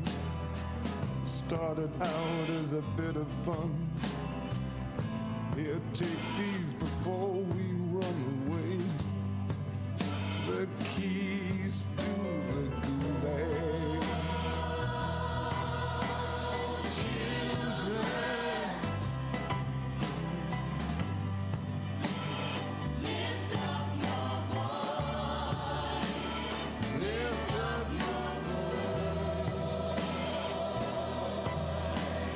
Children.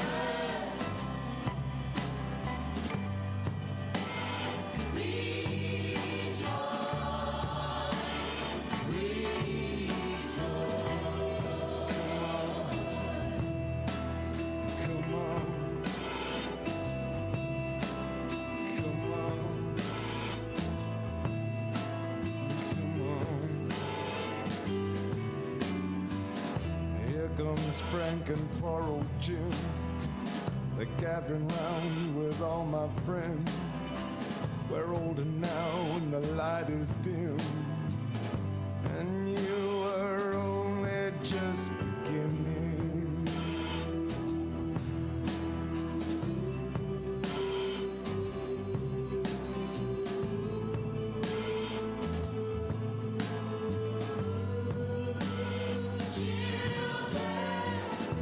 We have the answer to all your fears. It's short, it's simple, it's crystal clear. It's roundabout and it's somewhere here, last amongst our winning.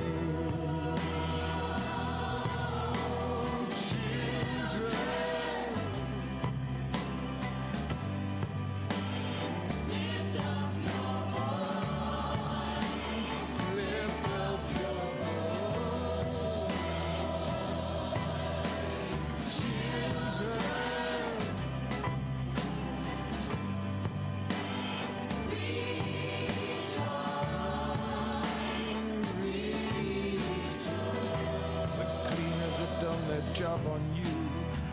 They're hip to it, man, they're in the groove. They've hosed you down, you're good as new.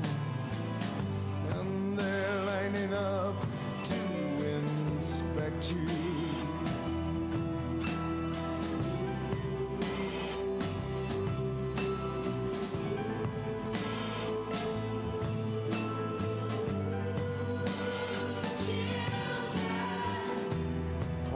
Jim's white as a ghost. He's found the answer that we lost. We're all weeping now, weeping because there ain't nothing we can do to protect you. Children, lift up your voice. Lift up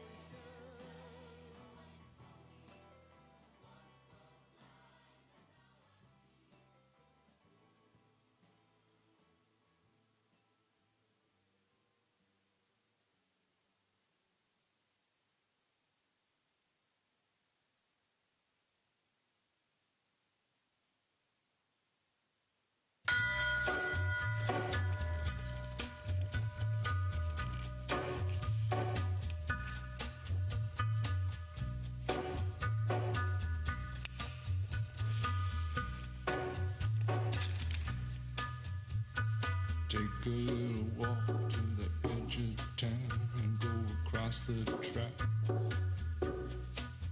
where the viaduct looms like a bird of doom as it shifts and cracks. Where secrets lie in the border fires and the humming wires. Yeah, man, you know you're never coming back. Across the square, across the bridge, past the mills, past the stacks. On a gathering storm comes a tall, handsome man in a dusty black coat with a red right hand.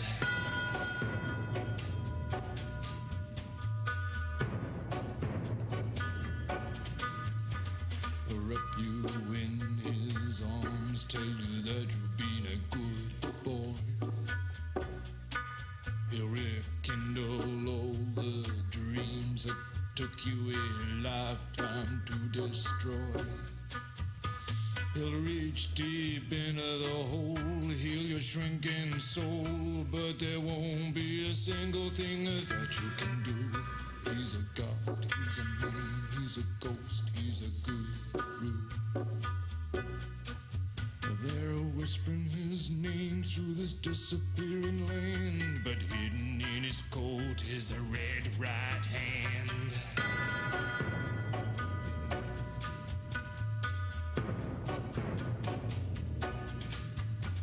You don't know no money, get you some. You don't have no car, get you one. You don't have no self-respect, you feel like an insect. Well, don't you worry, buddy, cause here he comes through the ghettos and the barrio and the barry and the slum. His shadow is cast wherever he stands, stacks of green paper in his red right hand.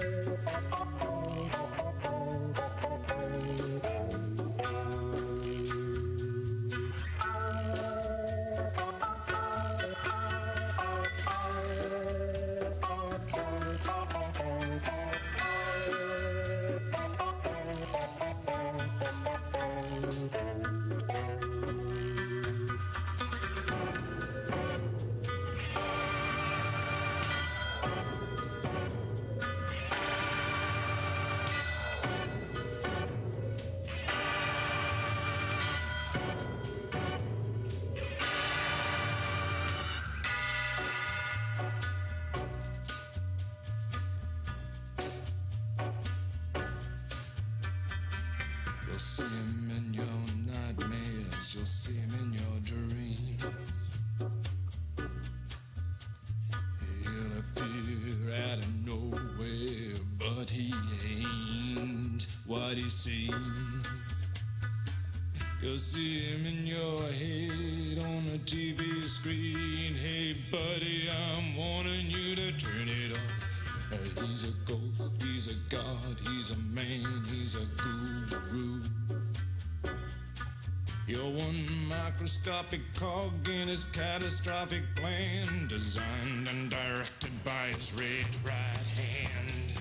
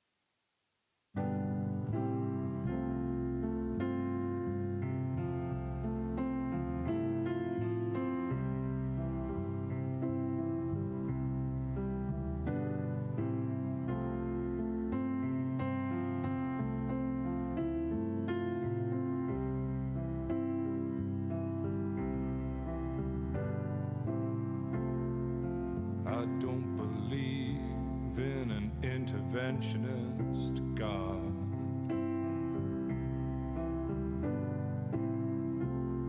But I know, darling, that you do.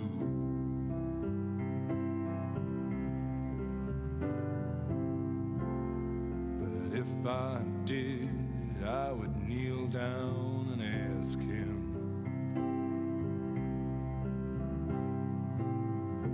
not to intervene when it came to you.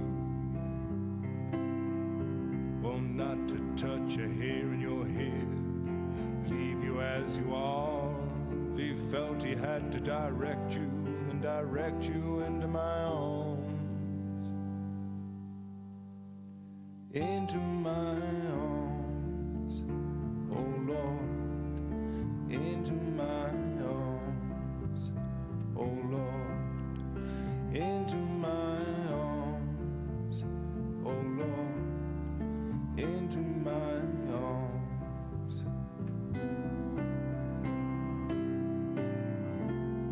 And I don't believe in the existence of angels.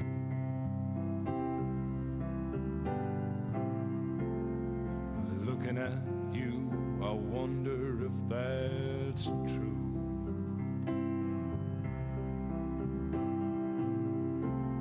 But if I did, I would summon them together.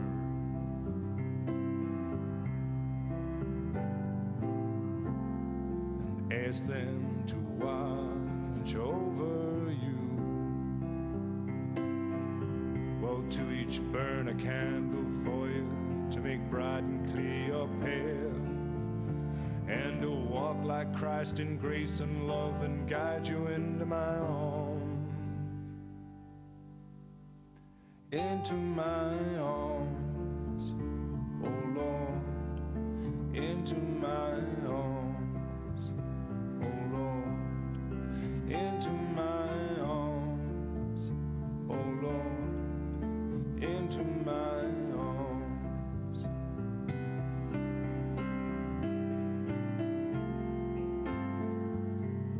But I believe in love.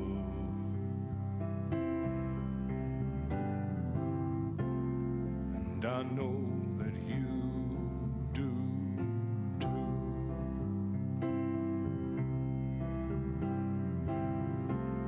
And I believe in some kind of path.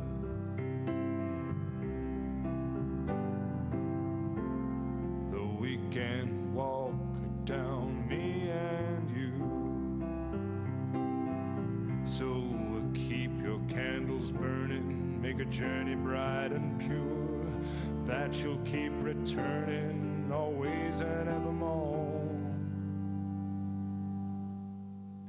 Into my arms, oh Lord, into my arms, oh Lord, into my arms, oh Lord, into my arms.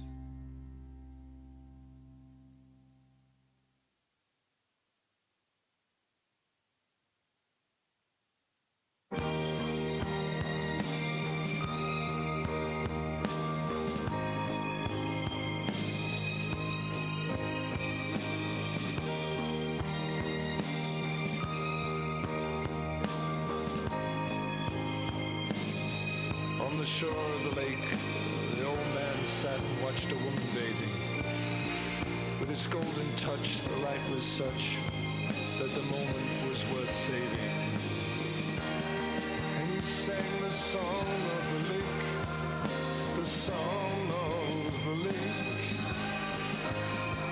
And all the king's horses and oh, never mind, never mind. And he knew that he would dissolve if he followed her into the lake. But he also knew that if he remained upon the shore, he would in time evaporate.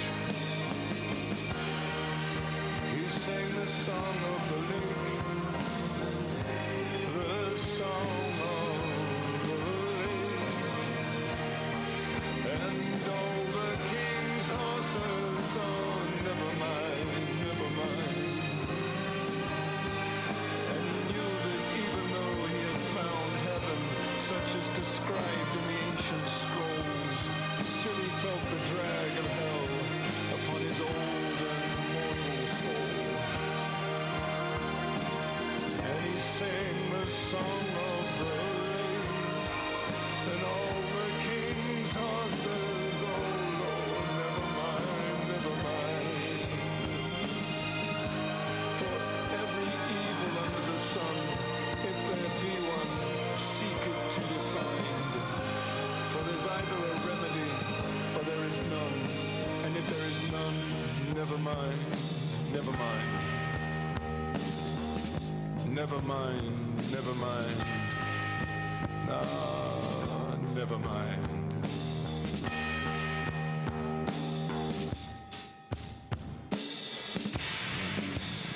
Never mind.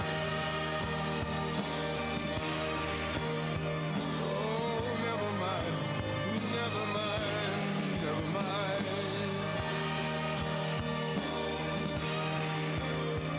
'Cause all the king's horses and all the king's men couldn't put us back together again.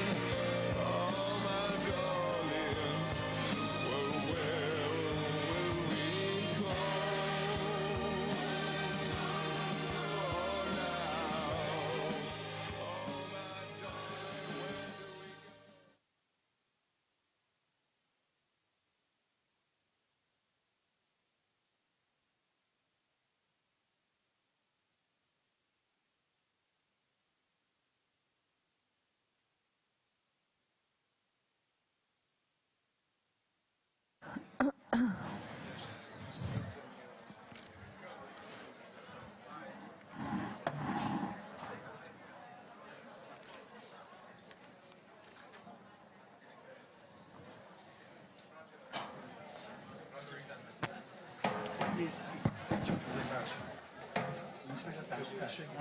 Ne rakss.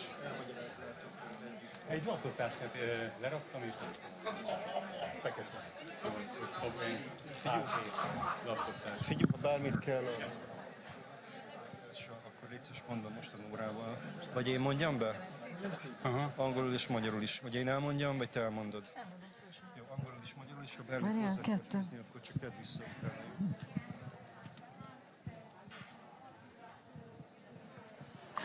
Thank you very much for coming back to the next session, which I will start with two practical things.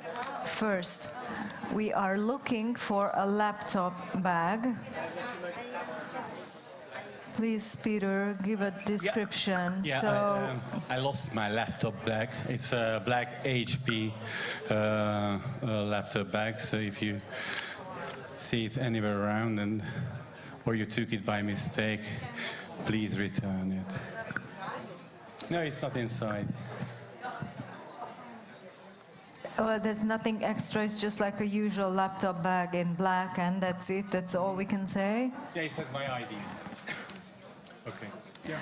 Okay, and another thing about bags is just a mix-up of bags. Somebody, no, I can say that. Somebody, one of our guests, left the textile bag here, and somebody else picked it up. And the somebody else should realize that he or she is the one. Is that when she opens it, They are unusually full with a conference information. This is it. So it shouldn't happen right now at the moment. It can happen in the break, in the next break. But please check your bags whether you have his bag, and then you could friendly shake hands and just change it back and give it back to the original owner. So this is the sign you should be looking for. And I'm hoping we will find the other bag too. So, thank you for making the hard task and leaving lunch tables and lunch discussion and lunch as such. So thank you for being here, and now we start the next afternoon session, and the title of it, the focus theme of it is vernacular.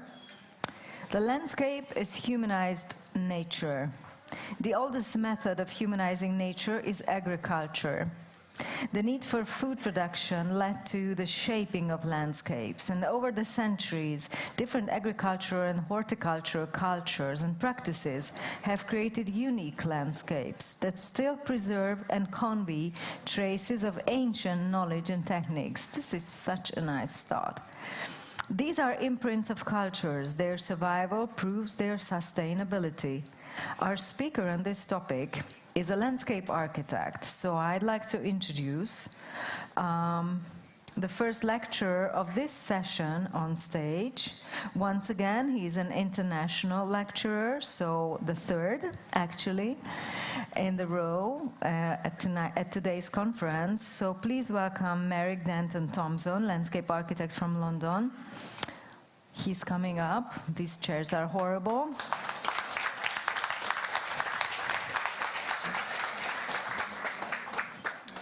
I'm deeply honored to be invited to talk to this austere group of landscape architects. I think this is a wonderful city, and I've been very impressed by all the presentations. I've learned so much, and I hope you have as well.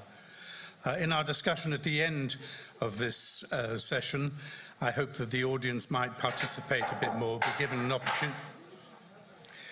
an opportunity to participate a bit more. So I'm going to provoke you. Forgive me for doing that, because there is no single solution to the problems that we're all facing. I think my starting point really is that as a profession, through the process of survey and analysis, we have not paid due regard to the health of the landscape, because that determines our future as well as natural systems. I think we're at a very critical moment. The landscape profession, and we can talk about titles in a minute, the landscape profession stands at that interface between people and place, between people and natural systems. And we are in crisis. I don't know whether you've just caught up with the very latest issues around climate change. I had a very depressing conversation 2 days ago with a barrister who has unearthed this appalling finding that such a high percentage of carbon dioxide is consumed by our oceans, but the temperature in our oceans have prevented that consumption of CO2 in the last 3 or 4 years. So we're projecting flooding based upon very old projections. Those projections are definitely wrong, and this particular piece of finding is very frightening. I am certainly terrified. So my sort of keynote really is this point about monoculture has been at the expense of all living things, including humanity. And as a profession, we've played a small part in promoting monoculture for cosmetic reasons. But by far, the greatest issue around monoculture, of course, is farming. And the investment by the public through the Common Agricultural Policy has stimulated research and development. And some of that research has not taken the precautionary principles that we as a profession always adopt. So some of you will know, stupidly, the United Kingdom left the European Union. Not something that I voted for, I hasten to add. And I know that every landscape architect in front of you says that. But I did tell the story last night that I brought my 4 children in. I said, we're going to have a good lunch, we're going to debate this, you're going to vote, and I'll do as you tell me. And on the basis that it's their lives, not mine. But it's given an opportunity for the UK to think about what it's going to do to replace the Common Agricultural Policy. And I've been helping the British government on the new environmental land management system that is going to replace it. It's about £2.5 billion a year that goes into the farming industry. And the focus is now very much on securing food production that is sustainably based. So the issue about food and the sustainability of its production cannot be seen in isolation from the vast amount of food waste, for example. Yes, this is food waste. And we've also got to think very carefully about our imports. In the UK, we produce only 59% of the food we consume. So we import over 40% of the food. And in so doing, we are actually withdrawing water from places that can't afford to lose water. We are actually supporting unsustainable systems that are polluting water, that are giving greenhouse gas emissions, that are destroying natural systems. So I just want to pick out 1 or 2 real big issues. The first, of course, is our fertilizers. Nitrates produced from natural gas, as you know. We have a debate about what proportion of nitrates applied to crops in the UK actually get to the plant. Let's take the National Farmers Union statistics. They say that 75% of nitrates get to the plant. Professor David Ray from Edinburgh University will tell you it is far less than 50%. As soon as that nitrate hits the field, it starts giving off nitrous oxide, and in the landscape I'm going to look at today, it migrates into the aquifers, emerges into rivers and streams, and out into the sea. It carries on giving off nitrous oxide. Nitrous oxide is 300 times more damaging than carbon dioxide is as a climate change gas. And there in this image, I show you that just one application of nitrates in England, got to be careful about where I'm talking about, England, equates to 100 million tons of CO2 emissions. That is 1/4 of declared emissions. If you ever believe declared emissions, you must stop believing it. There's a real issue. But nitrous oxide is causing enormous problems. In the county that I was the county landscape architect for a very large number of years, we're having to import water to dilute the drinking water because it is so poisonous because of the nitrate and pesticide content. And if you go and look at the intertidal zones in Hampshire, on the south coast of England, they're covered in slime. These are SPAs and SACs under the Birds and Habitats Directives, but the migratory birds can't get to the mudlands for feeding because of the slime that is generated by particularly nitrates, but obviously phosphates as well, from the farming community. So climate change, well, you've had your appalling floods here in Budapest. I'm very conscious of that, and I'm very sorry for the damage it caused. I'm sorry, this is not a slide from Budapest. But my main message, of course, it's the one that you'd all give, is we're at the beginning. Where is it going to end? And of course, in the case of Budapest, the Danube catchment needs to be managed. And it's been hinted at already, but in our amenity grasslands and in our farmed landscapes, that pursuit of monoculture tends to get us an even structure to the root structures of the plants, and therefore the ability of the soil to hold water. You can quadruple the water holding capacity of soils if indeed you have a decent herb with a different profile, root profile preferences. You can quadruple the water holding capacity. And really to prevent, you know, you'll never prevent it, but to build the resilience around Budapest, Danube's catchment has got to be managed. And I believe that it's been created because of the monoculture of farming. We spend in Europe a lot of money pursuing fur and feathers, protecting birds and protecting mammals. But actually the real issue is around the microbial health of our soils. And I'm trying to get over to the British government that you cannot hope to recover nature without building the microbial health of our soils. And that, of course, includes the fungi that hold that soil together, that release the nutrients, that create the self-fertility of the soils.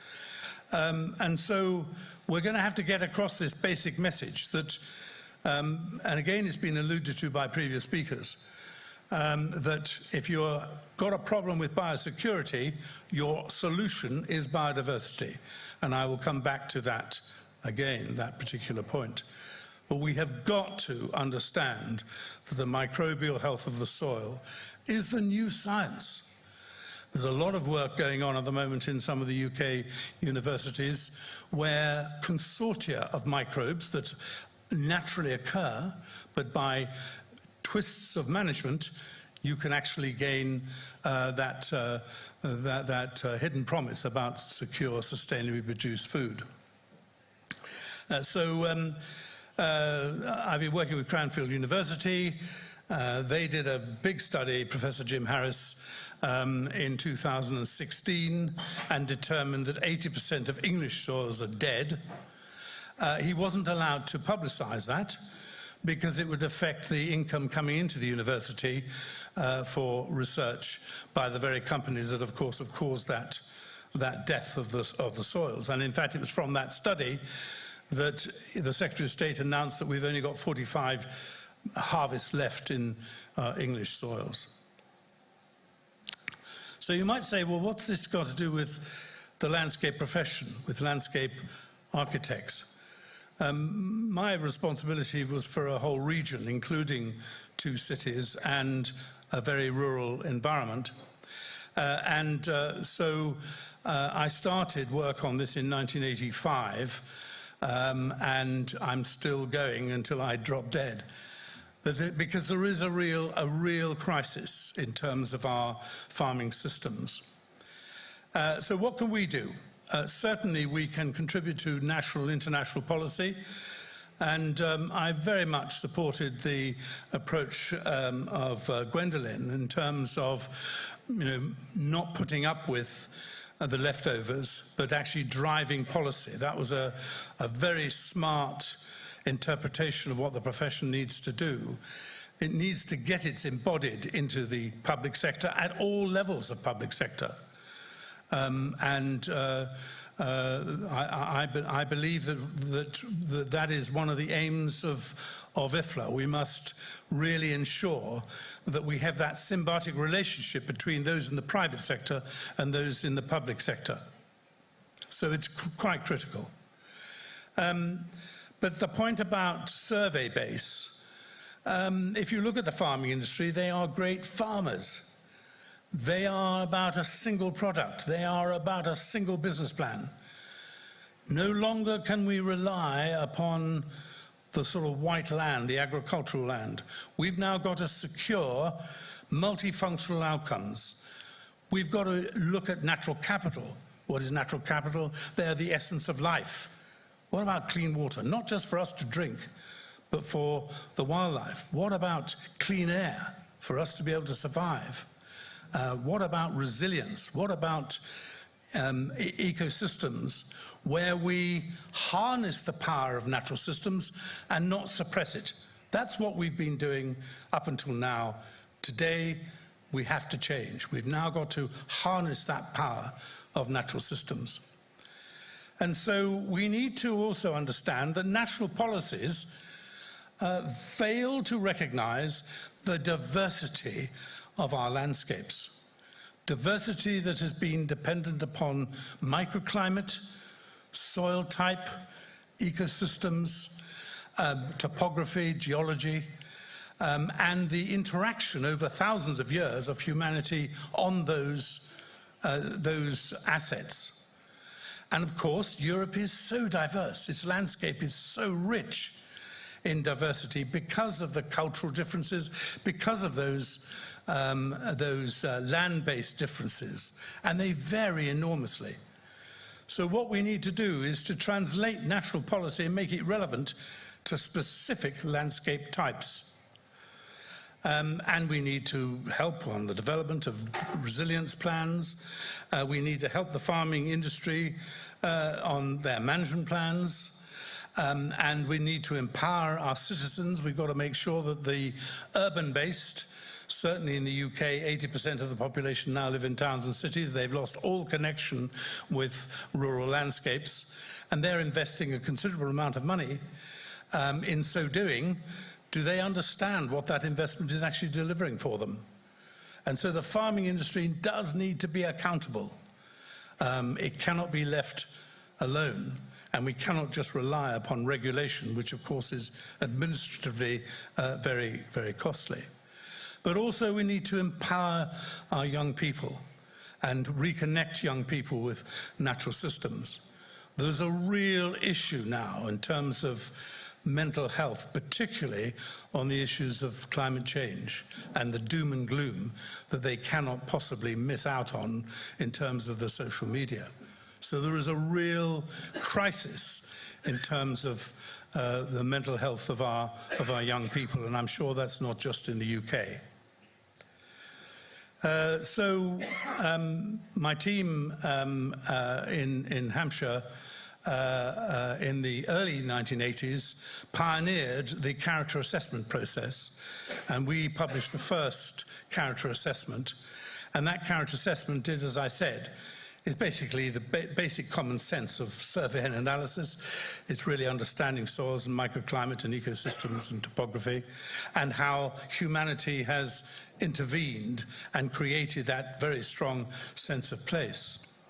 In 1989, land use consultants were then employed to wrap that out across the whole of the UK. So just in England and Wales, in England, there are 159 character areas. And what I'm basically saying is we need management plans for each one of those 159 character areas to ensure that natural policies can be delivered. So there's my county that I was responsible for a number of years I don't think I'd better admit to.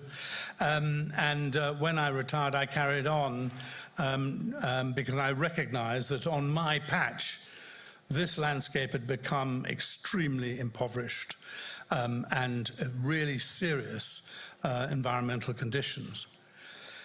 So just to explain that map, the coloured area is the county I'm going to look at specifically now. The dark lines are the other natural character areas that overlap the local assessment that we had already done 5 years beforehand. So I'm going to look just at the very green Hampshire Downs section in the centre of your image there. But what we've done is to start giving values to the products from the farming industry.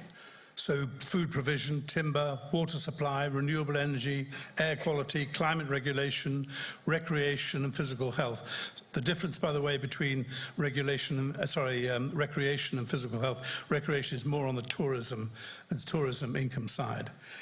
And when you start looking at the values, and let's just look at the Hampshire Downs, and I'm sorry, you probably won't be able to read this, but let me just give you a few highlights. The food production values are just under 60 million a year from that particular landscape. But the cost to society lies somewhere between 72 and 145 million. And that's using the government's own statistics. That is very, very sobering. And if you look at that chart, the food production is less value than the water that that landscape is supplying. So we're going to have to start building a new management plans that direct this multifunctional outcomes that we're now desiring. So let's just give you a feel. These are the Hampshire Downs, chalk-based landscape.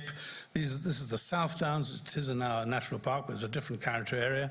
That, by the way, is the Itchen River. It's an SAC under the Habitats Directive, and it has lost all its biodiversity because of nitrates and phosphates that are now in that water and the pesticides.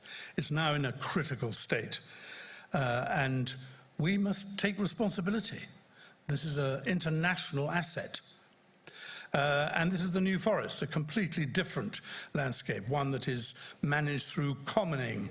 These were royal forests, and that commoning is extensive grazing, mainly of ponies and cattle and pigs.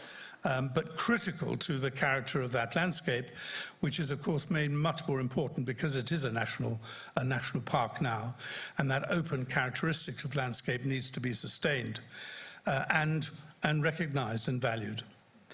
So what does good look like? I talked about management plans, but what will good look like? And I've been working with this farmer for the last 20 years, Henry Edmonds at Chalderton. It's 1,000 hectares, mixed farm, 10-year rotation, four arable, 6 in grazing, dairy herd, beef herd, Hampshire Downs sheep flock. He is the future as far as I'm concerned. Many people will say, oh, this is old systems, but actually there's a new science now.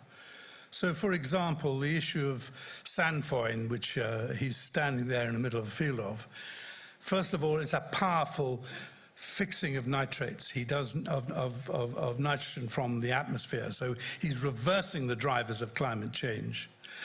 But in so doing, by feeding it to the cattle, he gets 15% reduction in methane emissions, and that's over methane from grass grazing. So it's absolutely critical to make that point because, of course, 60% of our arable production in the UK goes into animals. And the carbon footprint of our farming systems is far too high. I can tell you for the next 50 years, he is carbon neutral. And that's taking into account, by the way, £5 million of cost associated with methane from his cattle. He also finishes his cattle much quicker on sandfoin. But of course the root structure is such that it is a very deep rooting, and with the grassland, its water holding capacity is, as I said, quadrupled. Altogether he achieves perfectly good food in perfectly good quantities, but no pesticides, no inorganic nitrogenous fertilizer at all. And he is securing clean air, clean water, and 2 voluntary organisations, the Wildlife Trust organisation in the UK and Plant Life, which is a plant-based charity, have both declared this estate as being the richest commercial food-producing estate for biodiversity. So what does that mean? Let me give you 1 or 2 examples. We have 24 species of British bumblebee in the UK, 24 species. He has 18 of them out of the 24, and some of those specialist bumblebees are, from the uplands, so you wouldn't find them here anywhere, and very, very rich. He uses no slug pellets because slug pellets kills everything. Kills the slugs, yes, very effectively, but it kills the carib beetles that eat slugs. It kills a whole host of mammals as well. And so his approach to biosecurity is to ensure that he has the biological diversity to balance out. He has no problems with black grass, for example. He has no problems with any of the known issues that arable farmers have. So I produced an infographic. Now, you can't see this. So can I just say to the organizers, I'm very, very happy for anybody who wants to see the reports that I have produced over the last 5 years into this particular farm. We made a very good film, by the way, which might interest you. So you can have access to my email address. I do reply to emails, by the way, because I'm not spending time on phones. That's my phone. I don't even know its number. So so I'm very, very willing to share this information because this information has been funded by the public sector, by public money, and you are as much the public as anybody in the UK is. So there's my email address on the bottom, and I'd be very happy to share any of this information. The bottom one, the governance pilot, I've been helping the British government with the governance arrangements for land management. So in the UK, we have a very sophisticated land use planning system. But for agricultural land, it's white land. It's always ignored. And now, because of that symbiotic relationship between town and country, I think that the crisis of climate change and of the extinction and loss of biological health, not to have a coherent land and natural resource management system is not acceptable anymore. Farmland is just as much an important infrastructure as a highway, motorway or city. So I've persuaded the government that it's got to change and have a land management system, and it's got to be one of collaboration across the private, voluntary and public sectors. I'm afraid the Common Agricultural Policy, basically our administrations, and this is a criticism of the UK of nobody else, I hasten to add, our way of administering was to regard every farmer as a crook. And the policing of the investment of public money has been totally corrupted by that single observation of the farming industry. We've got to change the culture and the relationships. You've been incredibly patient. Thank you very, very much indeed.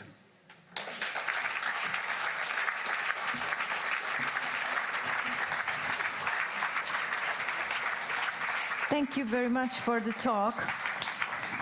Is there any special,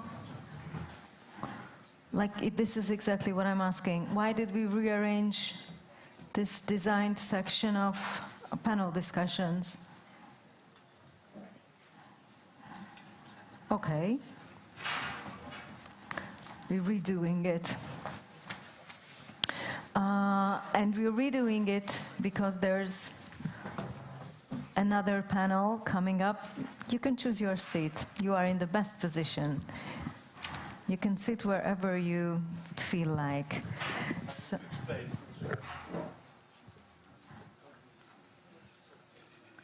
maybe it's not on yet, but will be on when we... Okay. It's on? Okay, I ought to explain. I moved the furniture because I sat down here and I couldn't see the wording of some of the slides, so my apologies for... Oh, no. I thought that someone did it just by accident and we just forgot to redo that, but it's your thing. So, as with all the previous sessions, we do have a sponsor, but they don't have a film now, so I'm just announcing, because we are, as I said in the beginning, really thankful for our sponsors for making this whole day conference and the upcoming days possible. So Herb Act was the sponsor of this section. And because it's a panel discussion, I'd like to invite two more specialists to the stage. Francesco Neonato, she's a landscape architect, delegate of Italian Association of Landscape Architects, founder and chair of the Iflaeu Europe Agricultural Landscape Working Group, and Tamás Dömötör, landscape architect, head of the Urban Development Department, Ministry of Construction and Transportation. Please take your seats.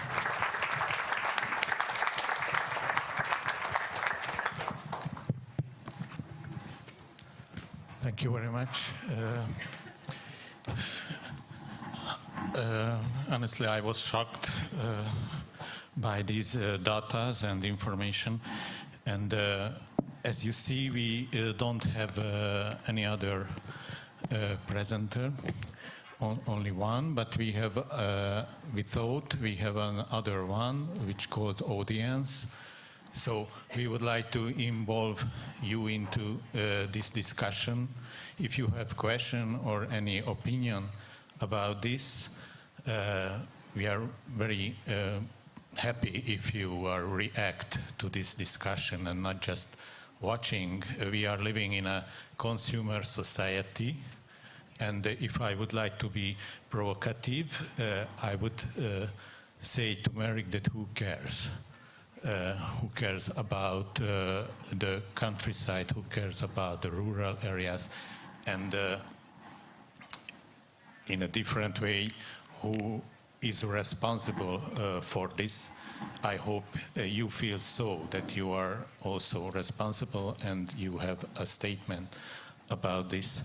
So first, probably Francesca could say something. Thank you, Tomasz. Yes, I have many questions to Merrick, but the first one is, Merrick, you describe a very sad situation, and probably not all of us ignore it, and because perhaps the majority of us, who is living in the countryside? Please stand up. May I ask you? Oh. Okay, thank you.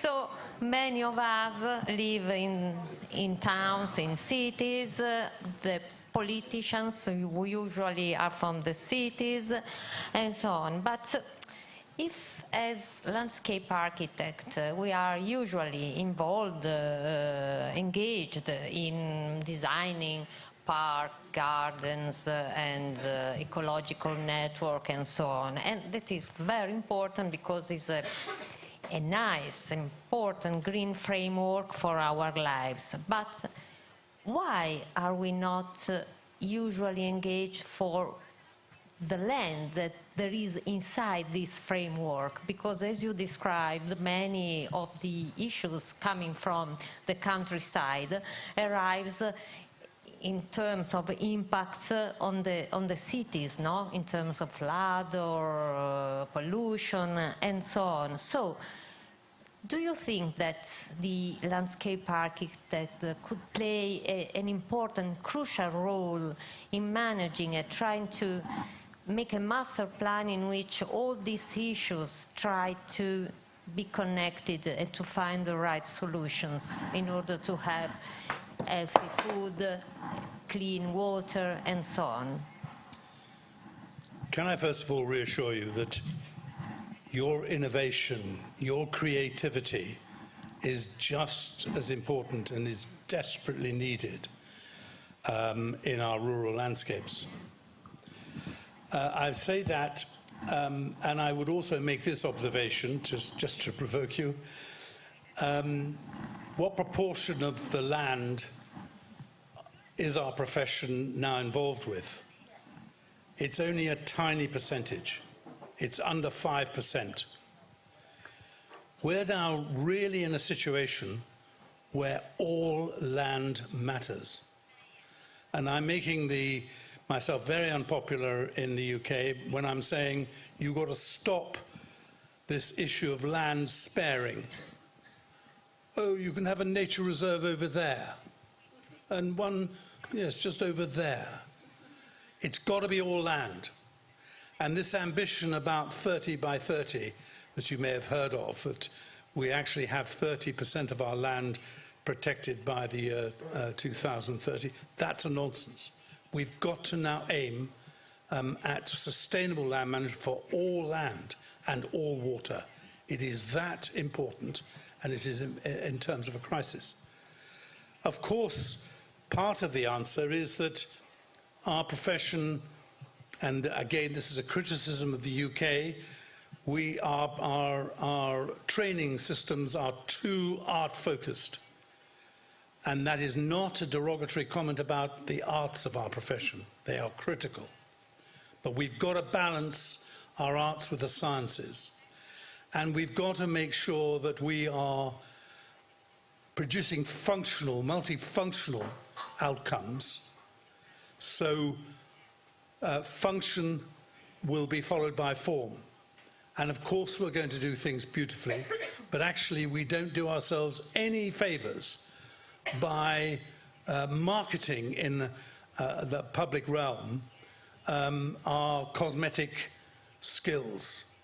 That's a nice to have when you think about all the must-haves that actually are now in society. We are facing so many crises, but at a time when the landscape architectural profession can resolve so many of these issues.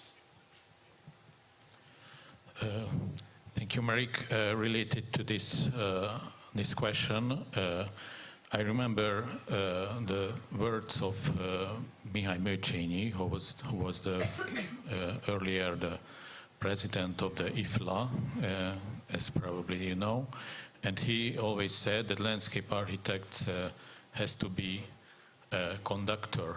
Yes. So if we look at ourselves as a conductor, what kind of instruments should be in the team to play a beautiful symphony about the healthy vernacular landscape? So who are the actors who we could involve, and how could we motivate them?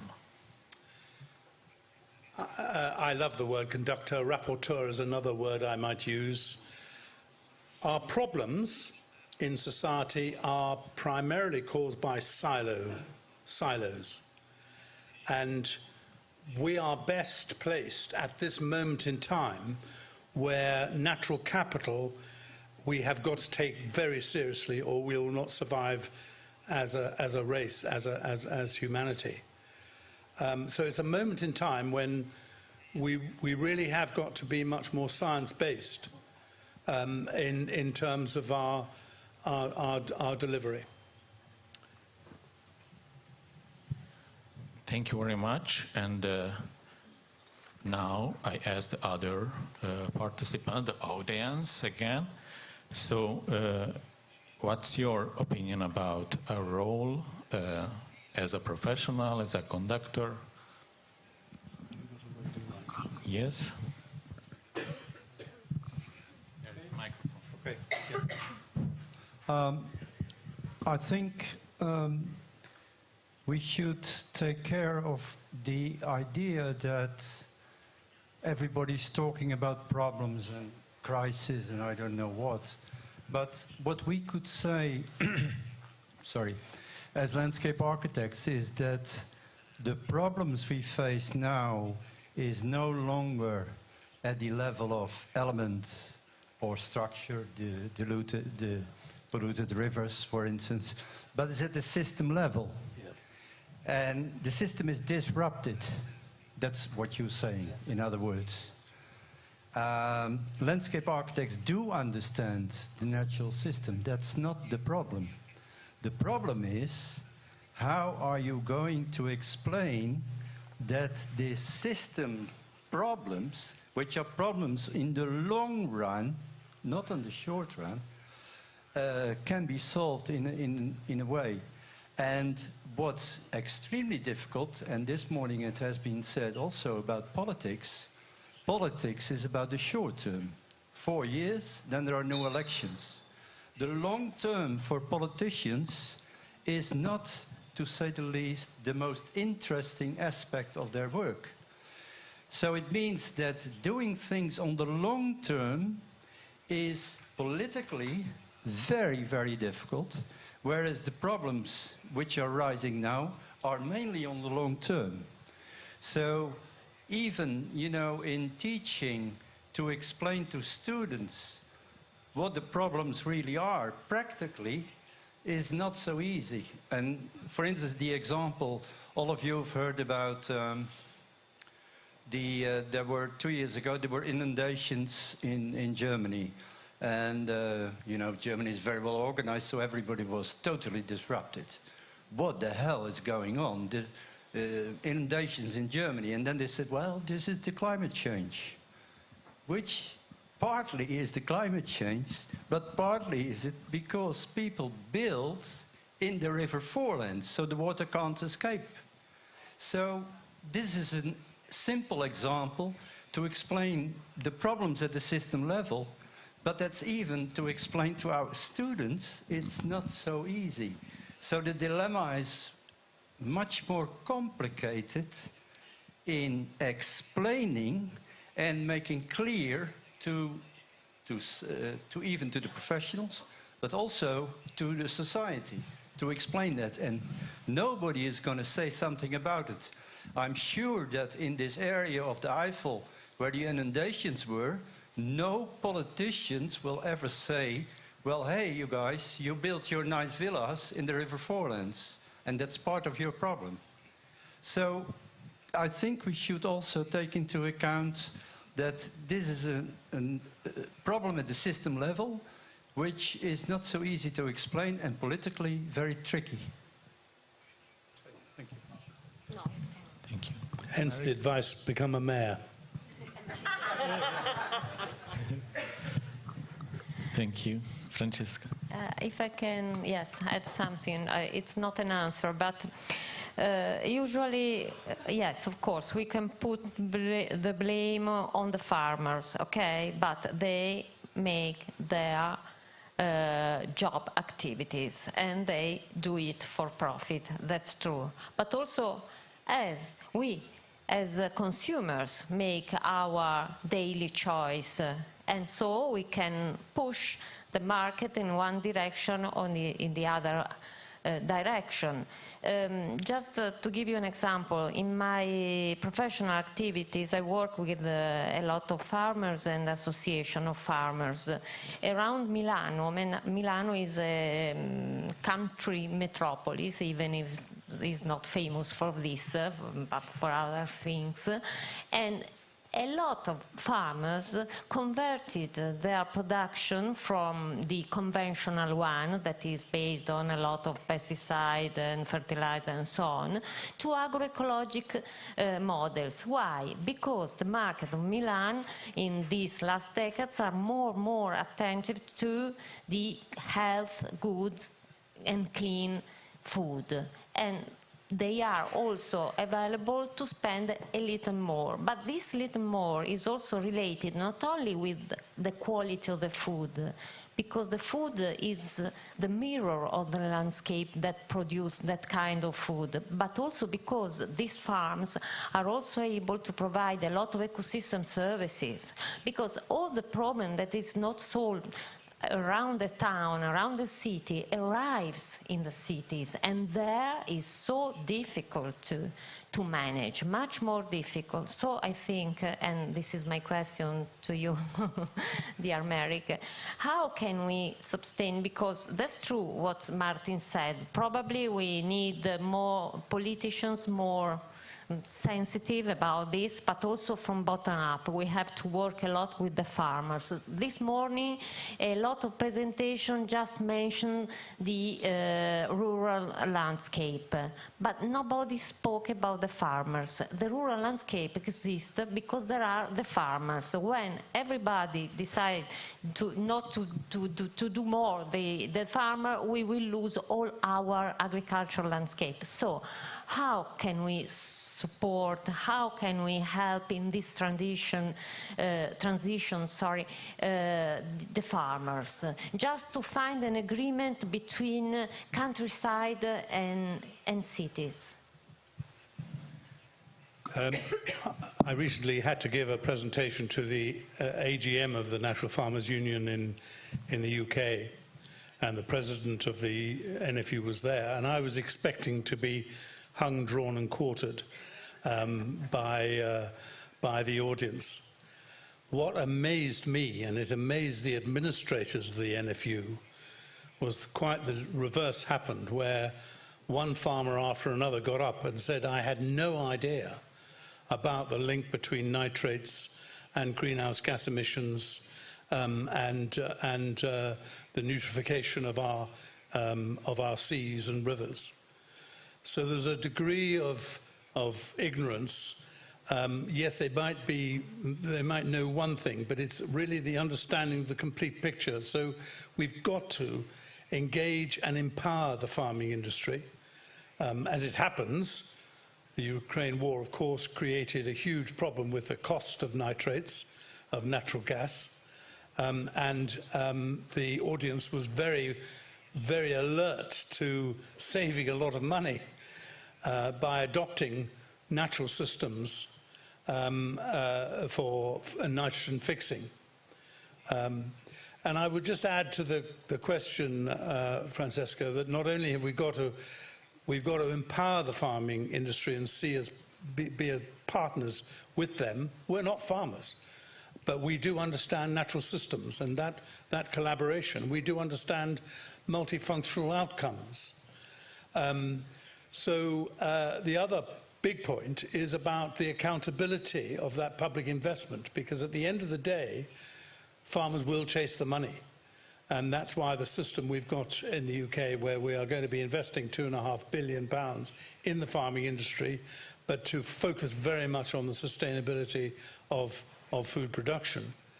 The public need to understand what that investment is delivering for them.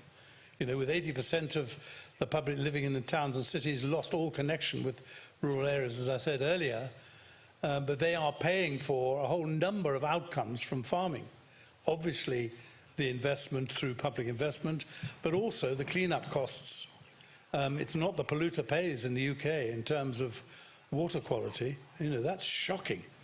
And I'm really on the verge of saying that it ought to be illegal to apply nitrates to land. Now, that'll upset a lot of people. But actually, I think it's now so serious an issue that we're going to have to be, you know, we're going to have to raise the political agenda. And we only can do that if the public understand what is directly affecting their chances of survival. I mean, it is that serious now.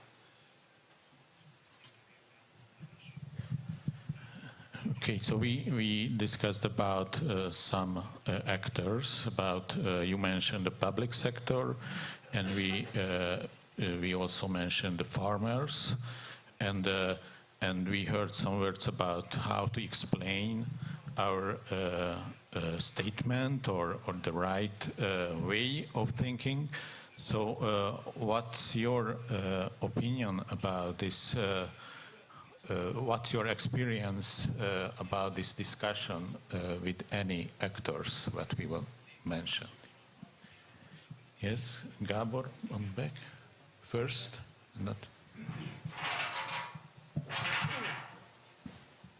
Okay, thank you. So I'm both a farmer and also run a company doing urban green development. So I have some sites for both sides, and I think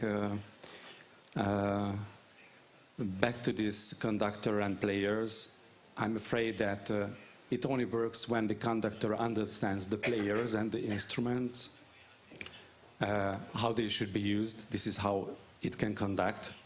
And on the other side, the players should understand the signages of the conductor to be able to cooperate and communicate.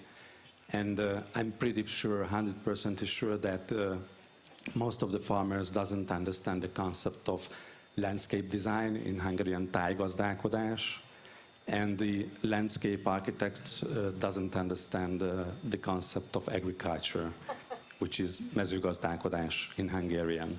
So they don't speak the same language, not at all.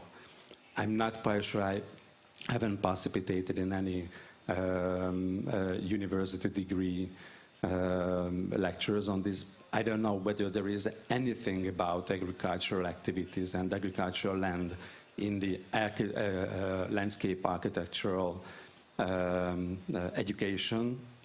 I don't know, there is, okay, great.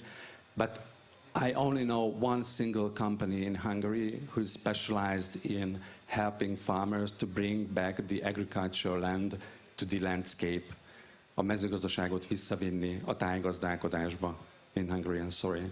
So I think, this is my final sentence, the common language between the two parties can be the ecosystem services, because this is a concept that they both can understand and it can be monetarized. We can give the financial value of the ecosystem services, and landscape architects are beautifully able to design ecosystem services, and the agricultural farmers understand, okay, that now this, I don't know, water site here is going to give me this and these services, and I'm going to save money on that side or the other side. So that's all. Thank you. Albert, short reaction? Very short, yeah. I agree with Martin that we are talking about a system problem. And to solve a system problem, we really need a large-scale intervention. And I think I'm coming from the university, the key word is the education. And as you all know, the farmers in Hungary and all Europe, they are getting a considerable support from European Union for different activities. And I would suggest to organize somehow to get access to this support only if they participate on a course, to be aware about the danger they can produce with excessive chemicals for the soil, for waters, for the nature. This can be a way to start our actions, and in this way, having such courses, we can explain even such differences or the common ground in between tájgazdálkodás and mezőgazdálkodás.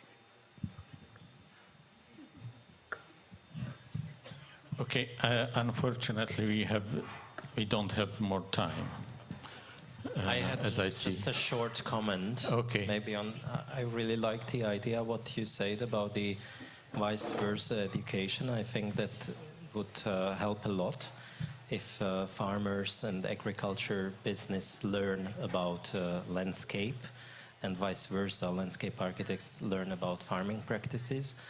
And of course, we can rely upon farmers who really want to do something for the landscapes, but they are not the 100% on the market. So, but there is a concept which is relating to what Albert said, or you said also about ecosystem services, is the payments for ecosystem services. So, of course, if that's the business of a farmer or a farming industry to make money off the land, we cannot expect someone to really do good for everyone and losing the money what they can produce. But through the concept of payments for ecosystem services, which works in private but also in public sector, we can really motivate the farmers to do things in the landscape which not only help the landscape but help the whole society. And for that, I think we need to pay. And that's the comment which I wanted to add upon that. Thank you. Well, can I just totally agree with that? I think it's vitally important that we meet the farming industry halfway, and certainly in the UK that is the direction of our public investment. I would add, though, that I'm not sure that I would support any public investment into a farm that is polluting water, that is destroying the microbial health of the soils. So I think there should be a conditionality to public investment. But thank you very much indeed. I think all the points made by the audience are really powerful, and we need to take those ideas forward. Thank you very much for possibility and activity. Thank you.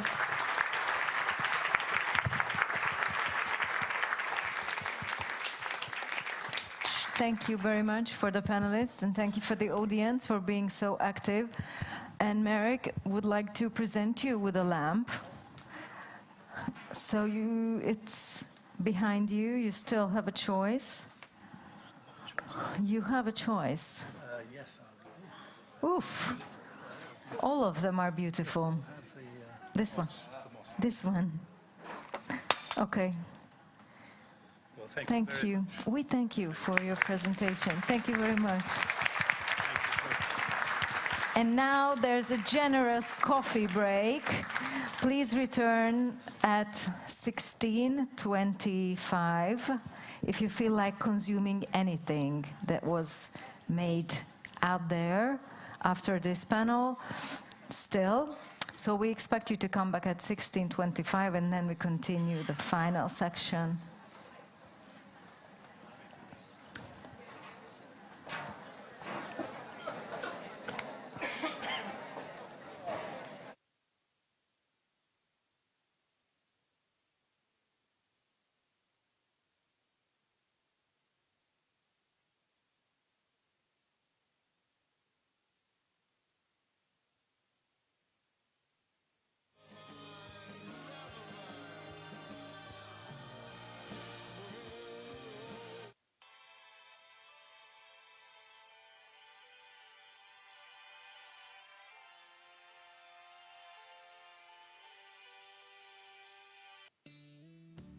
Once upon a time, a wild god zoomed all through his memory, in which he was entombed.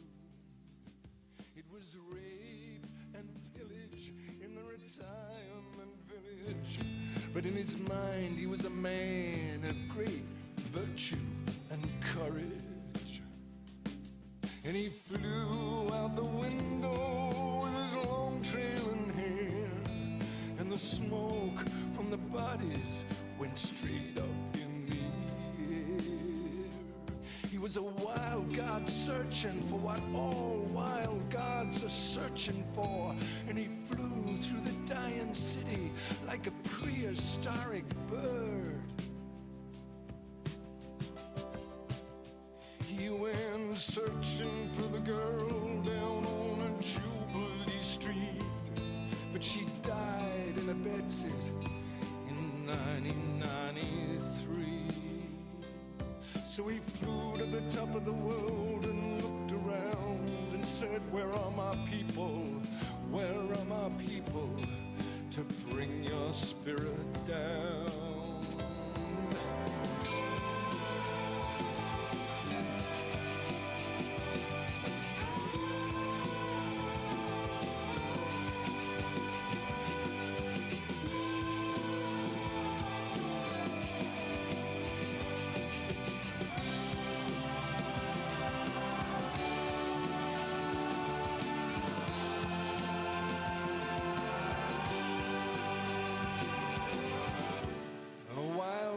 Searching for a faraway girl who was basically a mirage, that nevertheless loomed large.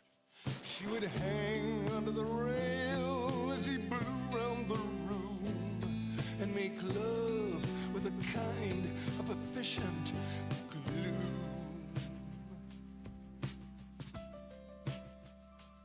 And the people on the ground cried, oh, when does it start? And the wild god God says it starts with a heart, with a heart, with a heart, with a heart. And the people on the ground cried, oh, when does it end? And the wild God says, well, it depends, but it mostly never ends. 'Cause I'm a wild God flying and a wild God swimming, and I'm an old sick God dying and crying and singing. Bring your spirit down. Oh, wild gods, baby, wild gods. Yeah, bring your spirit down. Oh, when he's moving to the flames of anarchy, and he's moving to the winds of tyranny, and the sweet, sweet tears of liberty, and moving around the world. He's moving through your body like a prehistoric bird. He's moving around the world. Oh, Lord, well, if you're feeling lonely, and if you're feeling blue, and if you just don't know what to do, bring your spirit down. Oh, wild gods, baby, wild gods. I'm a wild god, baby, I'm a wild god. Oh, here we go. We're going to the cradle of Africa. We're going to Russia. We're going to China, to the United States of America. Yeah, moving around the world. Yeah, moving like a great, big, beautiful bird. We're moving around the world. Yeah, and he's swimming to the end of the rotting pier. He swims to the end of his rotting ideas. Swim to the hymn, swim to the prayer, and bring your spirit down. I'm a wild god, baby, I'm a wild god. Well, here we go.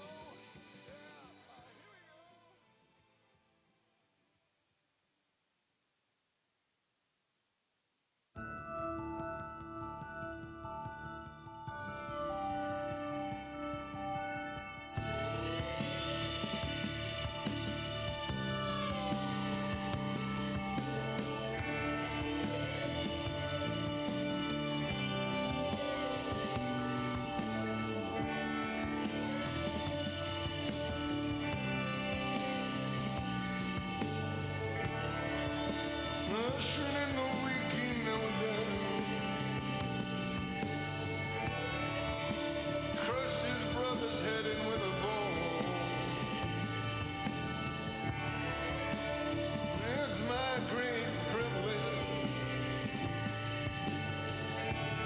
oh babe, to walk you home in the Sunday rain. Hop inside my coat in the Sunday rain. The frogs are jumping in the gutters. I'm leaving to go to amazed of love and amazed of pain.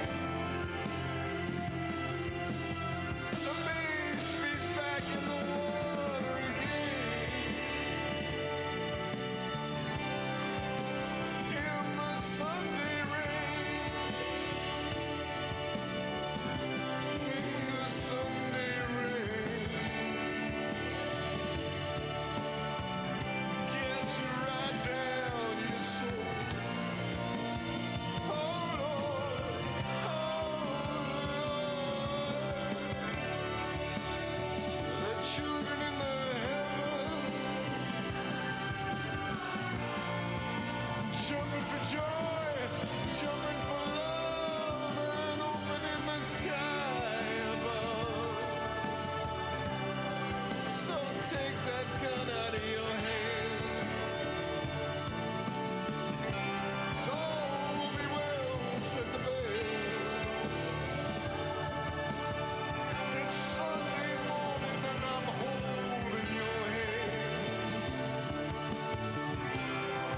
Amazed with love and amazed with pain. Amazed to be back in the water. Back in the water again. Take that gun out of your head. In the Sunday rain. Frog marching you home, babe. Home to bed.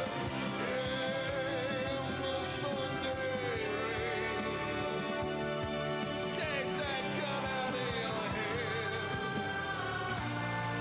Lord, kill me in the Sunday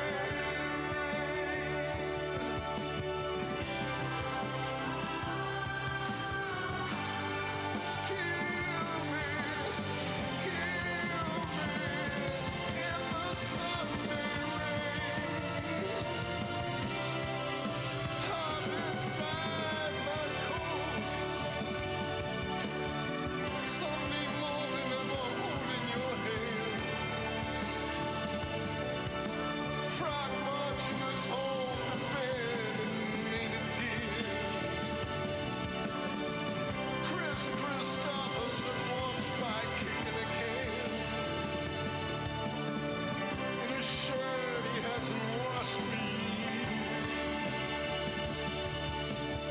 Hop inside my coat, hop inside my coat.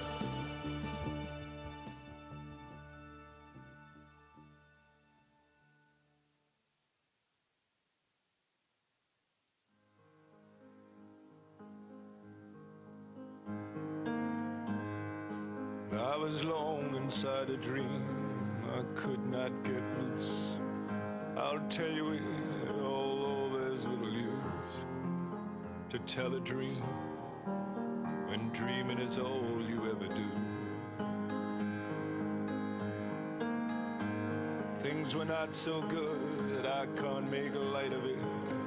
My poor soul, it was having a dark night of it. It was a long night, a week, maybe a year.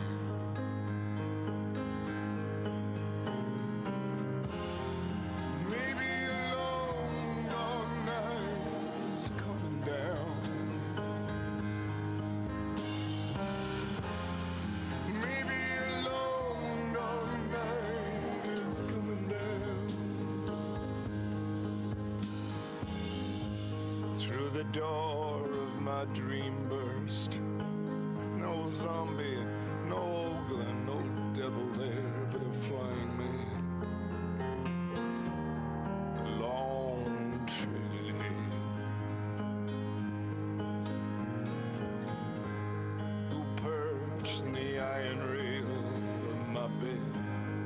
Oh Lord, comb in his long white hair. Seeing my name. How could he know when I did not even know my name? Maybe a long, dark night is coming down. Maybe a long, dark night, my precious one. Maybe a long, dark night rolling round my eyes. Oh Lord.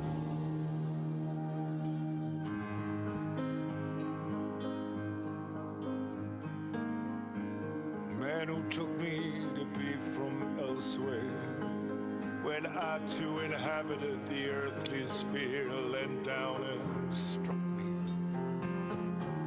with his long trailing hair. Maybe a long, dark night is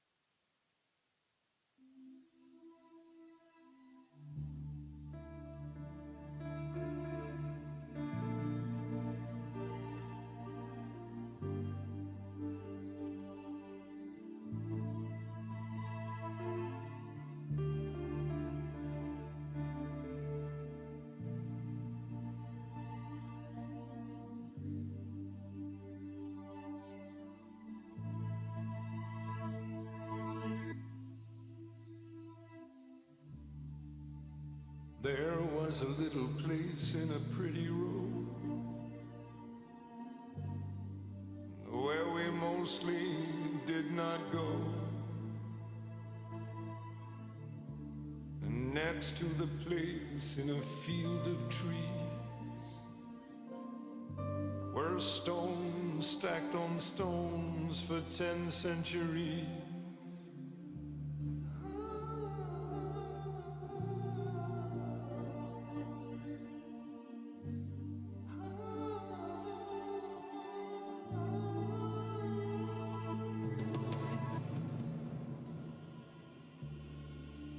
One time in the field in the middle of the night, an old god shambled beneath the sodium lights. The whole town gathered at the fence with looks on their faces worse than grief itself.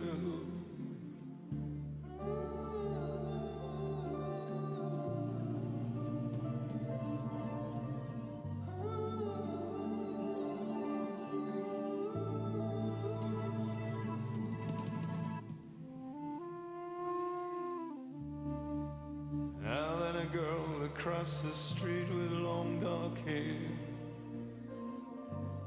knelt among the stones in the mystical flare. And the old god drew her into him like a flame. I've never seen you so beautiful as that again.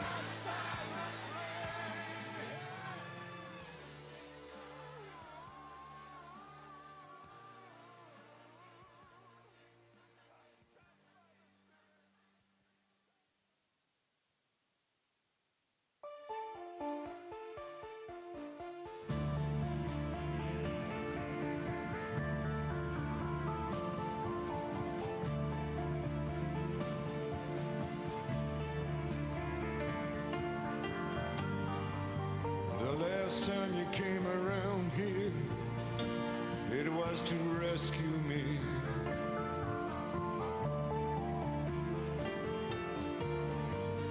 You arrived just in time with your customary flair.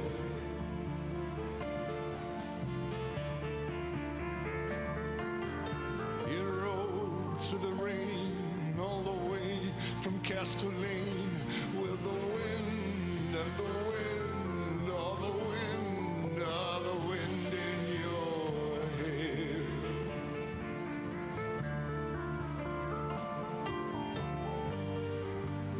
After that, nothing ever really hurt again.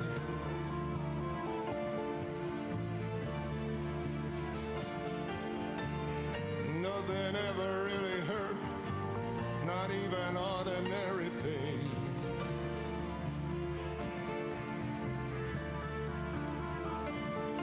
As we'd sit, you and me, by the great Aiken Sea, in the rain, in the rain, and the rain, oh the rain, oh the rain.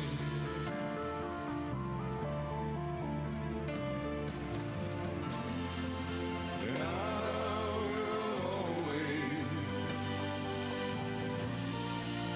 love you with the wind, with the wind, with the wind, oh, the wind in your hair.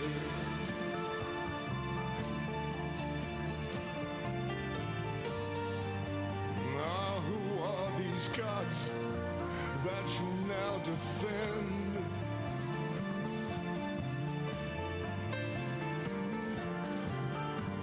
And what purpose do they serve now at the end of time?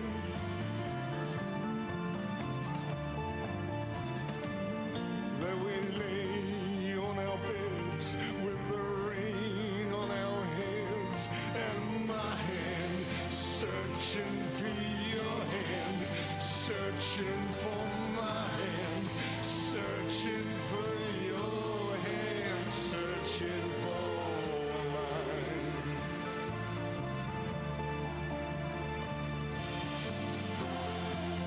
And I will always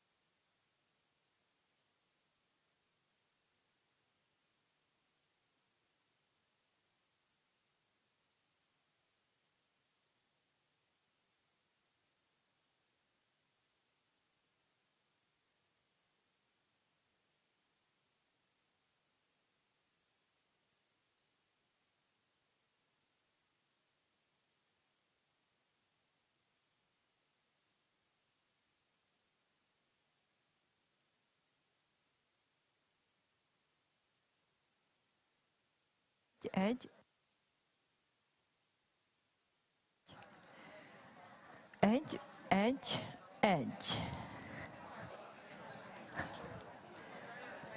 Ladies and gentlemen, the very, very generous coffee break is over, and I would like to ask all of you to come back so that we could start the closing section of this conference. But before we would do so, I'd like to share a lot of information which will be useful at a later point of the conference. So first of all, we will have a panel, again, of course, in this section too. But this time, some of the speakers will speak Hungarian. So those of you here who don't speak Hungarian, please pick up a headset so that you would be able to listen to it in English. And you can do it now because I will speak at length before we actually start the professional content. And also regarding the dinner, we required you to have a prior registration for the dinner, and thank you very much for everyone who did so. Those of you who right now have the urge to stay for dinner, you can also stay and pay up there in the restaurant. It's also important that before the dinner, there's a champagne for everyone. After that, all drinks are to be paid for at the bars. So for the price you already paid and registered for, it's the dinner and a welcome champagne. And for the rest that you wish to consume and try and have cocktails, whatever, it's up to you at the bar. Also, you all have your name tags, and because we kept speaking about sustainability and how to be eco-friendly and how to think long-term in terms of each and every issue of the planet, we would like to ask you to recycle these name bags. So once the conference of today is over, please just leave these name tags either at the cloakroom or at the dinner. Main thing is that you just leave them here. Thank you so much. And what else I wanted to say? Oh yes, moving ahead in time before we start the actual program. People already asked me about tomorrow's program, actually when it starts. So I will say, so those of you who bought tickets for tomorrow's excursion, which is going to be fantastic. There was so much spoken already about the sites that you will visit tomorrow. So the meeting point is at the intersection of Gellért Square and Műegyetem Quay, and it's at bus stop number 107. So 107, bus stop 107. Is the meeting point, and you can start gathering at 8 and finish gathering by 8:30 because the bus leaves sharp at 8:30. But this is for a long time ahead, tomorrow morning. I already told you the name tags that you should leave here. Also, each and every detail about the dinner. And I also asked those of you who don't speak Hungarian yet would like to follow the last panel discussion to pick up an earphone so that you would be able to follow that in English. And in the beginning of this conference, we spoke about timelines, and one of the timelines was that 40 years have passed since Hungary hosted Iflaeu for the first time, and we wanted to remember for that 40 years. Are we showing it now? Are we showing it now? But not right now, but before the panel. What's the decision? Right now. Okay, so before I would say anything about the upcoming lecture panel, we show you that actual footage that we were planning to show you so that you don't live without that. Ennek a kongresszusnak hazánkban való megtartását azért, mert úgy gondoljuk, hogy az itt említett tájrendezés az ember mindenkori érdekének, céljainak megfelelően ma nagyon aktuális, és nagyon nagy szerepe van, jelentősége van az ember környezetének tervezésében, alakításában és változtatásában. Úgy gondolom, az is jogos az a kijelentés, hogy akik annak idején ezt a szövetséget létrehozták, és ilyen célt kitűztek maguk elé, nem gondolták, hogy ezek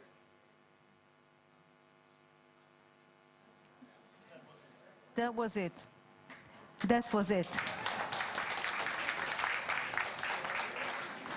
Attila, so it was 1984. It feels like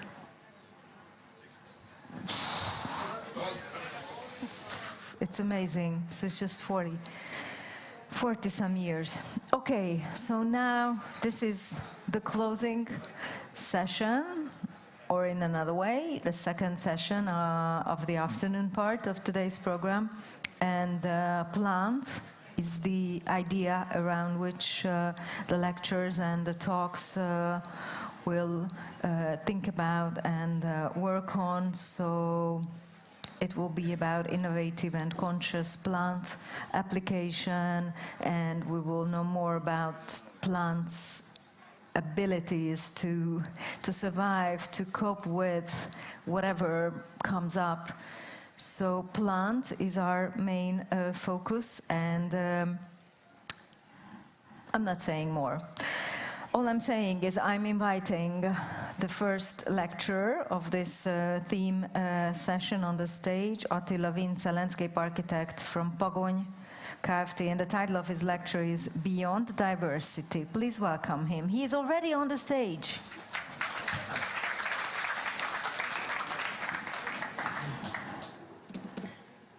I need some light here. Thank you. Welcome, everyone. It's a great pleasure to be here with you and share some thoughts among mine over the past few years. In this presentation, I would like to explore the professional interpretation of biodiversity and its connection to ecological design. Biodiversity is crucial for maintaining healthy, adaptable, and economically sustainable green spaces. It acts as a bridge between the natural landscape surrounding urban areas and the green spaces within them. Biodiversity ensures the stability of functioning of ecosystems as the interactions among different species sustain the cycle of life. Interactions among species, such as pollination, food chains, and soil nutrient cycling, are also essential for human life. Biodiversity is vital for species survival, soil health, water quality, and climate stability. In Hungary, natural planting design emerged in the second half of 2010s. Its establishment was significantly influenced by several design offices, university staff, for example, Iflaeu2024 project, and the maintenance company of Budapest's green spaces through numerous experimental plantings. The Hungarian Association of Landscape Architects took on the task of disseminating these design principles among landscape architects. This process was accompanied by the explosive growth in the use of perennials, driven by private perennial courses showcasing good examples and long-term professional dialogues with growers. It has become an accepted design principle and a foundation upon which native plants can find their habitats within urban areas. Landscape architects often doesn't delve deeply enough into the biodiversity surrounding their work areas. I would like to emphasize its importance with some data. Nearly 3,000 native plant species live in Hungary, almost 800 of which are under protection due to their rarity. Near Budapest, in the Gödöllő Hills, there are about 600 plant species. If we zoom in on smaller areas, such as specific plant associations, we find the following diversity. Our common oak forests can reach a richness of 140 species. In natural grasslands, we can encounter up to 100. Let's not underestimate the vital role that often undervalued grasslands play in biodiversity. Even in our least diverse associations, like the deeply shaded beech forests and arid sandy grasslands, the species counts frequently exceed 20 to 30, and they are just our native species. In Budapest, on Sas Hill, over 340 species thrive, with native species complemented by cultivated ornamental plants. Similar situations can be observed in residential gardens where the focus on biodiversity or simply a love for plants can easily yield counts over 100. Based on the above data, the expected species richness for urban green spaces should be at least 80 to 100 plant species. I would even argue that a well-planned planting group, such as a perennial installation, should not fall below 25 species. Why should we pay attention to these numbers? Because the landscape architecture community needs to reach a consensus on the professional expectations we set for biodiversity planting practices. The numbers are illustrative enough to show that if a designer uses a few plants to create plant communities, the most common practice today in Hungary, these should not be labeled as biodiverse, as that would simply be greenwashing for me. Do we really believe that the biodiversity of our urban green spaces should be equivalent to that of semi-desert open sandy grasslands? The raises a fundamental question. Are we working against nature, for nature, or with nature in designing and maintaining green spaces? Biodiversity raises other exciting questions beyond just the number of species. How can we create synergy between the maintenance of green spaces and natural processes to enhance resilience against climate change? How can we transform our green spaces into well-tamed nature? The term natural is often used synonymously with ecological today. The modern natural garden doesn't aim for artistic appearance, but rather for a dynamic, native, plant sociological and conservation-oriented approach. It seeks to establish a concept that requires minimal human intervention. I believe we are still far from creating truly natural gardens. Our goal may never be fully achievable. As Friedrich Neurath writes in The Uncomfortable Earth, the earth always eludes human desire to recreate and dominate it. Therefore, we cannot label our created green areas as natural, but can only refer to them as near-natural or natural-like. I suggest we resist the temptation to pit ecological against aesthetic. On the other hand, every dichotomy tends to be an oversimplification, which can lead to many issues in the world. I believe we cannot allow the next generation to grow up in an environment with lower aesthetic standards. When designing near-natural gardens, we can make chaos beautiful with the help of a well-perceived frame and rhythm. The structure of plant coverage can change throughout the year, dissolving with the peak of spring blooms and becoming visible in winter. People respond well to the beauty of plants and appreciate the synergy between the built environment and natural beauty.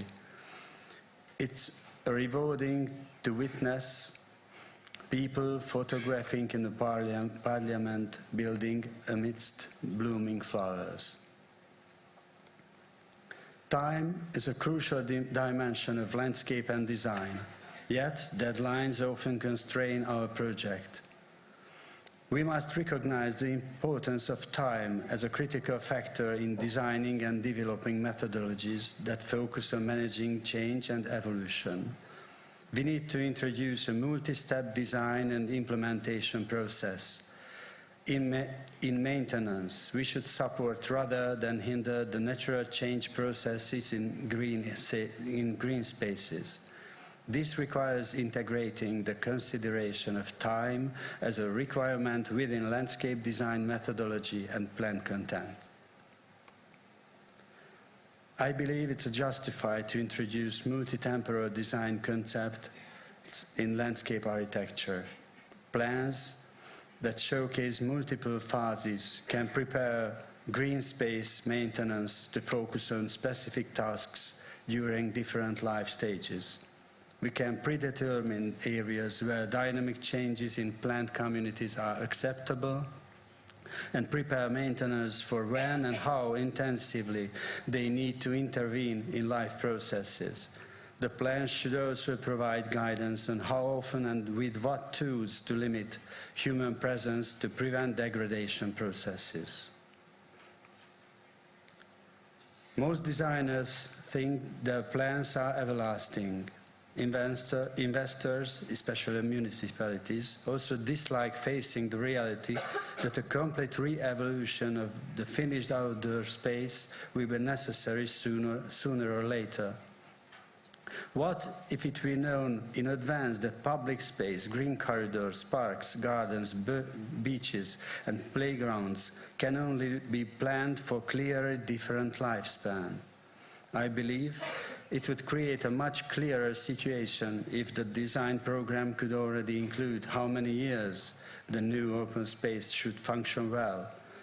If everyone understood when the inevitable renovation would be anticipated, necessitated by obsolescence or wear and tear, it would lead to a more straightforward planning process. This is especially true for elements within the open space. How else could the open space truly be sustainable if maintenance cannot foresee the life cycle of elements, cannot account for depreciation, and therefore struggles to allocate adequate funding for renovation? A plan detailing the expected life cycles of green spaces would help anticipate situations such as when a lone undergrowing tree needs replacement with shade-tolerant ground cover, or how to transition from an initial seeding of annual flowers to a white flower meadow filled with native perennials.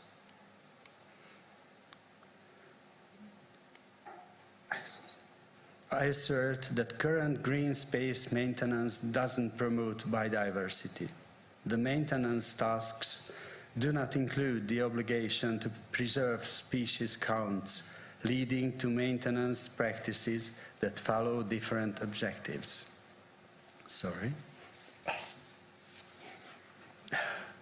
In my experience, it's not even the intensity of maintenance that determines whether the species richness of green space will decline.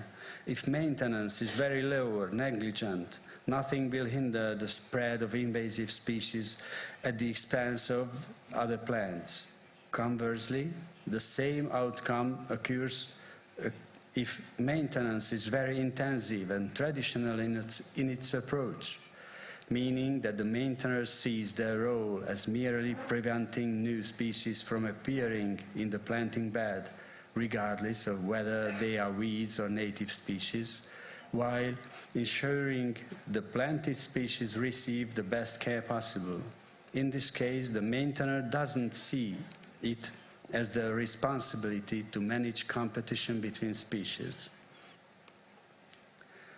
Reforming the maintenance of green space is essential for the long-term success of projects. By creating maintenance manuals that allow for dynamic changes in plant communities, we can provide guidance on intervention, intensity and timing. Additionally, we should offer strategies for limiting human presence to prevent degradation processes. which applies to both maintenance work and the use of green space. Just as animals in petting zoos need regeneration periods free from human presence, green spaces also deserve time to relieve human-induced stress. In the heart of Budapest, at the top of Gellért Hill, we had the opportunity to design a new public garden within the citadel. The diagram shows the naturalness of green spaces within the fortress and areas outside the fortress. Not only was the uniqueness of the location of challenge, but its conservation protection also pushed us to diversify our design.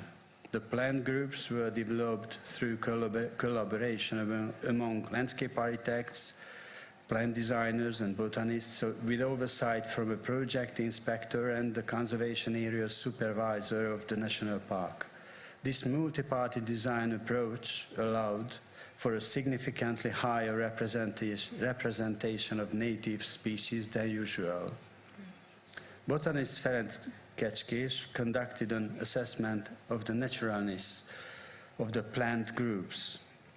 As shown, even in representative internal green spaces, we managed to approach or even exceed the goal of having at least 30% of the plant species be native. Outside the fortress, this number approaches 50%.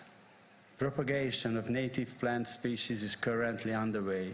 The project will be completed by spring 2016. I hope this project can serve as a good example of the integration of native species in urban green spaces. Gradually and with great effort, we learn how plants interact within our green spaces and how they influence each other spatially and temporarily. This forms the foundation for designing self-sustaining plant surfaces and creating complex ecological systems. And let's not forget that human intervention and presence are also parts of this system. Best Chatow's right plant, right place principle has greatly influenced landscape design. To this, I would like to ask, could it be that the plant species most suited to a plant are precisely those found in the surrounding landscape? New forms of classification are needed to describe natural plant communities and expand the current nomenclature of plant associations. We made an attempt a few years ago during the Budapest City Park design competition using methods that supplemented the nomenclature of natural plant associations. The example displayed on the screen is a product of this ongoing thinking. I thought experimentally about how many distinct phases could be clearly separated in planning and an urban green space to allow for small-scale developmental needs to be anticipated during each phase. The first applicable community is a pioneer community, relevant for the first few years as the planted vegetation established itself, meaning there will be gaps between plants. During this time, it's advisable to use some of the species described above as supplementary species, Cochia prostrata, Stipa capillata, Xeranthema vanum. The next one, close grassland community, valid for 3 to 8 years while the tree reaches their juvenile size. Some species that can replace the pioneer community include, like Iris pumila, Festuca pseudovina, and so on. The next phase can be the shrubby edges and their development in wooded areas, valid for 8 to 15 years, while the tree canopies do not yet touch. Some species that can complement the plant community, like Campanula persicifolia, Linum tenuifolium, Peucedanum cervaria. The last phase is the development of forest-like park areas, valid for year 15. when the tree canopies begin to merge, the new species that can tolerate shaded conditions will be needed, like Polygonatum odoratum, Vincetoxicum hirundinaria. In autumn 2020, an interim arrangement was carried out at St. György Square in Budakeszi with the aim of making public spaces more bearable during restoration works within the Budakeszi area. The planting design addressed various disjointed surfaces throughout the square's grounds, using small gestures that significantly enhanced its representativeness visually. Along pathways, biodiverse plant beds were established, representing modern planting schemes based on naturalistic interpretations aiming at resilience. We used super-intensive planting, 60 to 100 species per flower bed. These beds have extended bloom periods, ensuring high decorative value year-round with at least 3 highlights. More than that is challenged due to our continental climate constraint. Combining shrubs, creepers, perennials, bulbs and flower seeds within mixed beds designed for 5-year cycles offers considerable cost advantages, approximately 1/3 compared to annual plantings. On the other part of the square, a temporary blooming meadow flourished for 3 years, where a new building was later constructed. Participatory planting involving students and interested tourists also can enrich the experience. You know, if somebody asked us what we did, we involved them in helping plant bulbs or sow flower seeds, so we could sometimes work with cheerful German, English and Chinese tourists.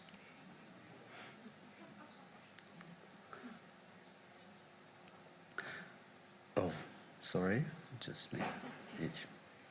The readability of the visual essence of biodiverse plantings is ensured by structural elements that frame or provide an internal rhythm. Within these structural framework, the plant beds can change with directed dynamics. Heterogeneity and diversity are critical components of healthy ecosystems. This goes beyond just the diversity of plant species. It also encompasses the inhabited landscape. Landscape architects can create diverse landscapes and assemblages of plants that mimic nature in their functional diversity and structural complexity.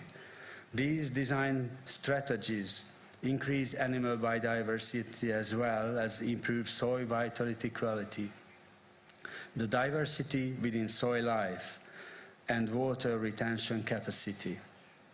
It's crucial for all participants involved in implementation and maintenance to understand how everything is interconnected within a socio-ecological system. What does it mean designing for biodiversity? Use as many native plants as possible. Support soil life and pollinators.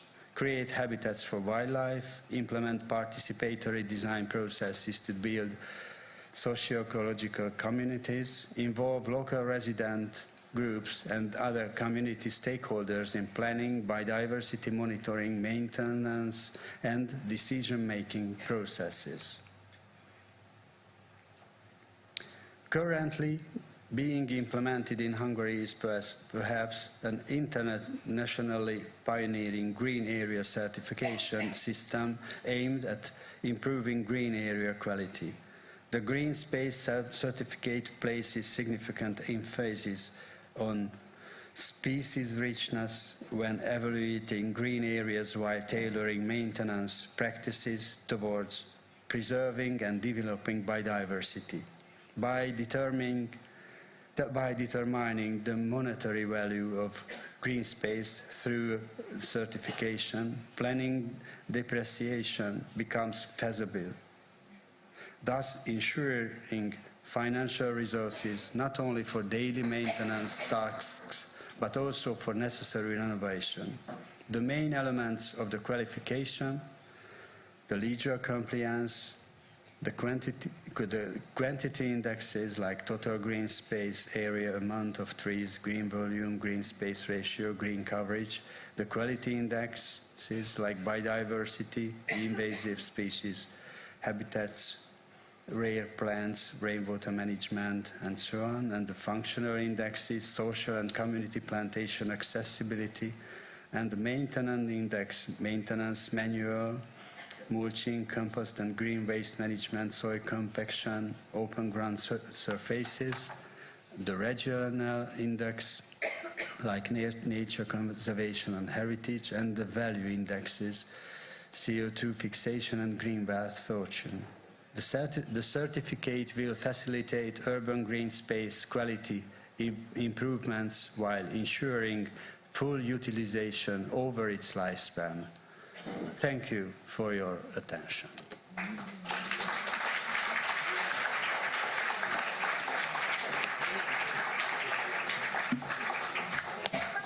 Thanks so much. Thank you, thank you, thank you, thank you, thank you, thank you, thank you, thank you. Igen, most. Köszönöm.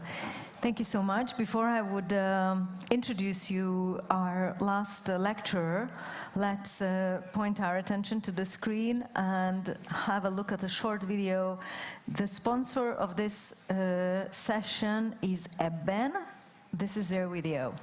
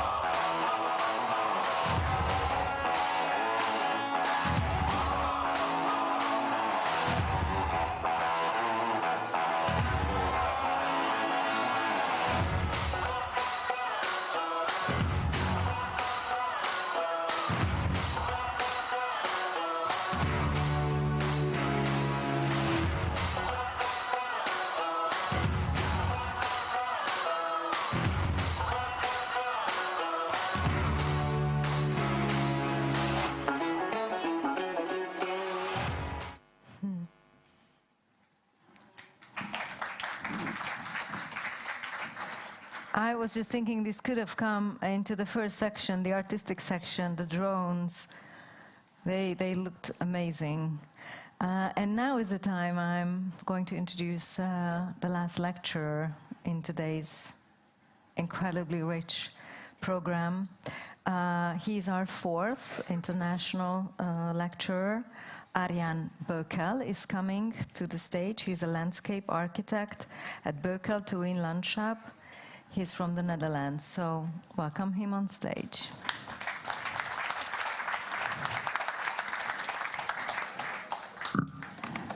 Sorry, I think I have to raise this a little bit. Can you help? Do you need help?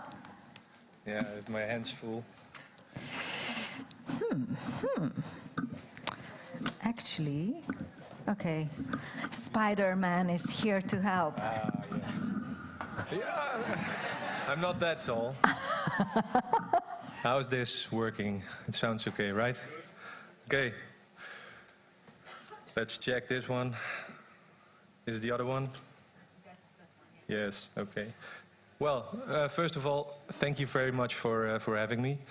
And in this presentation, I'll mainly focus on the topic of creating future-proof perennial plantings. But I will start out with a little bit of background about myself, what I see as a planting philosophy, and where some of my inspiration and concepts come from. And I'll finish with an example of a public perennial planting where a lot of things that I learned in the past decade or so come together. But most of all, we've had a long day already, so I'll try to keep you awake with some nice pictures of plants. Well, first of all, this year is my 40th anniversary as a gardener. Because I'm educated as a landscape architect, but my main focus is on plants, and my life with plants started about the age of 3 years old. It was not really voluntary, you could call it child labor maybe. No, the pointer isn't working. My brother and sister were also in the family company. My brother was involved in dealing with heavy machinery, as you can see. My sister was chief hand tools. And myself, of course, I was the chef planting. No, of course I'm kidding. It was all voluntary, and we really love to be outside. And from a young age, I can only remember loving being outside and playing with plants, actually. So I never stopped doing that. Even when I graduated as a landscape architect, I kept being drawn into gardens and making planting plans. So actually I feel more like an over-educated gardener than a landscape architect. But I speak your language. So sometimes I have to explain to people who don't know anything about the profession what it's like to be a planting designer. And I make the comparison with architecture quite a lot. And where architects make roofs, walls, and floors, when that's done, they're done. It's quite a static environment. And as a landscape architect or a planting designer, I also make roofs, walls, and floors, but ours are alive. They live, they change throughout the seasons, they grow throughout the years. So that's infinitely more complex, I think. Not to, to bash on the profession of architecture, because I really respect architects. But planting design is really complex because of the dynamics that are involved in it. As I focus more into perennial plantings today, this statement is a bit less relevant, but first and foremost I see plants as a spatial building block, a tool to build spaces with. And even when you zoom into the, I'll walk to it. This tiny part is the perennial section. Can you see it over the bench? Maybe not. but only the ground layer is the perennial section. So of course the spatial design with perennials is less than when you use hedges and shrubs and trees, but still on a micro level you can also apply a layered approach towards perennial planting. Well, my playground has mainly been gardens, private gardens, and before being a landscape architect, a garden architect, these gardens provided me with the knowledge and the experience of plantings. And there's a lot of knowledge to be gained from books or conferences, for example. But just like other arts and crafts, you really can gain sufficient knowledge to implement plants by doing the work, by actually putting the plants into the ground, see how they grow, see how they develop, and try to guide or maintain a planting. And going through that cycle year over year applied me with the knowledge that I finally can say I know something about plants. So actually there's no shortcut from it. You cannot do a speed course and learn the profession of planting design. You have to do it yourself. So to me every garden is a new chance, new opportunity to do a new experiment with plantings. I try new species, new ways of mixing plants, and well, my primal love are flowering perennials and grasses, but I always try to implement other layers as well, like shrubs and trees. And another great playground to me are roof gardens, because the circumstances on a roof are quite special, and I'm a bit stubborn, so instead of improving the conditions so you can make a normal garden on a roof, I prefer to make a planting that is really drought tolerant, able to grow on low nutrients and low amount of moisture. And that way you learn a lot. And this actually, the picture is from one of the first roof gardens I made. And this is one of the first really random plant mixes I used. There are no groups, there was no traditional planting plan, you know, with all the nice colorful blobs. It was just picking the species, setting the numbers or the percentages, and throwing them out on the roof and let it grow. And this was also the first example of a planting with mainly perennials and small shrubs that were interplanted or intersown with seeds of native plants. And that should serve as a sort of a backup. So where plants would suffer from stress or die back, the seed bank in the ground could pop up and serve as a backup plan to fill the planting again. So that was one of the first examples for me to implement more like a system thinking towards a planting. Well, in later years, more and more, I got to play in public realm as well, in public spaces. And most of these examples are me working together with a landscape architect, where they can do what they're good at, and I can fill in the planting. And well, I try to use all the experience from the private plots and put it into the public realm. But it is rather tricky because maintenance in the public space is much more difficult to get a grip on than compared to private gardens. Because you often have several stakeholders and really low maintenance budgets, and mostly no opportunity to get proper irrigation. And I cannot do the maintenance myself like I used to do in private gardens, and I don't know the future gardeners personally. So you have to adapt your plan to those circumstances. It asks for a different approach with more reliable plants, more resilient mixes, and plantings that are able to stay strong even when conditions are really harsh. Well, now I'd like to focus on a project where I try to implement everything that I learned so far. And the case I will show is a public planting in the city of Arnhem, in the east of the Netherlands, on the river Rhine. And it's just outside the city center. And Lola Landscape Architects provided the master plan, and I was asked to do the planting design.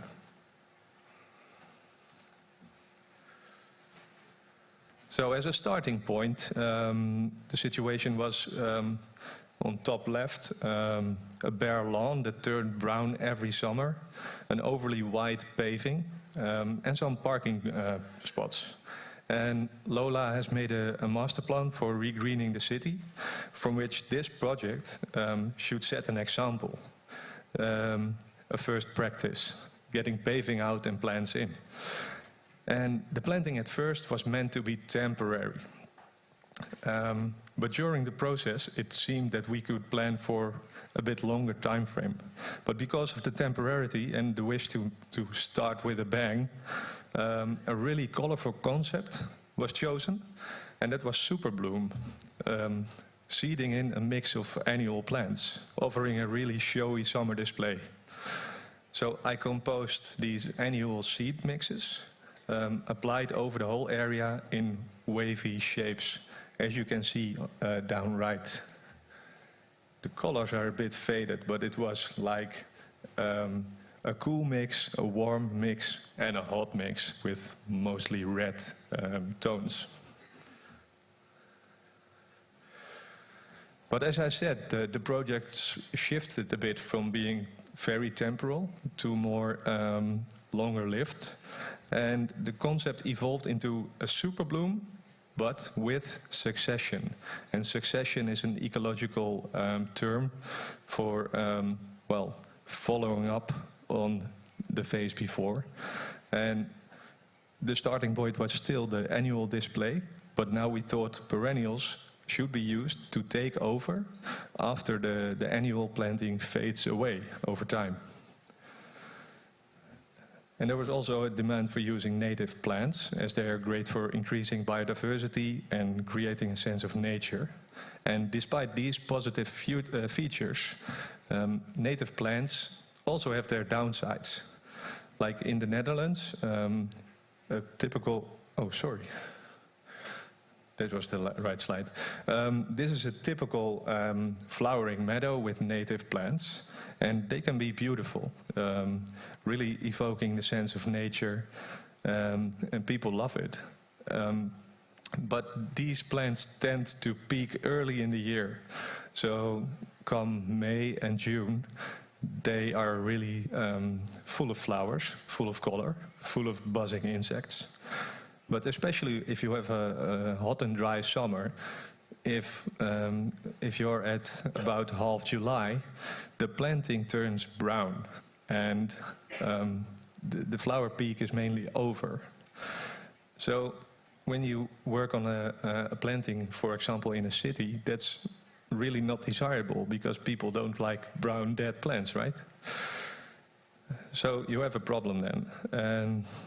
And another thing is, these native plants are so well adapted to the situation that they tend to take over a planting if you combine them with non-native plants, because they're really successful in replicating, especially seeding. So that's where this type of planting comes in. If you want to extend the flowering season of a perennial planting, you might want to take a look at later flowering plants from other parts of the world, like the warm season plants of the North American prairie. They can be very useful to extend the flowering season well into autumn.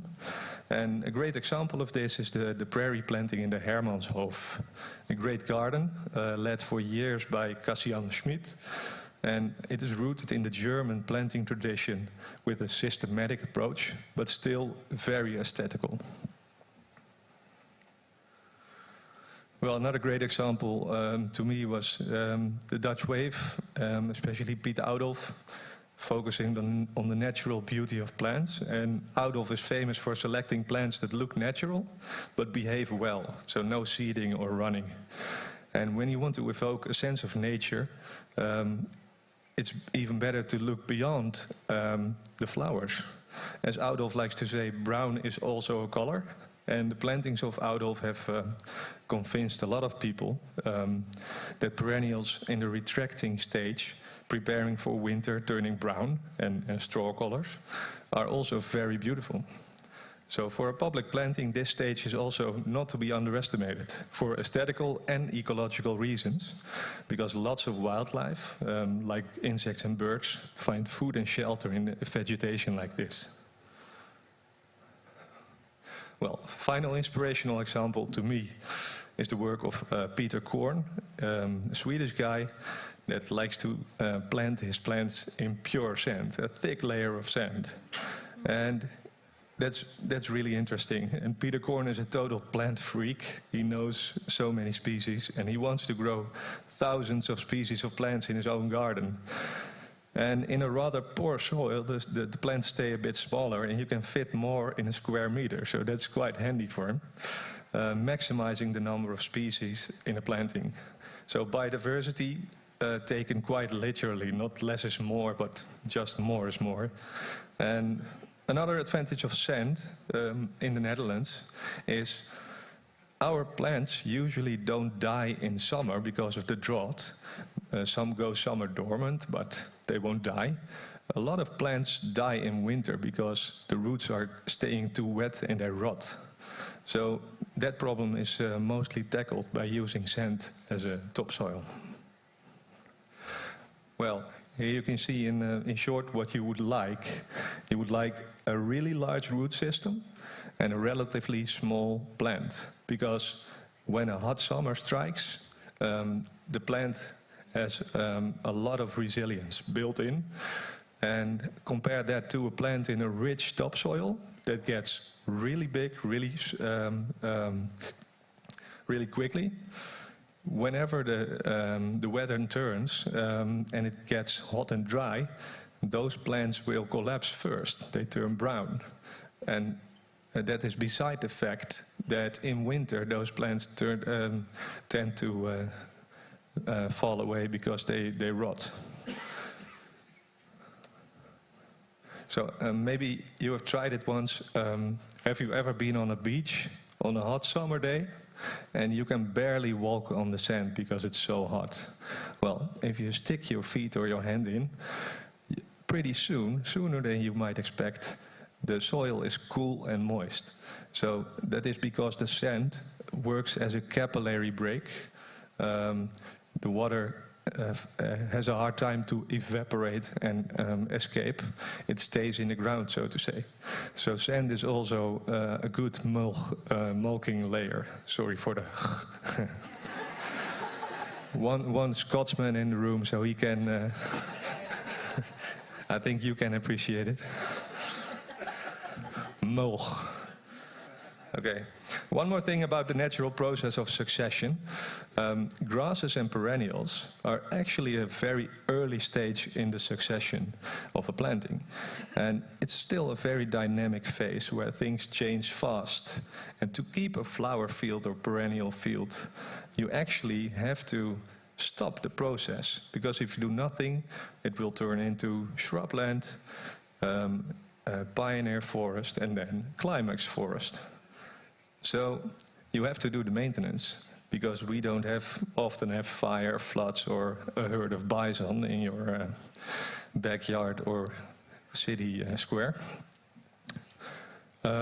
So that said, if you want a more stable planting and you don't have a lot of maintenance opportunities, you might want to prefer a shade planting where the dynamics are much less, so more to the right in the climax community.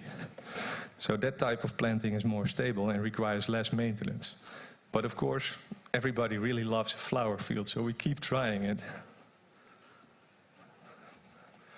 So in short, we wanted to create a naturalistic planting design, but natural looking, where natural processes can take place, with annuals for a quick result, but also a succession into a more stable perennial planting.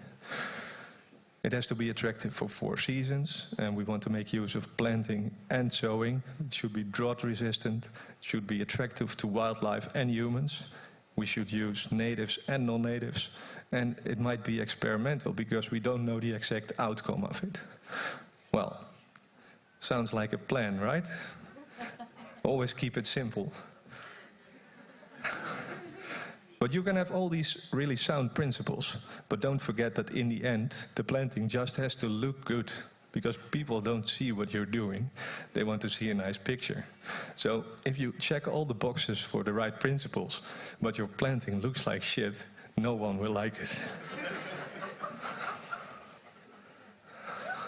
So let's put the theory into practice. This is the perennial field. You can see the bare sand. It's a top layer of 15 centimeter. And underneath is a thicker layer of so-called tree sand. It's sand with about 10% compost in it, organic matter. So when you plant the plant in the top layer, it is stimulated to find moist and nutrients in the lower layer. That's exactly what you want, because then the plants grow a big root system, and the topsoil is really poor and dry. So another great advantage is that you have less weeds, and the weeds that do germinate are easy to remove in the top layer of sand. Okay, well, back to the to the practice. You know, I made a pretty simple plan, as I explained, and I wonder what could possibly go wrong with it. It sounds really sound. Well, I'm glad you're asking, because for a starter, the contractor was 2 weeks behind of schedule. So planting was delayed to the middle of May. 2 weeks later, I was ready, having 15,000 plants on site and a team, but we weren't informed that the constructor was delayed again. So we had to bring the plants back home, care for them, and only 2 weeks later we could start. But by that time, it was mid-June, over 30 degrees for a couple of weeks, and no rain expected. Well, good luck with the plants. The sand was actually cooking by then, and the plants were too. We had to rush in extra water to the site, and we dipped every plant twice before going in. We also arranged agricultural water tanks with a sprinkler. It's like you take a shower with a fire hose. It's really, really harsh. Spraying 30 square meters of water within 5 minutes. And it was a bit damaging, but better than nothing. As a final action to keep the plants alive, you see, I'm a really positive guy. I see opportunities everywhere, even here. We cut back every plant. All the vegetation above ground was cut back, so evaporation from the leaves was minimized. And that gave the plants a chance to root out and, well, come up whenever they would like. And of course, by that time, I also told the client that we would still do the sowing of the Superbloom annuals, but we couldn't expect anything of it because it was just too late and too dry. Well, the initial growth was looking promising, and early July, finally some rain was predicted, so time to sow. I thought, well, Superbloom, here we come. Expectations were set low, of course, but I had the hope that a lot of seeds would still germinate, and some of the species going into flowering and maybe surviving winter, because some annual plants are like hardy evergreens. They survive winter as a seedling and flower the next year. Actually, all the seeds were hand mixed because I made such a crazy mix, no one could do it. So I had to do it myself. That's the problem I keep coming back to every time. So I was sowing myself. I like it, to be outside and get my hands dirty. But the morning I was sowing, the wind picked up a little bit. Because finally the cool weather was coming. There was some rain predicted. Sowing went really well. I made these nice swirls of color, and I could see the super bloom coming. But the wind kept picking up despite the low wind forecast. And the wind was actually getting up so dramatically that it was upgraded to a storm warning next morning. And the raking crew that would rake in all the freshly sown seeds was forbidden to work the day after because of the storm warning for safety reasons. And that day, one of the heaviest summer storms ever recorded in the Netherlands scored over the land. So good luck with your super bloom seeds. But hey, we went for succession. Plan B was already in the ground, the perennials, and they were growing pretty well by August.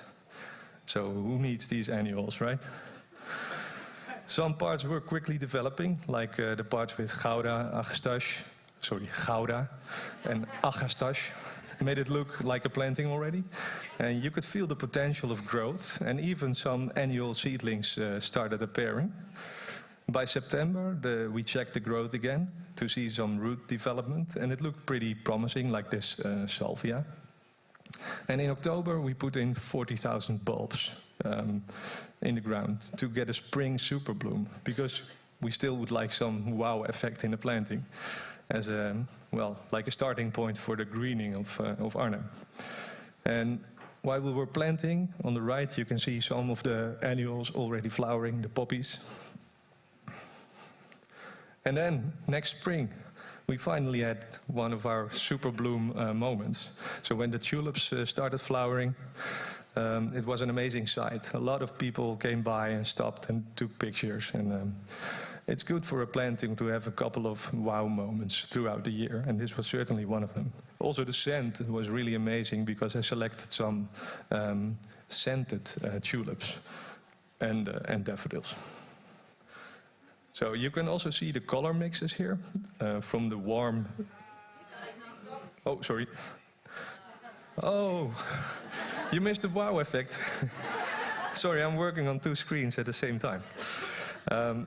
But yeah, these are the color mixes I told you about. The warm, hot colors, the cooler yellows and whites. So this was where I was talking about, well, people stopping by and looking at the planting. And that actually, quite funny, people were stopping by and looking at the planting from the start because they thought, what the hell are you doing? You're planting in a desert? What's going on here? So people took notice and asked a lot of interested questions. So the color mixes turned out to be okay. This is actually what we wanted to achieve in the annual mixes. Well, in May, the alliums and biennials like Hesperus on the right take over, and some early perennials like Salvia. And the field is really filling in, leaving less and less bare ground inside. So to me, this looked already pretty successful. I was happy with it. In June, large parts of the field were giving a nice meadow effect with native biennials like the blue verticals from Aegium vulgare and Reseda luteola. Aegium vulgare, sorry. While the Gaillardia gives a splashing poppy-like effect. Here you can see the Gaillardia on the right. It's really a giving plant. It keeps on flowering all year long, it seems. So from May to October. Very important in this planting. Also, the first echinacea started flowering, like Echinacea pallida. A nice bouquet over here with Gypsophila, Achillea, Agastache, Gaillardia. This is actually one of the warm mixes in the perennial planting, with some cooler tones, blues and whites. And this is more of the cool mixes, like Echinacea, Purpurea alba. And on the right you can see a pale yellow Scabiosa, also a really nice flower. Very good for insects as well.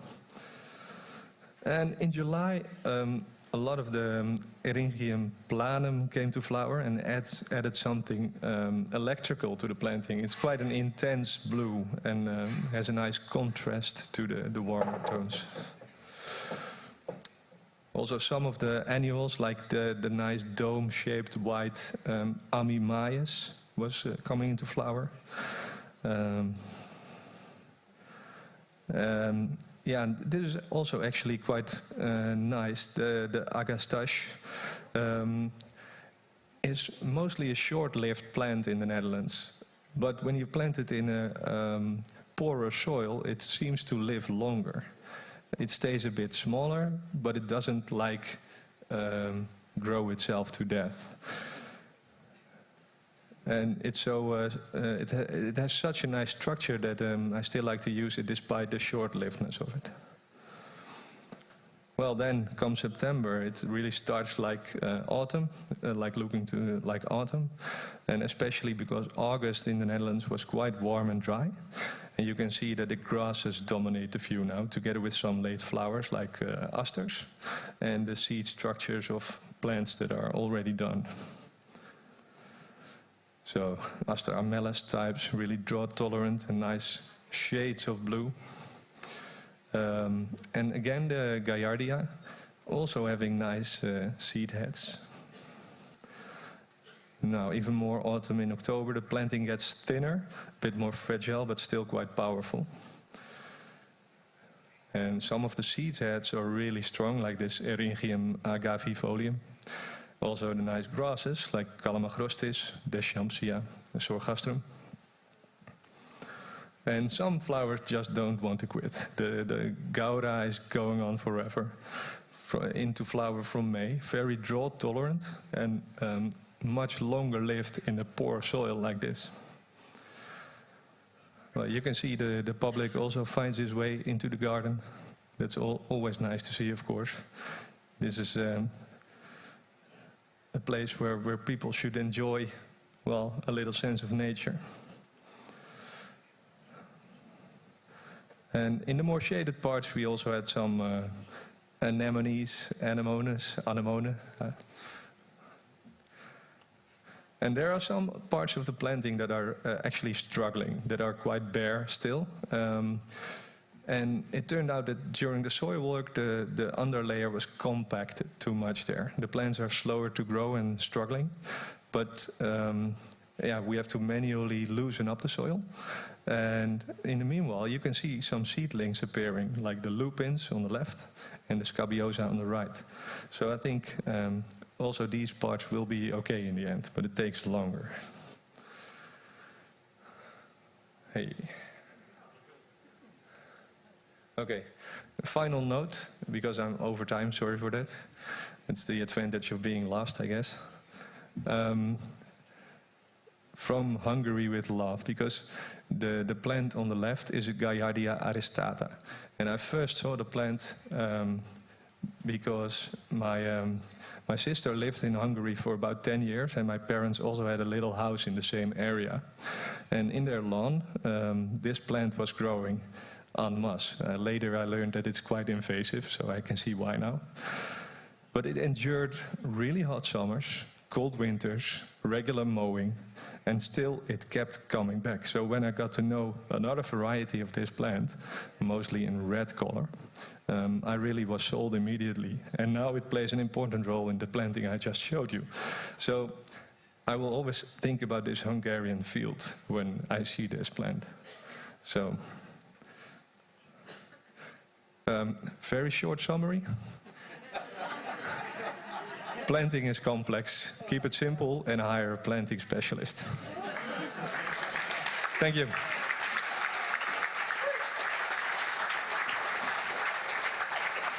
Thank you. Thank you very much, Arjan. Maybe I should say thank you. Thank you. Please take your seat, as you will be one of the participants in the panel. And I would like to ask Attila Vince to come back to the stage for this panel discussion. It's the same structure you got used to by now, that we have the two lecturers. We have the two lecturers. Just come. just come and take your place. So we have the two previous lecturers and accompanying guests. So I'd like to introduce Catherine Santo, landscape architect, professor at École Nationale Supérieure d'Architecture, Paris. Did I pronounce it well? Almost, kind of. It's okay. Please have your seat. And Cristina Szabó, horticultural engineer, planting design expert from the Institute of Landscape Architecture, Urban Planning and Garden Art, Budapest. And as I said previously, this particular panel would both be in Hungarian and English, so as I already said, that those of you who'd like to be 100% sure that you follow it and you need help for that, just take your devices so that you can follow it.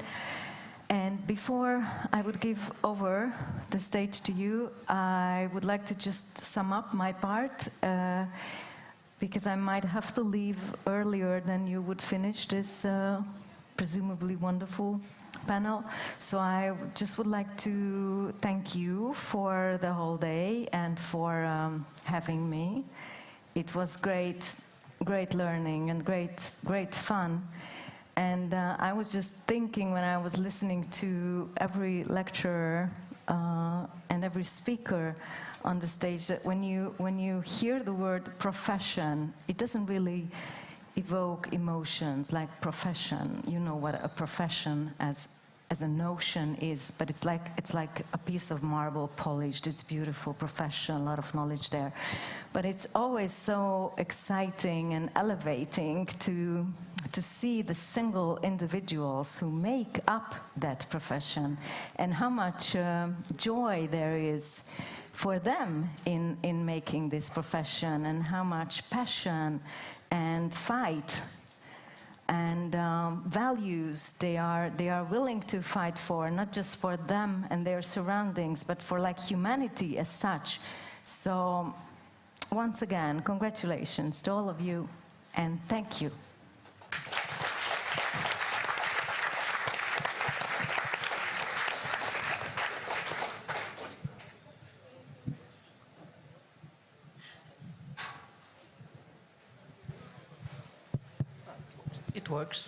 It works, yes.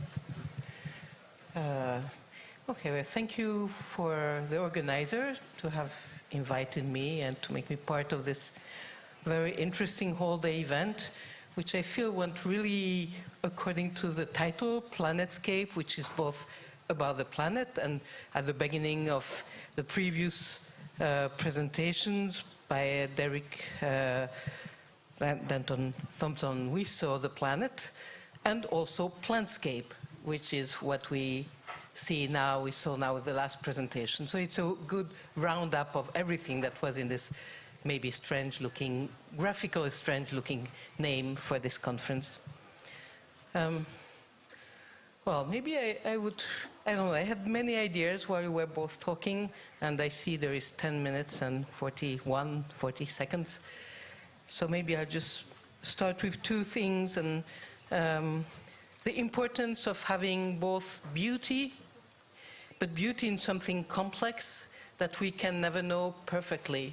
So the importance of monitoring this complexity and monitoring it for knowledge and for beauty.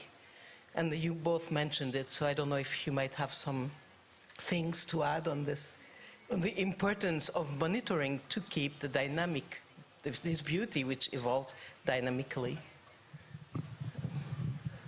Yeah, well, if you mean by monitoring that you go to have a look at the planting to see what has to be done to guide the planting into the next phase, yes, that's very true. You cannot plant the plants and sow the plants and walk away. I mean, what's the fun of that? It's not architecture. The house is done when it's built, but a planting just gets started when you plant it. So the fun starts then. And if you keep involved, you'll learn a lot, and you can implement the knowledge in your next project. Igen, tervezőként elnézést, hogy magyarul beszélek, de nem szeretnék féligasságokat mondani, csak azért, hogy leegyszerűsített mondatokkal operáljak. Hogy tervezőként az a legnagyobb gondja az embernek, hogy miként és hogyan tudja tovább követni a megtervezett növényültetést. Tehát, hogy tényleg van-e lehetősége arra, hogy a monitoringban jelen lehessen, van-e lehetősége arra az embernek, hogy a fenntartást nem irányítsa, de igazítsa, segítse, támogassa. Szerintem ez megint csak a jövő egyik feladata, hogy odáig el tudjunk jutni, hogy a tervezőnek ne a feladata semmiképpen ne álljon meg a kivitelezés végén, vagy sőt, hát szerintem Magyarországon nagyjából a garanciális időszakban sincs dolga az embernek már, a tervezőnek, de a garanciális időszakon túl én azt gondolom, hogy legalább 5 évig igazából monitoringozási kötelezettsége kéne legyen a tervezőknek. Már csak azért is, mert mi másból tudna az ember tanulni, hanem a saját hibáiból. Másrészt az egy nagyon izgalmas, és ehhez a monitoringhoz kapcsolódó izgalmas kérdés szerintem, hogy vajon tényleg egy biodivers, vegyes növényágyásba beültetett növényekről hasonlóan kell gondolkodni, mint egy hagyományos növényültetésről. Szerintem annyiban nem, hogy nem baj, hogyha 60-100 féle fajnak mondjuk az 5%-a, vagy maximum 10% azt mondja, hogy köszönöm, én mégse érzem itt annyira jól magam, mint ahogy a tervező azt hitte. Viszont az így kikopó fajok, tehát egyrészt legyen arra felhatalmazása szerintem akár a növénydizájnernek, hogy 10% erejéig hibázhasson, másrészt pedig a fenntartó legyen arra felkészülve, hogy úgy kell ugye tovább kísérni az ágyást, hogy ezek az így kialakuló geppekbe, tehát hiányokba be tudjanak jönni akár természetes fajok, vagy ottani fajok. Mit gondolsz erről? Well, Yes, he's still translating, so I have a delay. Well, maybe I will comment on this with some examples I've encountered elsewhere. One example would be the French landscape architect called Gilles Clément, who invented the concept, well, he didn't invent the thing, but he named it, the concept garden in movement, jardin en mouvement, where it is part of the principle of the garden that it is changing. He's imagining something, he's planting it, and then, as you said, some plants like it, some don't. And the next year he sees what happened, which plants liked it, which didn't, and he can transform it completely. Or a tree dies and falls, and then it creates another local microclimate, which brings in other plants, and maybe it's okay. But it doesn't mean he just let it go. He's there as a gardener looking for beauty. So he takes, in a way, the response of the plants to continue to create the garden really continuously. That's why I like to call it guidance more than maintenance, because maintaining a planting means that you take it back to the previous stage all the time. But you don't want to take it back all the time. I mean, you want to trim back a hedge if it doesn't have to be bigger. But a perennial planting has to be able to develop over time. And that asks for a different type of maintenance. And by the way, that type of maintenance takes less time, so it might be cheaper than maintaining a planting, but it does need a very skilled gardener because you have to know what you do. So that's quite a contrast. It's hard. It's less time needed, but more skilled work. Well, in Paris, or not only in Paris, in some of the public gardens that Gilles Clément made, he had also to have the gardener, special training for the gardeners so they can get into this project and be part of the project as co-creators. And maybe the other concept I wanted to mention, but also linked to this, again, this is an experimental forest in the south of Sweden, but forest is made of trees that are living, that are changing. And so the person who is in charge of maintaining the forest, in fact what he is doing, they call it creative management. Because he is being a co-creator, together with the original designer and together with nature. It's a common co-creation. So I think it's interesting to see that these ideas, maybe they are not yet mainstream, but they are getting more and more important and present and talked about I think it's important to realize that they come from all over, and maybe by giving names on these new types of processes, we can help getting them established in the way of I don't know, having gardens, making gardens, living, working with gardens. Thank you. I'm grateful for your presentation, and in your presentation you mentioned, both of you, biodiversity, and some of them, according to some, biodiversity is a group of ecosystem services, but the others, it's a fundamental. Therefore, my first question is, what and when was the first garden with diverse planting, and what were the experience with the loss of diversity, for example, in your works, Attila, and then in Ayan, in yours? And one more thing, so how maintenance affects the diversity of loss? Nekem egy nagy magánkertben volt alkalmam arra, hogy hosszú évekig, tehát gyakorlatilag 6 évig kísérletezzünk, tehát hogy tervezőként ne álljon meg gondolom a feladatunk annál, hogy elkészül a kert, hanem arra rá lehetett fejleszteni hosszú évekig, és így ez a folyamatos kísérletező ráfejlesztés, ez nagyon-nagyon sokat segített abban, hogy ezt az utat soha többet ne akarjam elhagyni. Mi volt a másik kérdés? A maintenance, fenntartás. Ja, a fenntartással jelenleg ott tartunk, hogy ez nem mondom, hogy harc, de azért egy erős hadakozási helyzet általában. Egyetlen egy helyen, Kiskunfélegyháza központi részén sikerült egy olyan helyzetet kialakítani még a tervezés során, hogy a tervezésbe a település főkertészét már bevontuk, a kivitelezésnél végig jelen tudtunk lenni, és a kivitelezési folyamatba is bevontuk a főkertészt, és ezzel, hogy gyakorlatilag egy bő 2 évig látta az egész folyamatot, végigkísérte, sőt tevőlegesen hozzá tudott tenni. Ezzel fel tudta készíteni a várost arra, a városi fenntartó csapatot arra, hogy átalakítsák a fenntartási gyakorlatukat erre egy biodivers növényültetésnek a fenntartására, és ugye én azt gondolom, hogy egy ilyen tényleg nagyon egyszerű a helyzet, odáig kéne tudni eljutni, hogy egy fenntartónak felelőssége legyen a fajgazdagság megtartásában. Szerintem itt még nem tartunk se, nem tudok róla, hogy bárhol is ez számon kérhető lenne, de el lehetne jutni idáig szerintem. Aryan, what is your situation?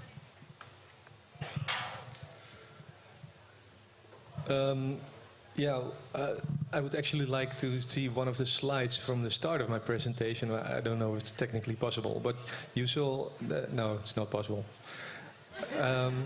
You know, it was the garden with the book on the right side, seen from above. That garden started out as a sort of a Piet Oudolf copy. I was in the beginning of my career and I tried all things and I really liked Oudolf's work. So that was an inspiration and also a wish of the client.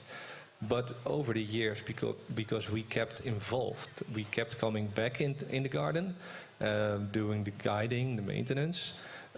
Some wild plants came in by themselves, and we thought they were lovely. We allowed it. It was like ox-eye daisy, leucanthemum, and wild carrot, daucus, carota. And of course, they can seed really easily and overtake a planting. But the original planting was already established. So that's also a good strategy if you want to implement native plants. First let the non-natives establish and then introduce the native plants by seeding or planting. Because then there's a lesser chance that the native plants run over the whole planting. So by doing the maintenance and the guidance of that garden, we could see the garden develop into a much more biodiverse garden. So that again is an example of how guiding and maintaining a garden is a real good opportunity to raise biodiversity. Thank you. And I have another questions for your atelier. You mentioned many data, many numbers, endemic species in rural Hungarian areas or the smaller scales. And you mentioned that approximately 100 different plant species were planted in the Gellért Hill. And the proportion of native and non-native plants, approximately 50-50, were there or in your planning process. But what is your opinion, these numbers, proportions in the normal urban squares, not exactly highlighted project?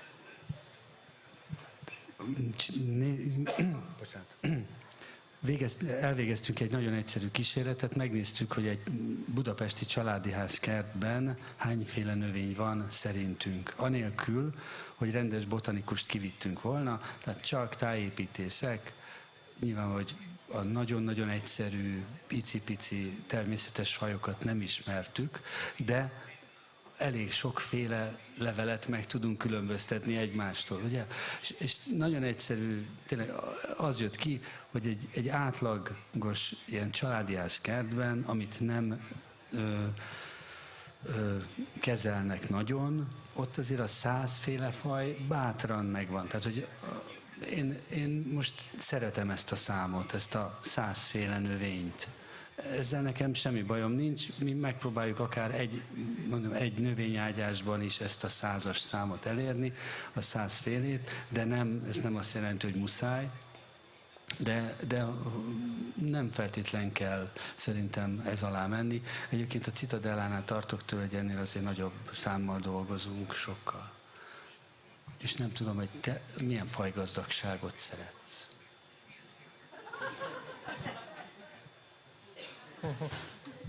I don't have a magic number in mind. It all depends on the situation. But I do think more is more and not less is more. So from an aesthetical point of view, introducing more species might leave a more messy image. So it's not always preferable. But that's what I try to tackle in the Arnhem sand planting by...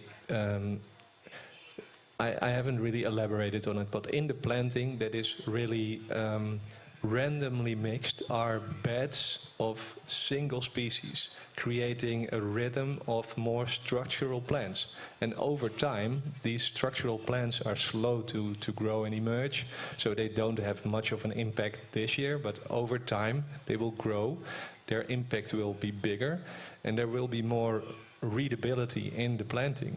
So when you have these structural plants as like anchor points in the planting, in between you can easily do 1,000 species and it won't look messy. So that's another strategy that you can implement to raise biodiversity without creating chaos in the eye of the general public. Well, and maybe probably this will be the last question or comment. We talked a lot about native plants from the beginning, a little bit as if the ideal thing would be to plant native plants.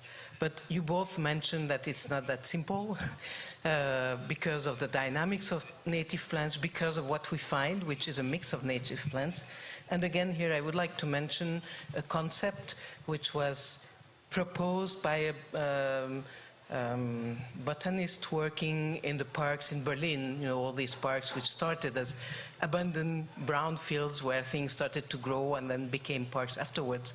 And when they started to look at the types of, to measure, to look at the plants that were growing there before they started transforming it into a park, of course there was a mixture of native plants and non-native plants, in part because the conditions in old railways yards were not native conditions, also because they were surrounded by other plants in the city. So there was a mix that was created that was a living ecosystem, yet different from native ecosystem.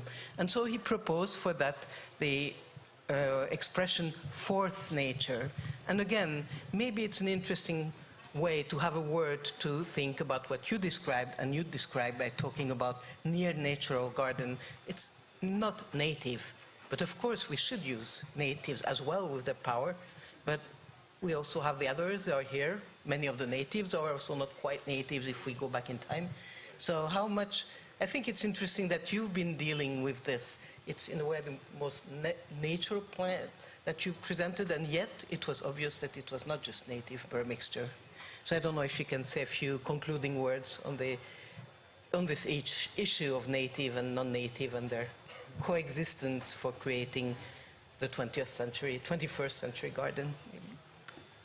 Én azt gondolom, hogy tisztán hazai, tehát hazai fajokból álló növényültetés, ez nagyon-nagyon ritka és nagyon különleges esetekben lehet, hogy előfordulhat, de alapvetően biztos, hogy nem ez a cél. Már csak azért sem, mert egyértelmű, hogy azok a növények, amik a mi klímánkon nevelkednek, meg itt szeretnek élni, azok azért mondjuk ki bátran az augusztust nem bírják, mert tudják, hogy nálunk augusztusban olyan brutál meleg van, hogy sokkal jobb, ha visszahúzódnak, és nem látszik belőlük semmi. Tehát ha azt szeretnénk, hogy azért az embereknek végig elviselhető, sőt, akár szép legyen az a növényágyás, amit tervezünk, akkor mindenképpen eleve ki kellene egészíteni a növényágyást más fajokkal, és amúgy is szeretjük a többi növényt, tehát szerintem semmiképpen, hogyha véletlen úgy hangzott, biztos, hogy nem szerettem volna sugallni, hogy ezentúl csak hazai, őshonos fajokkal kellene tudni operálni, viszont érdemes volna beemelni közülük sokat, és mindenképpen érdemes a természetes jellegű vagy a természetes társulások fenntarthatóságának elveit beemelni a városi zöld felett gazdálkodásba. Well, first of all, you sounded like a robot in the ears sometimes, so sorry if I say things double, but I really like the concept of the fourth nature. To me, it doesn't make sense to have a really strict view on what is native. I mean, a plant doesn't care where a boundary of a land is. You have these regions, and some of the plants from the south of Spain might be more applicable in the city center of Budapest, climate-wise, than a native plant from a cool forest. So don't have a narrow view on that. Have a wide view on what nativeness is. And in general, I think it's better to look at a broad description of biodiversity rather than is a plant native or not. So I think there's a lot to gain in that aspect. And the concept of fourth nature is really clarifying that. Yeah, it would be a shame to throw out all the good plants we have that can serve a role in a planting, or aesthetically, or biodiverse-wise, or both. Yeah, have a broad view, people. Okay, and finally, we would like to hear some messages from you for future generation and future landscape architects.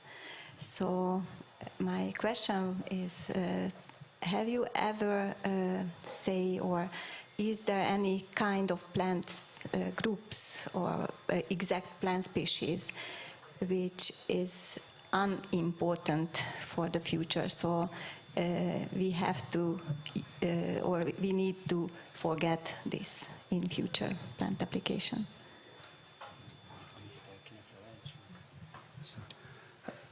Én a Magyarországon, tehát amit üzennék, az biztos, hogy érdemes folyamatosan kísérletezni, de rettenetesen nagyon-nagyon sokat kell tudni kísérletezni. És hogyha az a kérdés, ha jól értettem, elnézést, hogy milyen fajoknak a használatát érdemes elengedni egyre inkább, azok, amik biztos, hogy egyre kevésbé bírják ezeket az extrém száraz és extrém meleg nyarakat. Másrészt természetesen nálunk van még egy plusz kedves tulajdonsága a télnek, hogy általában a telőnk is száraz, tehát az egy plusz sok hatás a növényeknek, de hogy azok, amik kvázi jégkori növények nálunk, vagy jégkorszaki növények, tehát például a trollius féléket biztos, hogy abszolút el kellene tudnunk engedni ezen túl, és az ehhez hasonló. Én nem tudom, idén szerintem még már az anemonék is elég rendesen megsíndették ezt a nyarat, tehát ha nem tudtak félárnyékba húzódni, akkor azért irgalmatlanul szétégett a levelük. Tehát szerintem mondom, azok a fajok, amik ezt az átmelegedett és ráadásul átmelegedett talajt és a nagyon erős légszárazságot nem szeretik, azokat biztos el kell engedni. Well, I can keep it simple. Start gardening. I think that's a solution for a lot of potential problems. And it might sound oversimplified, but you really get a feel for what's going on when you start gardening. So it's really useful and very healthy as well. Hey, well, thank you very much. Thank you very much for all of you. I don't have curly hair, and somebody called me Spider-Man, but some people, I'm not joking, but it's my job to give the two presenters, okay, for you. If you want to choose right now, you can choose right now with the leaves or with the grass. I'll go for the grass. You go for the grass. Thank you. A Dutchman. So thank you very much. Thank you very much for all of you. And please, who is registered or invited to the dinner will be up there. You tell your name and you'll be registered as well. So enjoy your dinner who is staying with us until 11 o'clock. So thank you very much again. Please give them a warm applause and a thankful applause, because we need to finalize this day. So I'm a bad cop who will say this is the end, but also I know that you're exhausted, tired, and you have more information that normally a person can have in a full year in a university, I guess. So if you are not registered but you want to join the dinner, you can, but we only can accept cash. Don't forget, you have a welcome champagne and the dinner, but you need to pay for the drinks, because the drinks were only free during the day. Okay, so bring some money with you. Thank you very much again, and who's coming for the next day, be prepared to be before 8:30 at the bus stop, because the bus needs to leave at 8:30 exactly. So we cannot wait for anyone else. Thank you very much. If you still have questions, I'll be there for another hour. Good night, or have a nice dinner. Please check that, somebody was asking where the bus stop is. We have a beautiful website. You click on the program, you click on the map, and it shows you exactly how you reach it from your place, because we actually made it like an automatic Google map, and you will find everything. You will find the address, and you can use the map to find your way there. Okay? If anyone has a question, I'll be here for another hour. Thank you very much for the long day. Goodbye.